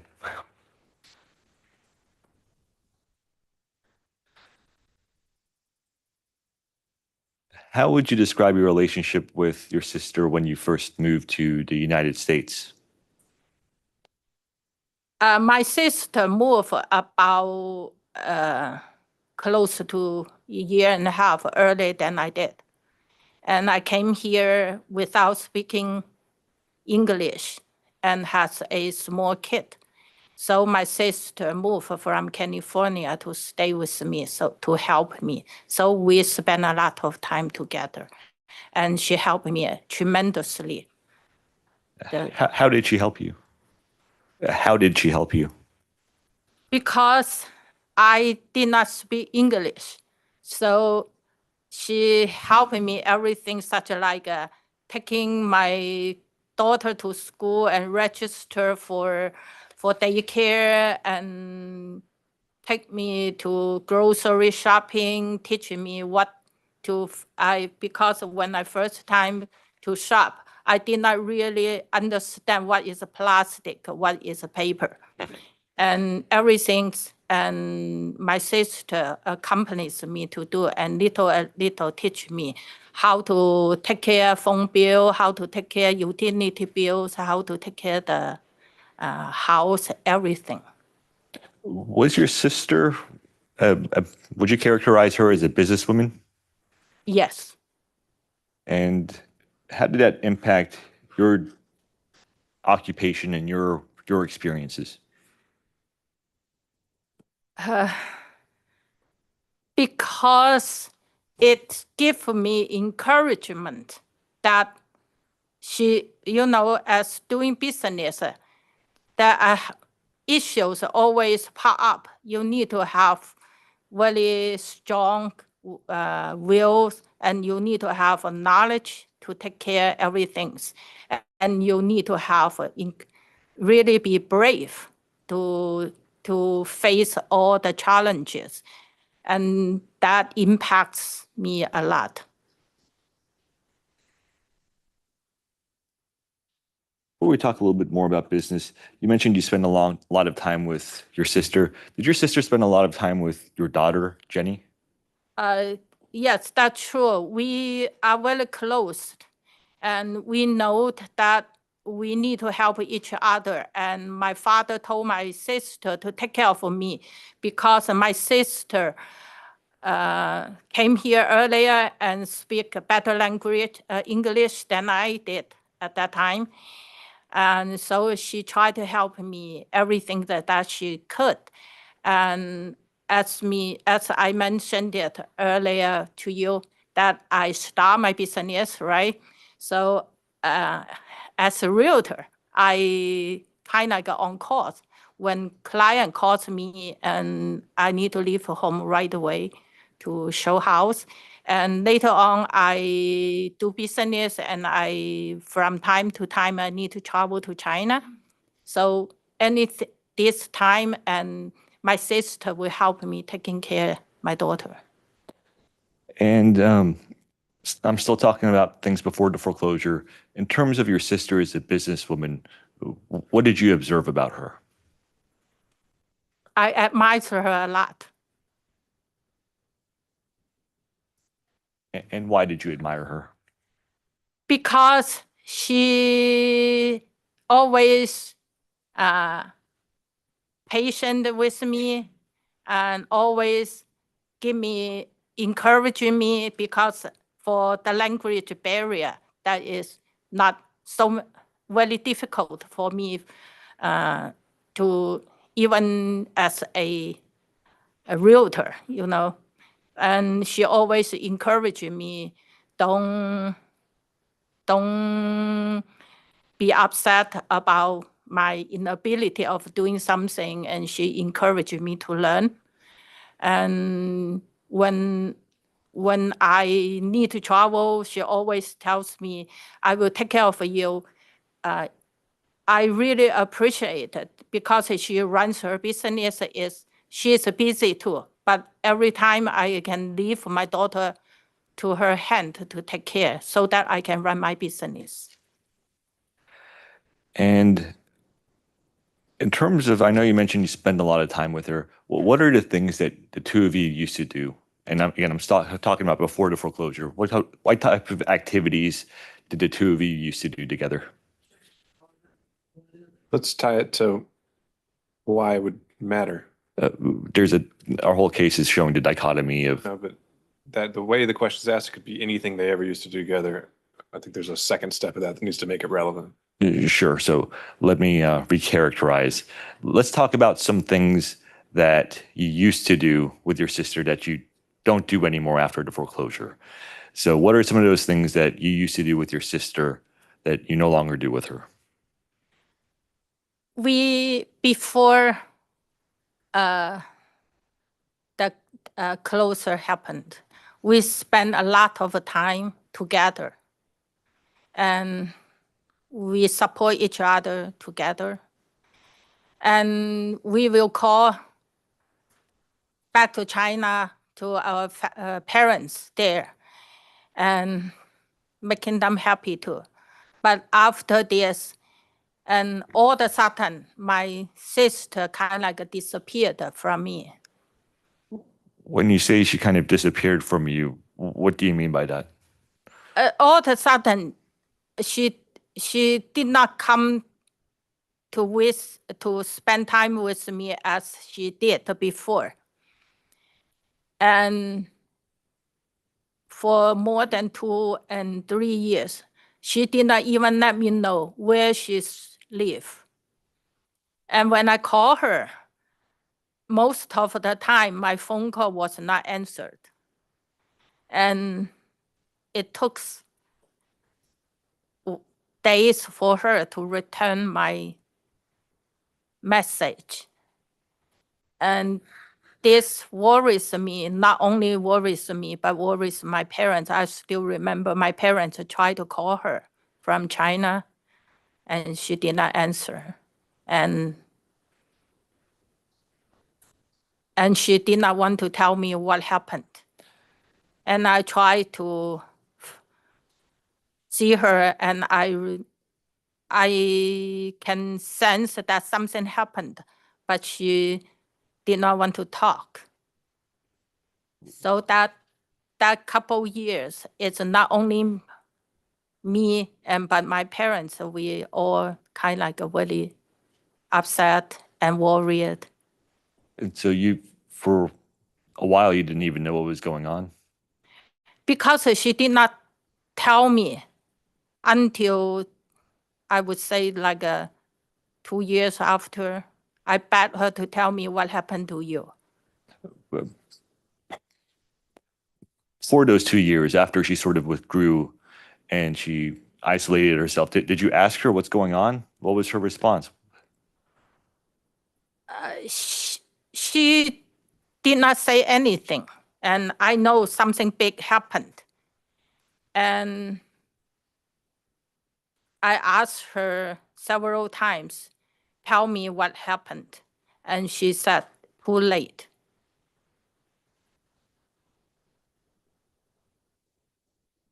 Because I begged her to tell me what happened so that I can offer my help.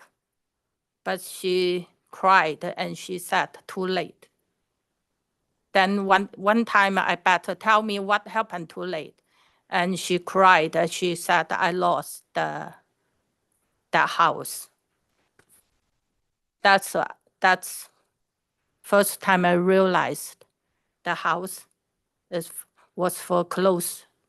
Did she tell you why she lost the house or why it was foreclosed, or no?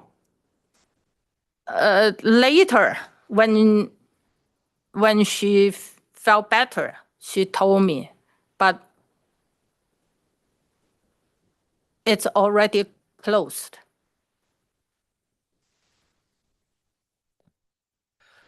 What was your sister's personality like before the foreclosure?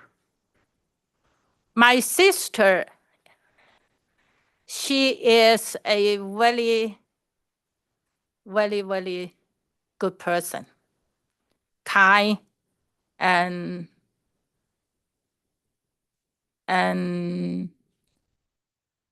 but she is not, let me, how to say?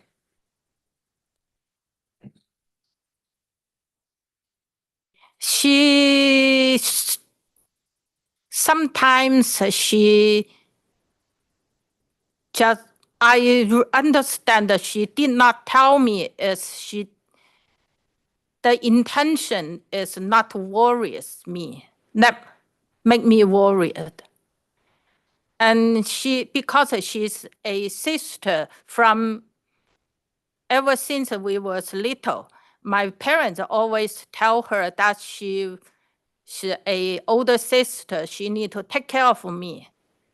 And I guess that was the reason she did not tell me what happened. And actually, she's a very, very good sister to have.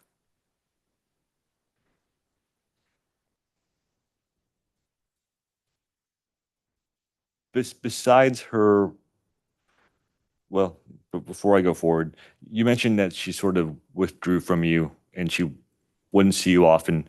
How long did that happen? How long did that go on? May you say your question again? Yes, you mentioned that at some point she withdrew and she stopped visiting you and she stopped spending time with you.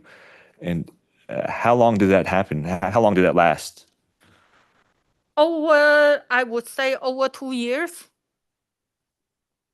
We met because I went to her business, and sometimes I met her there, and I asked her, and she did not say anything but crying, and that makes me stop asking because I did not want to make her cry harder.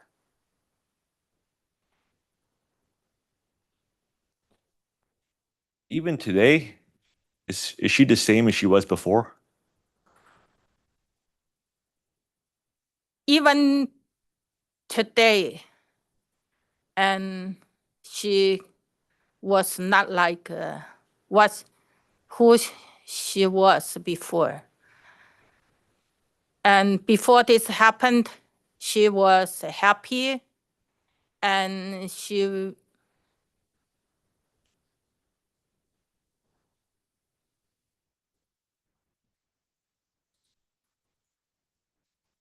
I don't want to make her cry.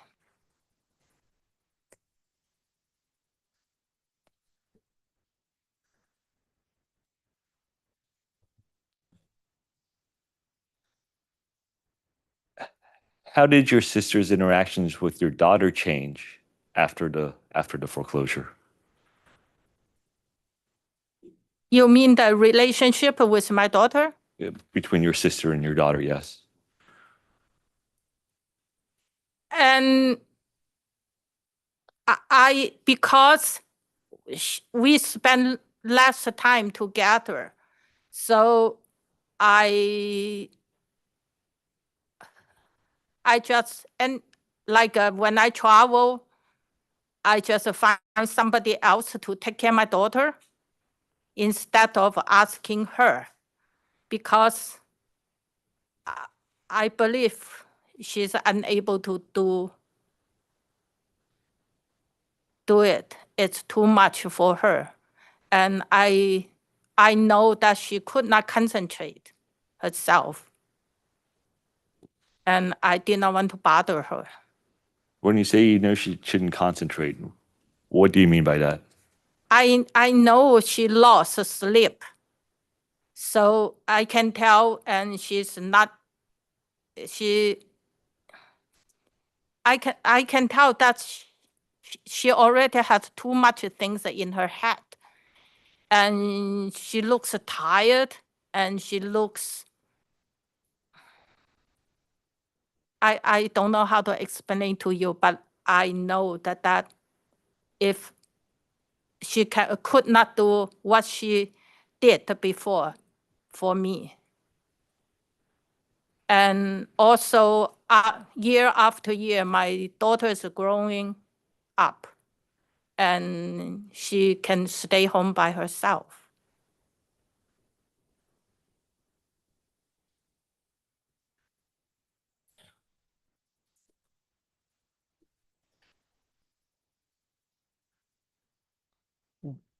You described a few, but did you see any other changes to your sister's personality after the foreclosure? Yes. Could you tell us about those?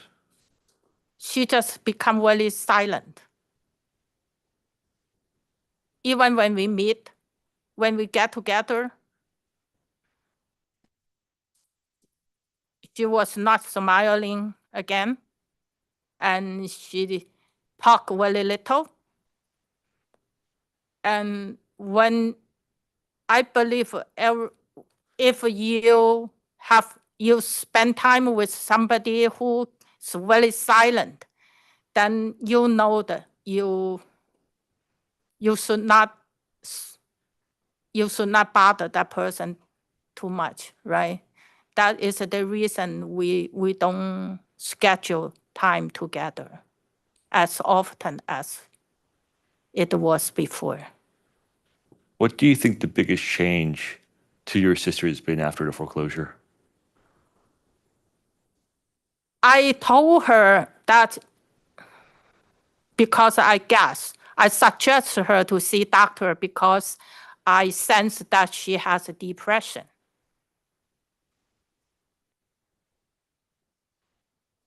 At some point, how did you reconnect with your sister? Because I only have one sister, right? And I want to try my best to bring her out of that sad mood. So I will, even though I know she may say no, and I still, hey, let's get together this weekend and something, and let's do something together, this and that. That's how, or probably is I asked more and she felt not good to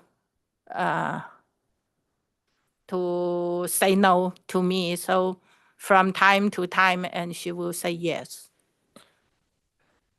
That's how we become spending time together more and more.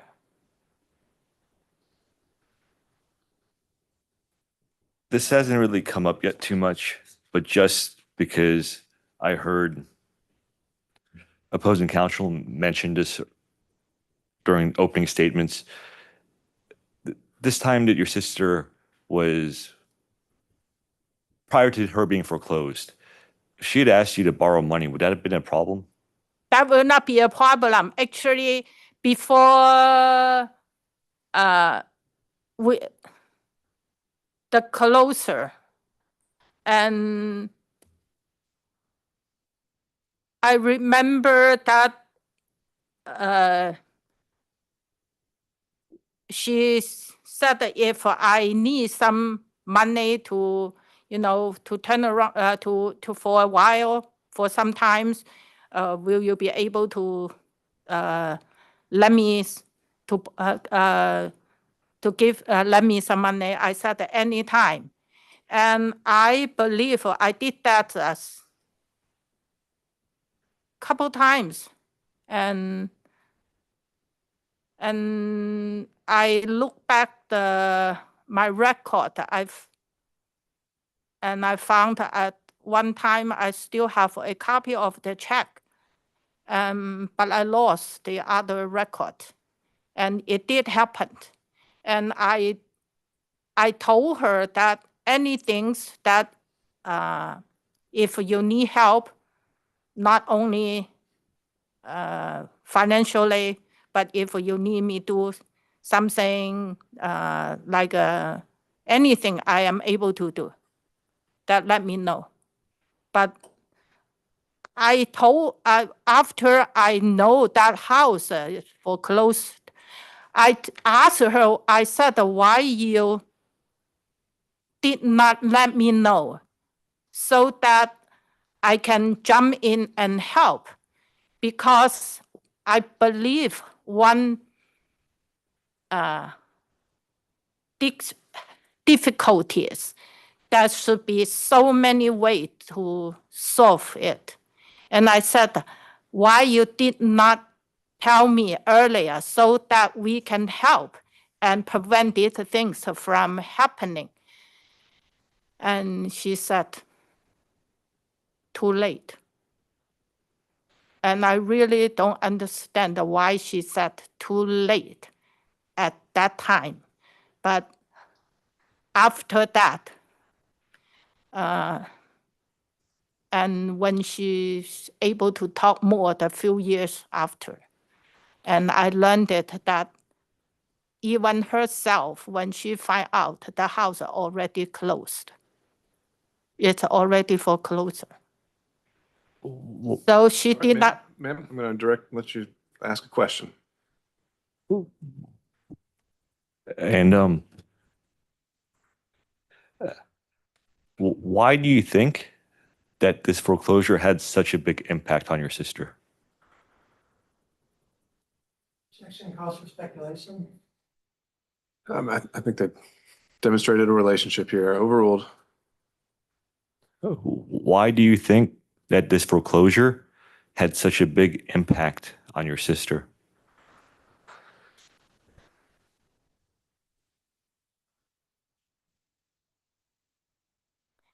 sometimes I think if the same thing happened to me,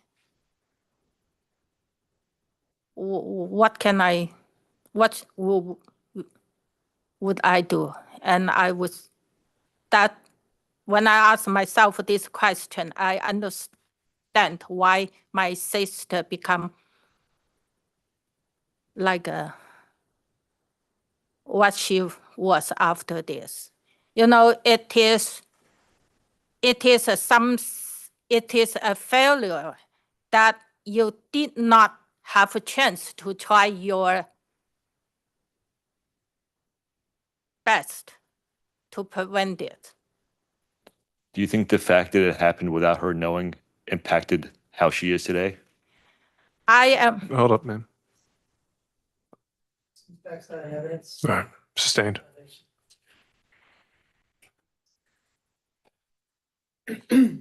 And final question I'm going to ask you, is your sister that you know today the same sister that you knew before the foreclosure? No. Thank you.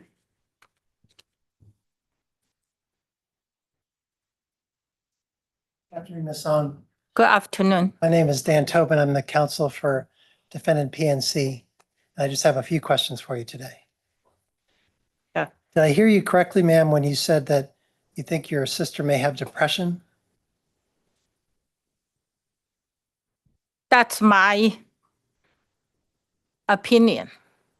You encouraged her to get assistance from medical professionals or otherwise to help her with her depression? That's her decision to make. But you know, when somebody who you have been so familiar with and so close, and all of a sudden, and change the personality, change that big difference. And Ma'am, I understand that it's her decision, but my question was, did you encourage her to get such assistance?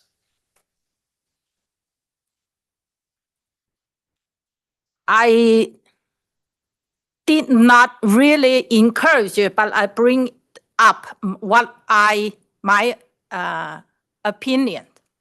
So are you aware of whether she's actually gone to get assistance, regardless of whether you encouraged her to do so for her depression? May you repeat your question? Sure. Please? Are you aware of whether or not your sister has sought assistance from medical professionals or otherwise for depression? I don't know really the details, but I just said that I feel that you may have depression, because when we see each other, she just sit there without saying anything. When you said you're not sure about the details, do you mean you're not sure whether or not she has gone for assistance? And if you're not sure, that's fine. I'm not sure. All right. You mentioned there was one time when you found a check showing money that you had lent to your sister. Do you remember that testimony? Yes, Remember how much the check was for? 20,000. When did you write that check? Sometimes in 2011. Do you know what the check was for or what she was going to use the money for?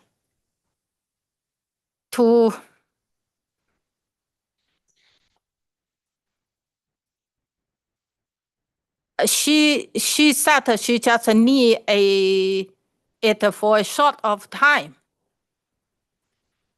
You know, for business, this has happened very, very common. Even myself, sometimes I will call, I ask financial help from someone else because just for a short time use. So I did not really want to ask her why you need the money and for what use. And she said, I need some funds for some money for a short of time. And then I always say, yes, as long as I'm able to do it. Do you know whether or not your sister was having trouble with her business at the time that you lent her $20,000? To be honest with you, I myself a business person too. And doing business have difficulties from time to time. That is very normal. But my question was, do you know if your sister was having trouble with her business at the time you lent her $20,000? I don't think they have any troubles because the house she built and she got them sold. And I went to look at some of the house that she built, and quality is very good.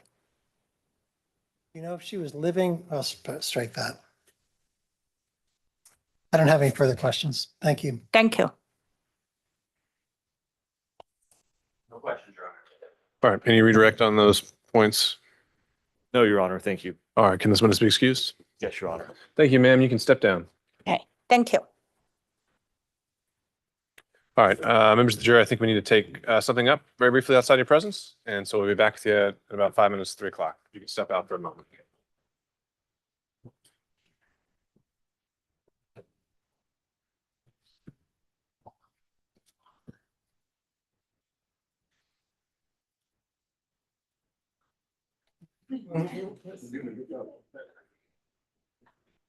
We appreciate the work. I'll take tips later.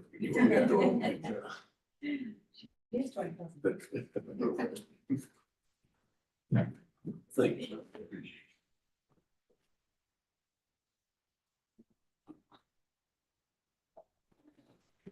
All right, so Mr. Haydari, let's just make sure we understand the lay of the land, which is, as far as I know, you've said that you may call upwards of 30 witnesses at trial. The parties have also represented that this case is going to be done by the end of the week, and that's my highest priority so far. And so that's why I'm quite reticent to end days early and not to use every minute we can. You're at this point, as I understand it, you don't have any other witnesses on deck except for your client, and you're asking for both the PNC representative and the Wells Fargo representative, I guess that's Peter Favorite, to be here and to be called as your next witnesses. Do I have that all clear so far? Correct, Your Honor. And I just noted I could have subpoenaed them both because they were under pretrial with that statement. I did not.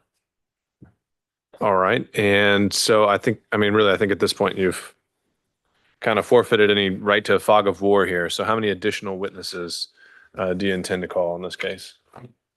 I intend to call the two Wells Fargo, PNC and Wells Fargo. I intend to call my client. I intend to call myself. I intend to call her husband.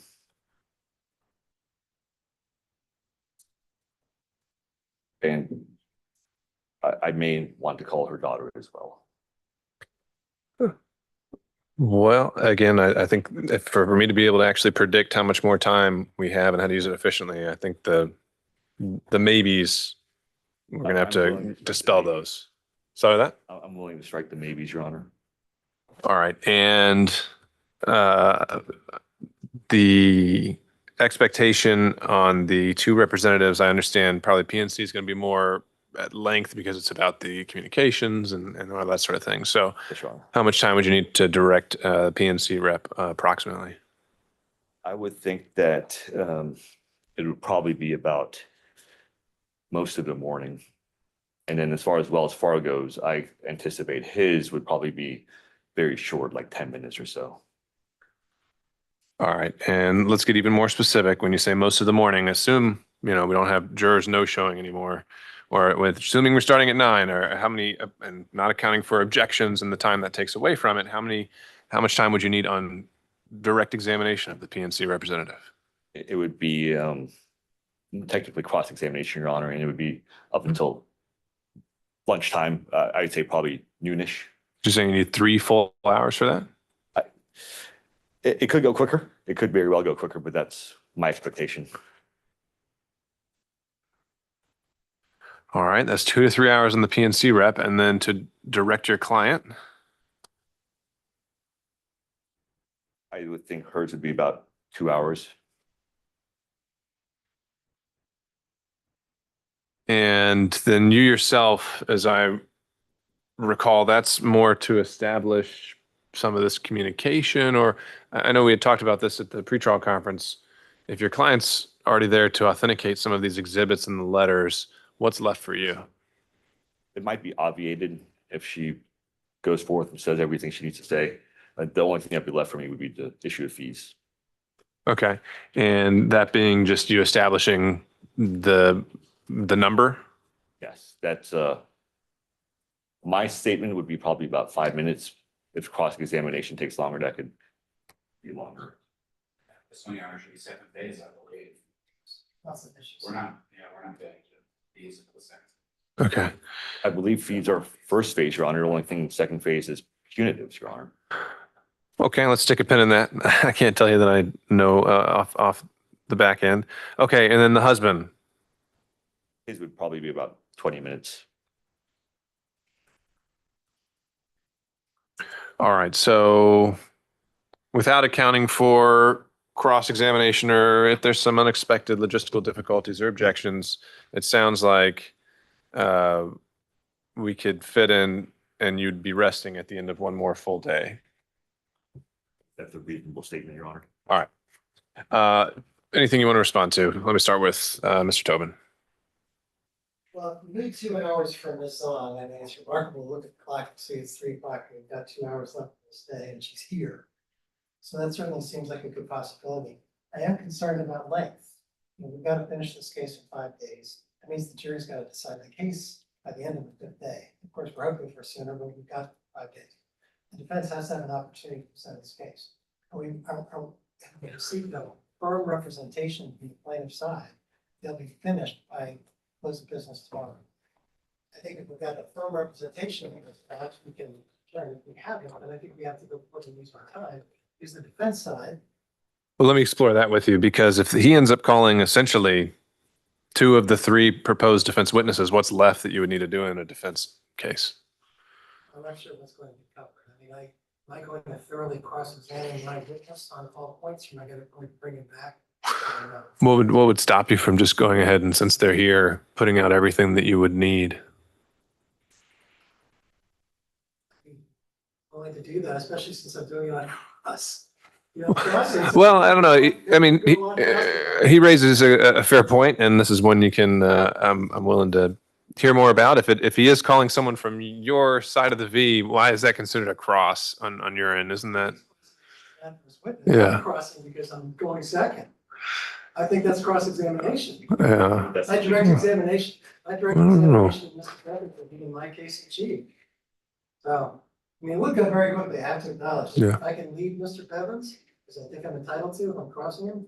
I'm gonna go very quick. Well, I mean, I think actually you're entitled to lead him as long as you ask for it, and I'm okay with it. I think leading isn't really as ironclad a rule as you might think. So if that's actually going to facilitate the efficiency of this proceeding, then I might be all for that. So let's not let that be the sticking point of whether you can ask leading questions or not. Okay, and then let's keep it going. What was your other observation from that? Did file a motion to exclude Mr. Adair as witness. We don't think that he should be testifying in the case of chief on liability or on damages. We understand that these point may very well be if we do decide to adjourn for today, we should take this up early tomorrow, because I agree wholeheartedly with Mr. Howard that the second phase of the case should involve attorney's fees and punitive damages if Your Honor thinks the case reaches a second. I don't hear him as saying his testimony would be covering liability as it relates to the notice or the. It seems like he's saying his sole avenue is attorney's fees. Yes, Your Honor, and that's the assumption that there's no objections to what should be uncontested issues. Well, I mean, I guess that's my follow-up question there is, have you provided them with any kind of an accounting or statement of what you plan to ask for in attorney's fees in this case, and maybe why, what the underlying justifications for it? Yes, Your Honor. Okay, so, I mean, what is that amount? It's a contingency amount, but as putting on your contingency amount, you're supposed to talk about the reasonableness of your fees, which goes into what's usual and customary and how long you've been practicing and all that good jazz. It's just a standard contingency amount. Yes, but you're also supposed to, you can't just go up there and say, hey, I'm 40%. You actually have to provide some sort of testimony as far as how much time and you put into it in order to establish that it's Even though that's pretty much industry standard, right? I mean, just reviewing the appellate case law, Your Honor, I think that's the safe approach. And I think that there was an opinion by the Supreme Court that basically affirmed saying that it's part of a contingency arrangement. Doing all that stuff is important for checking the boxes. okay. So it really doesn't even seem like there needs to be a vetting of dollars and cents. It's just that this is a contingency fee arrangement. So is this even something that is a fact at issue? Is this something that can be stipulated to? Not very stipulated today, that's for sure. I think we're only talking about when this is going to happen. And our set of. Or if. Or if. Does it really need to happen? You've asked me to exclude his testimony. And I think my first question would be, why do we need his testimony at all? If all he's coming in to say is, hey, I'm on a contingency fee. Misunderstood what I heard, John. I thought that was maybe you saying there was a possibility. They would have to provide testimony about communications back in 2012, depending on what Ms. Zhong is able to testify to. I mean, she should be able to testify to everything involved her and all the rest. So maybe I'm not sure we can address that point today. An attorney's fee point, I understand what you're saying. I think we can have further discussions about that. Certainly not prepared for these stipulations on the record. Your Honor, just for purposes of clarification, I do think Mr. Tobin understood me correctly, which is, for instance, there's correspondence that was sent to PNC Bank that came from me. And my client can testify to that, but if the other side objects that she doesn't have firsthand knowledge, then that would necessitate me providing it. But assuming that they don't, then I don't see myself needing to testify about. Okay, and we have stipulated the admissibility. The only subject we've got stipulation on admissibility as to the correspondence between PNC and Ms. Long through Mr. Hadari. So that stuff's coming in. That's not gonna be a problem.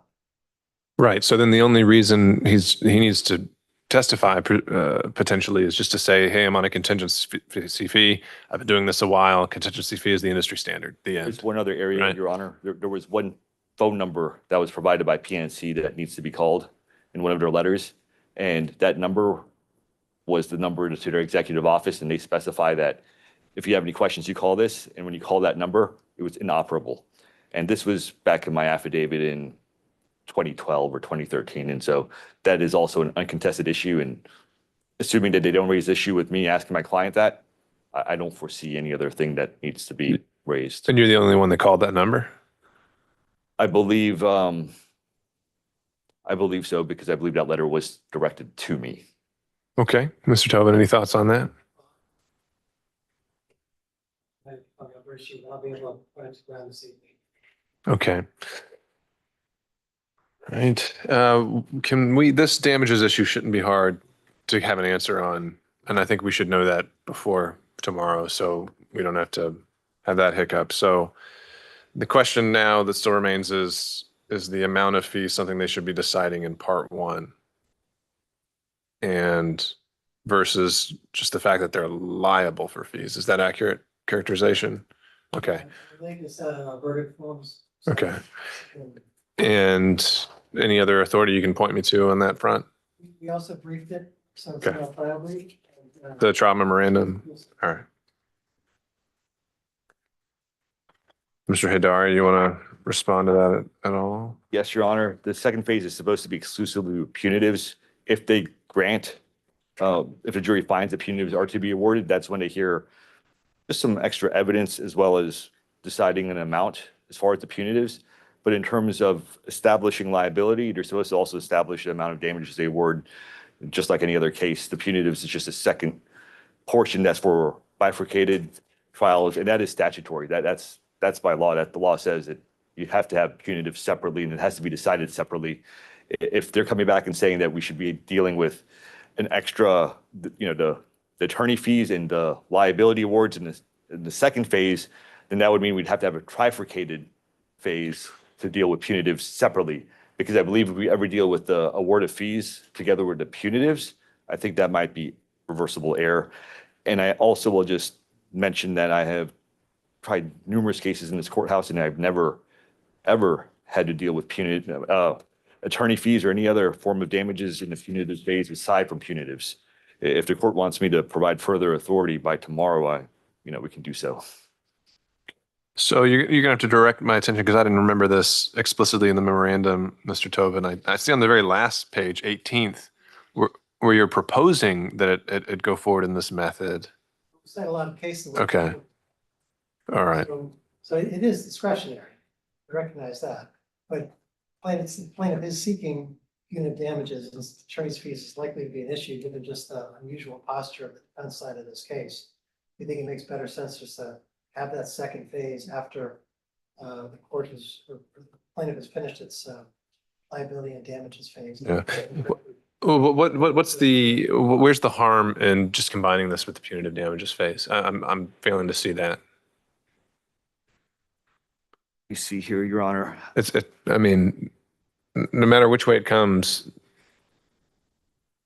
I'm very attuned to reversible error, Your Honor. My fear is that if the amount of damages get confined with the punitive phase, it might be in violation of the statute. And that's what I have to look into. It's just not something I've ever done before, and it just makes my ears perk up. Okay. So I guess they've got a Wimpy case and a Krayev, but they are.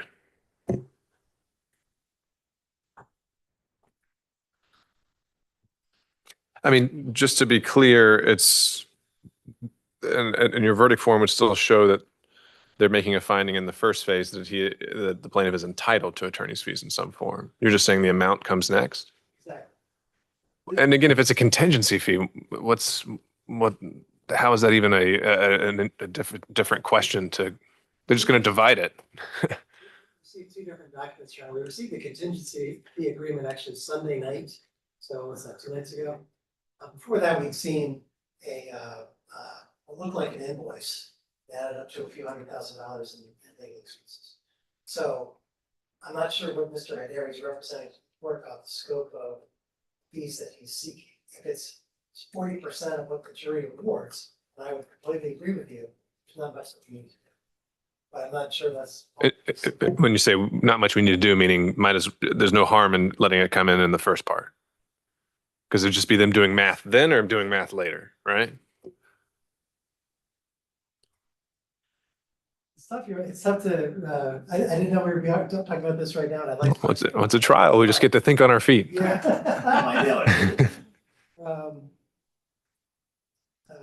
While you're thinking about that, Mr. Haydari, why don't we lock you in? And he's saying that you gave him a bill with a bunch of money there, but now you're telling us it's solely and strictly a contingency fee. So what is it? There's just, I'll answer your question, but there's a little footnote I want to put into, or make the court aware of, which is that I believe that per that Supreme Court case we referred to, you can't just say I'm entitled to 40% or something else. I think you're supposed to also put in evidence into the record about how much time you actually put into it in order for it to be sustainable. Okay. But as far as that situation, it started off on an hourly basis, and then at some point in time, it switched to contingency. And the pragmatic truth is, once the litigation kept going on and on, it became unsustainable.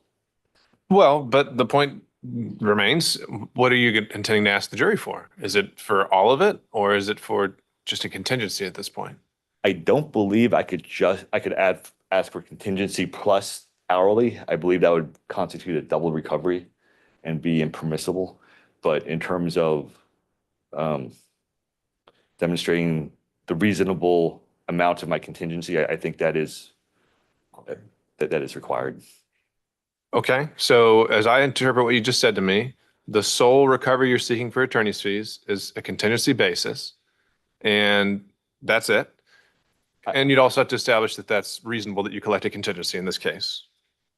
Yes, there is one other component, Your Honor, which is according to awarding the attorney fees, it's always within the province of the jury. And so that will be my request, the contingency arrangement. But if they wanted to, they could come back and say, well, you worked 5 hours on this case, and therefore I'm going to award you 5 hours times your rate. That's within their ability, within their province. So they do need to hear that as well. And there are cases where that does happen too. So now what you're saying is your testimony would also be not only that there's a contingency fee, not only that they're reasonable, but also the amount of hours you worked on the case? I believe that part is required in terms of demonstrating the reasonableness. The reasonableness. Okay. All right. Mr. Tobin. Plaintiff is only seeking the 40% contingency, and it's easy enough to do in the first phase. We don't have any problem with that. And the thing that we really think should be deferred to a second phase is any testimony from Mr. Hadary about the nature of the monetary. But if he's capping it at 40%, then doing it in the first phase and limiting to theirs. Right. That, and it doesn't sound like he's doing that. It sounds like he thinks it's within the juror's discretion to go above the 40 if they want or below it. And the only way they would justify that or could consider that is by hearing what he's done, what he's put into the case and that sort of thing. Is that accurate, Mr. Hadary? Accurate, and I think that's a requirement to establish the percentage. My request will be the percentage, but they're not bound by that. Well, it sounds like Mr. Hadary may be arguing for more than the percentage. Are we on the record that there will be zero argument from plaintiff's side more than 40% of whatever the jury awards? I think he's saying he won't argue it, but that the door is always open for them to just do it on their own because there'll be an instruction about it. I don't know if they're entitled to award more than the 40%. I know for a fact they're entitled to award less than the 40%. And so long as they hear testimony, I believe they can deviate from that. I'm just not aware of any law where they come back and say, you requested 40% and I'm going to award 400%. I think that might be a problem. Okay, so whereas before you were telling me about, it almost made it sound like they could give you a bonus if they thought you were done more. That's not what we're talking about. No, it's not. Okay, I don't think they can do that. all right. Where does that leave us, Mr. Tobin, It in your sounds like we're opinion? limited to the 40%. It sounds like Right. he is saying that he's not arguing for more than the 40%. That's it. So that being the case, we think that can be provided, that information can be provided to the jury. It may very well be something we can stipulate to. But there's a fee agreement between Mr. Hadary and his client to the effect that he's entitled to 40% of the. Your Honor, I do want to clarify that it is important for me to put in the hours and everything else, not just for that purpose, but let's just say that they decide to come, I request a 40% and they come back and say, you know what, I award the client $1. They can still award reasonable attorney fees, whatever they believe that is proper within my request is the 40%, but they can award it based on, not as a bonus, but within the province of their testimony as far as what they believe was reasonable and customary in light of the testimony provided. That wouldn't be a contingency fee. My request is the contingency 40%, Your Honor, but Yes, right. So, but you're saying the jury is able to go in a different direction no matter what you argue, based on the instructions they'll be given? I don't think they're limited to giving 40%. I think they're supposed to hear the testimony and award what's reasonable in light of the enlightened conscience of the impartial juror standard. Okay. Attorney's fees can only be awarded if there's a finding of bad faith on the part of my client. So if we reach a nominal damages award of $1, and the jury is not found my client acting with bad faith, so attorney's fees aren't recoverable anyway. And of course, that's a big reason why attorney's fees make sense in my mind to do in the second phase, because there is this heightened level that has to be proven. And this isn't statutory attorney's fee award in Georgia, doesn't just happen for successful plaintiffs. It happens, successful plaintiff is able to prove bad faith under the strict standard over the course of plaintiff. That's a slight mischaracterization because it doesn't have to be bad faith, Your Honor. It could also be stubborn litigiousness or unnecessary trouble and expense. And different inquiries go to each of those three. And they will be charged on all three of those things. All right. And what would be the need if it is in line with these Wimpy and the Krayab cases cited by PNC, if the amount is deferred into phase 2, where would that leave the need for your testimony? Going back to our original discussion, which is what's left. Because if it's just the needing to decide whether they're entitled to attorney's fees, period, what's still left for you to have to introduce? Because they're going to know that she has an attorney and attorney presumably getting paid, I suppose. And so then all the reasonableness and the hours worked and everything, that's all about the amount. The reasonableness, could you say that again, Your Honor? Basically, it's if the amount of attorney's fees is reserved for phase 2, and that all that's needed to be done is figuring out whether the plaintiff's entitled to attorney's fees in phase 1, do we still need your testimony in phase 1? I put on the spot, I'd want to look into the law, Your Honor, just to make sure. Mr. Tobin, you have a position on that? Our view is that it should be reserved for the second phase. Mr. Howard has. Yeah, I mean, that's correct, Your Honor. We provided case law at the last pretrial that shows that the standard for attorneys fees, bad faith, and stubborn litigation have to relate to the underlying conduct, not post lawsuit. So any testimony about all the time you spent on this litigation. No, that's a good point. I'd forgotten about that as well.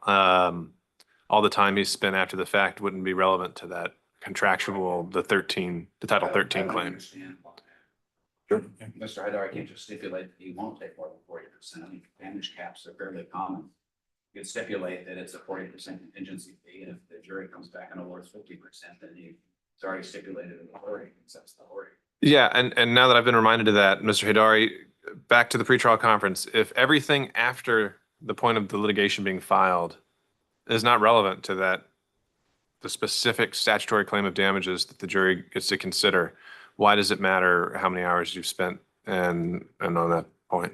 Co-counsel from the rest. Can I answer that point, Your Honor? Sorry, so I did a lot of research on this issue after they brought it up in the pretrial conference. So I'm not sure if Mr. Hidari, I apologize, I don't have my notes with me right here, but I found some very recent case law from the Supreme Court, I think 2023, and I don't have the name in front of me, to award attorney's fees, the jury must find reasonable hours put in. The attorney must show what he did.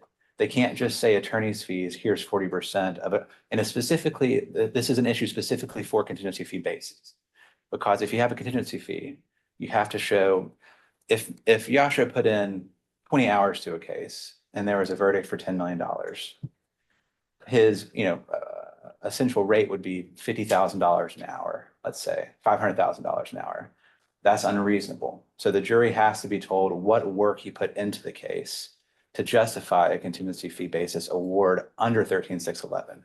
While it's not about conduct that they did in bad faith after the litigation began, 13.611 goes into bad faith in the underlying transaction. All right. And that's our claim for attorney's fees. And then all the work that he did along the way is the basis for the contingency fee agreement. And that's what he has to show all at the same time bundled together. All right. Mr. Tobin, the cases you did cite, Wimpy and Krayev, as I referenced, do you have an idea offhand the statutory vehicle for those attorney's fees? Were those also 13.611 cases? I'm just operating from memory here. I believe so, Your Honor. While Mr. Tobin searches for that, Your Honor, it's the Taylor the Devereaux Foundation, Devereaux Foundation, Inc. And that's 316 Georgia 44, 2023. All right. Well, I'll give everyone a chance to research that. Mr. Hidari, since we still do have at least an hour and a half left, what is the particular reason why we need to call PNC and Wells Fargo's representative before your client? There's a few reasons, Your Honor. My client doesn't do so well after hearing everything she just heard. It's been a very emotionally draining day.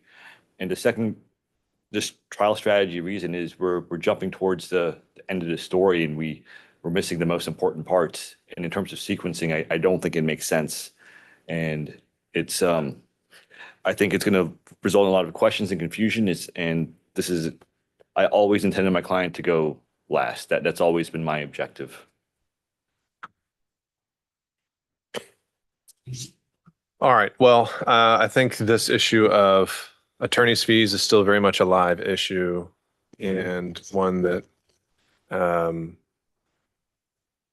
we'll need to have an answer on before lunch tomorrow. I think we can come in, hear a little bit about it in the morning, see if something's pretty definitive, and if not, keep researching it throughout the morning. And I'll take a look at the cases cited in the trial brief. But based on the representation of plaintiff and the amount of time he needs for his direct examinations going forward and the order of the witnesses that he's going to be called, specifically, we've got the two defendants' representatives, we got his client, potentially himself, and also the husband. Those being his remaining witnesses, it does appear that we would be able to, if not rest tomorrow on the plaintiff's behalf, be very close to doing that. And in which case, when we switch over to the defense side, again, that leaves us all day Thursday to present the defense case, which, based on the witnesses they've listed, I don't see why that would take a full day.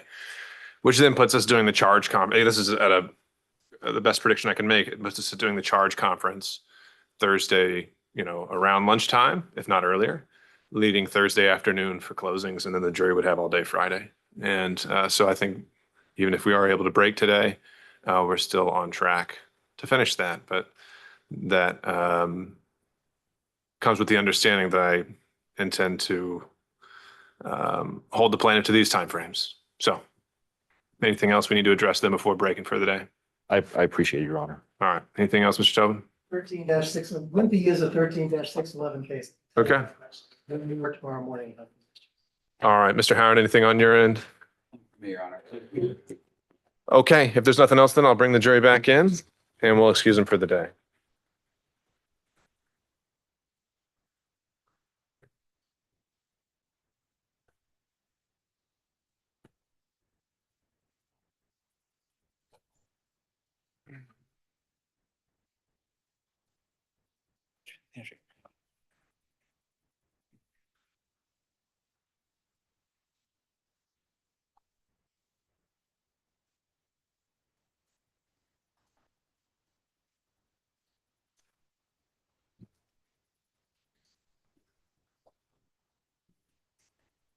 All right, the jury.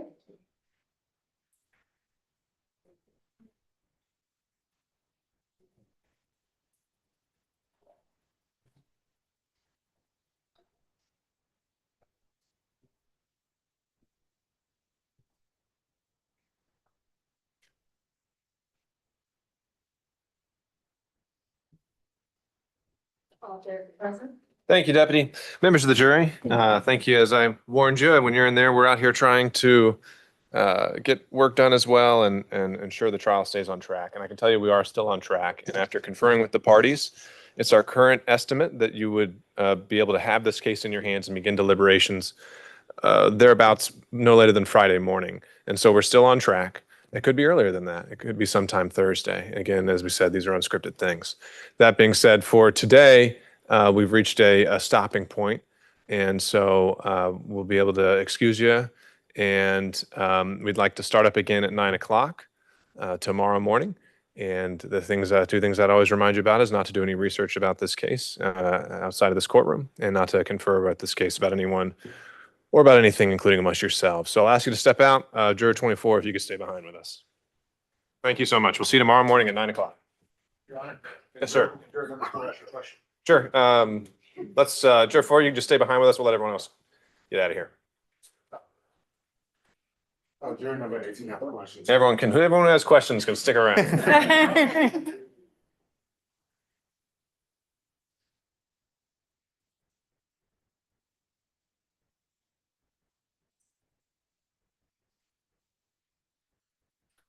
Oh, actually, you can have him stay in here. 18. You want to stay and ask your question?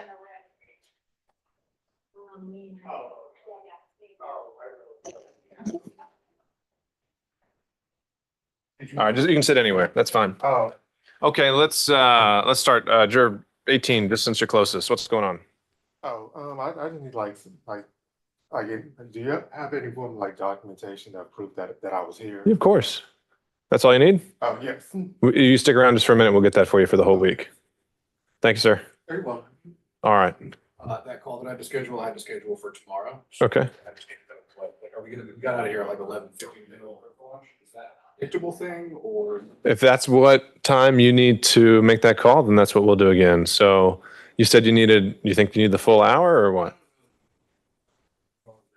Really, more light out of operating agreement. Okay. And then we're gonna close it.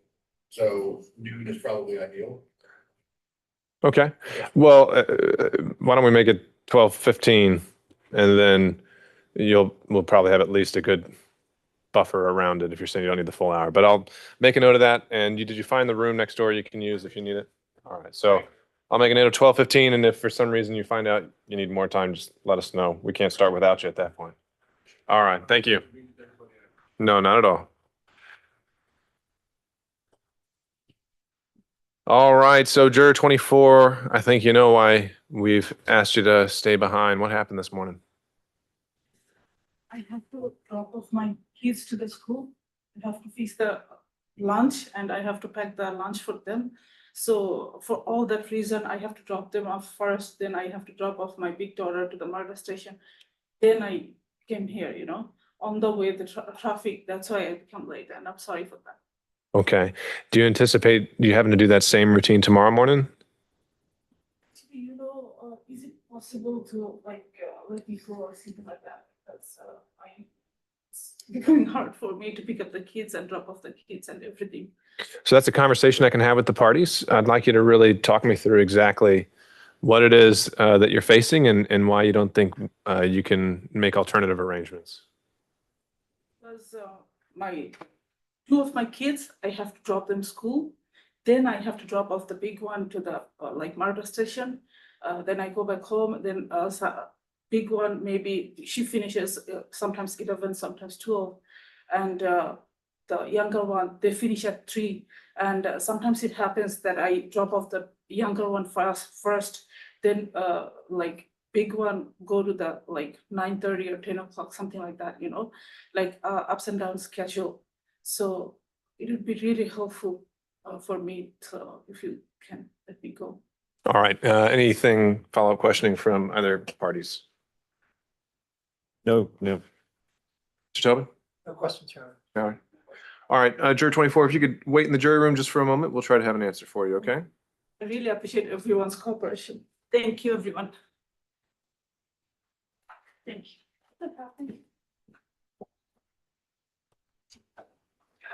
All right. I think the word cooperation may be a bit presumptive, but I'll open it to the floor. I think at the second pretrial conference, Mr. Tobin was willing to go down to 11 at least, and so there'll still be some buffer if we let her go. So I'm inclined to let her go based on a hardship. Mr. Hidari? Considering the court's indulgence of my request, I think I'm obligated just to reciprocate. Well, you're willing to go down to 6, so I don't know. You don't have any skin in the game. Mr. Tobin? I think the court should excuse her. All right. Mr. Howard? We would like to see it go, but I think she fixed it. All right. So at this point, not hearing an objection from any of the parties, I'll let 24 know she can be excused, or I'll let the deputy know. And so you can let her know she does not have to come back tomorrow, and you can ask her if she needs an excuse letter. We'll get her one. Okay, so you don't want me to bring her back in and just let her know? Oh, okay, fine. You can bring her back in. We'll let her know.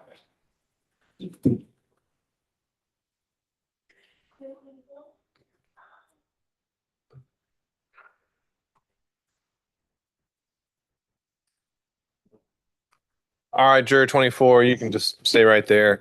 I've been able to confer with the council and certainly recognize the hardship that it's been on you today and yesterday to make this process happen. I want to advise you that when you're called for jury service, you've got to let us know on the front end about these kind of problems and these kind of issues, okay? Because it can really complicate things when we don't know about these. So that's more of a direction for next time. So for now, I believe we're going to be able to proceed without you. So we can excuse you from your service on this case, and you'll be free to leave. You don't have to come back tomorrow. Let us know if you need an excuse letter, okay? All right, take care. You guys too. Really appreciate it. Have a nice one, everyone.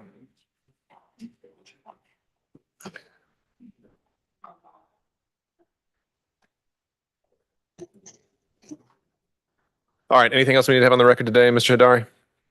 From my side, thank you. Mr. Tobin? Yes, sir. Mr. Howard? All right, we are in recess until tomorrow at, let's try to meet a little bit before 9 again, so 8:55, just see what you've found on the attorney's fees, and we'll go from there. We're off the record. Thank you, Your Honor.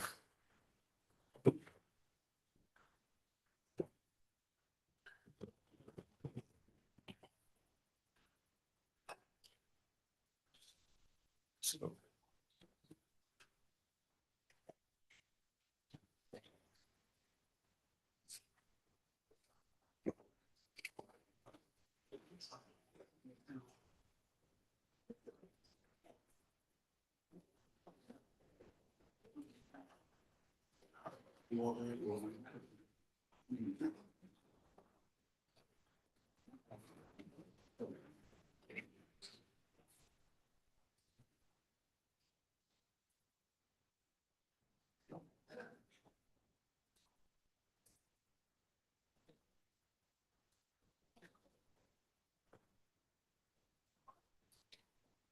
Yeah.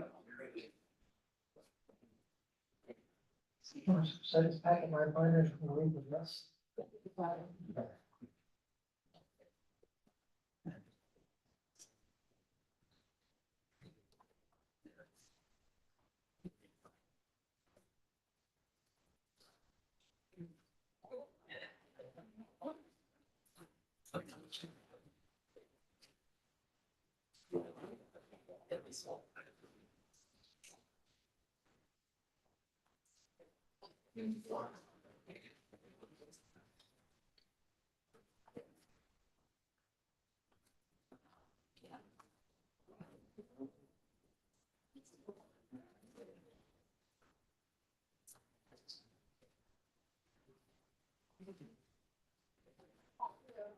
Maybe here for tomorrow. Stuff. Anybody?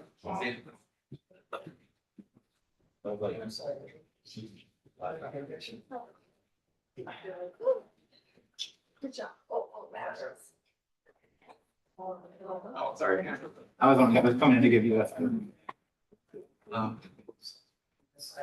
Dude, Dan and Jenny are like, I love them.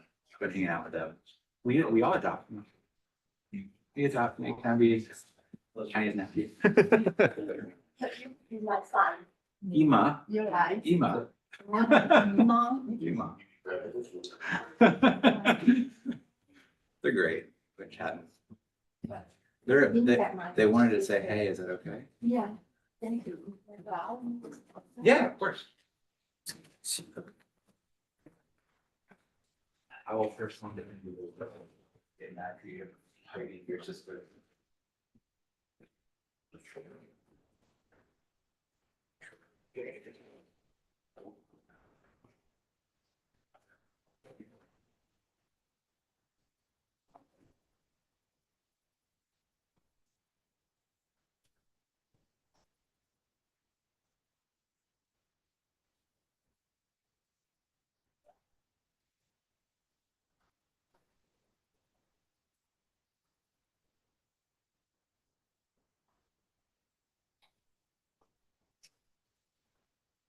Good night. Thank you.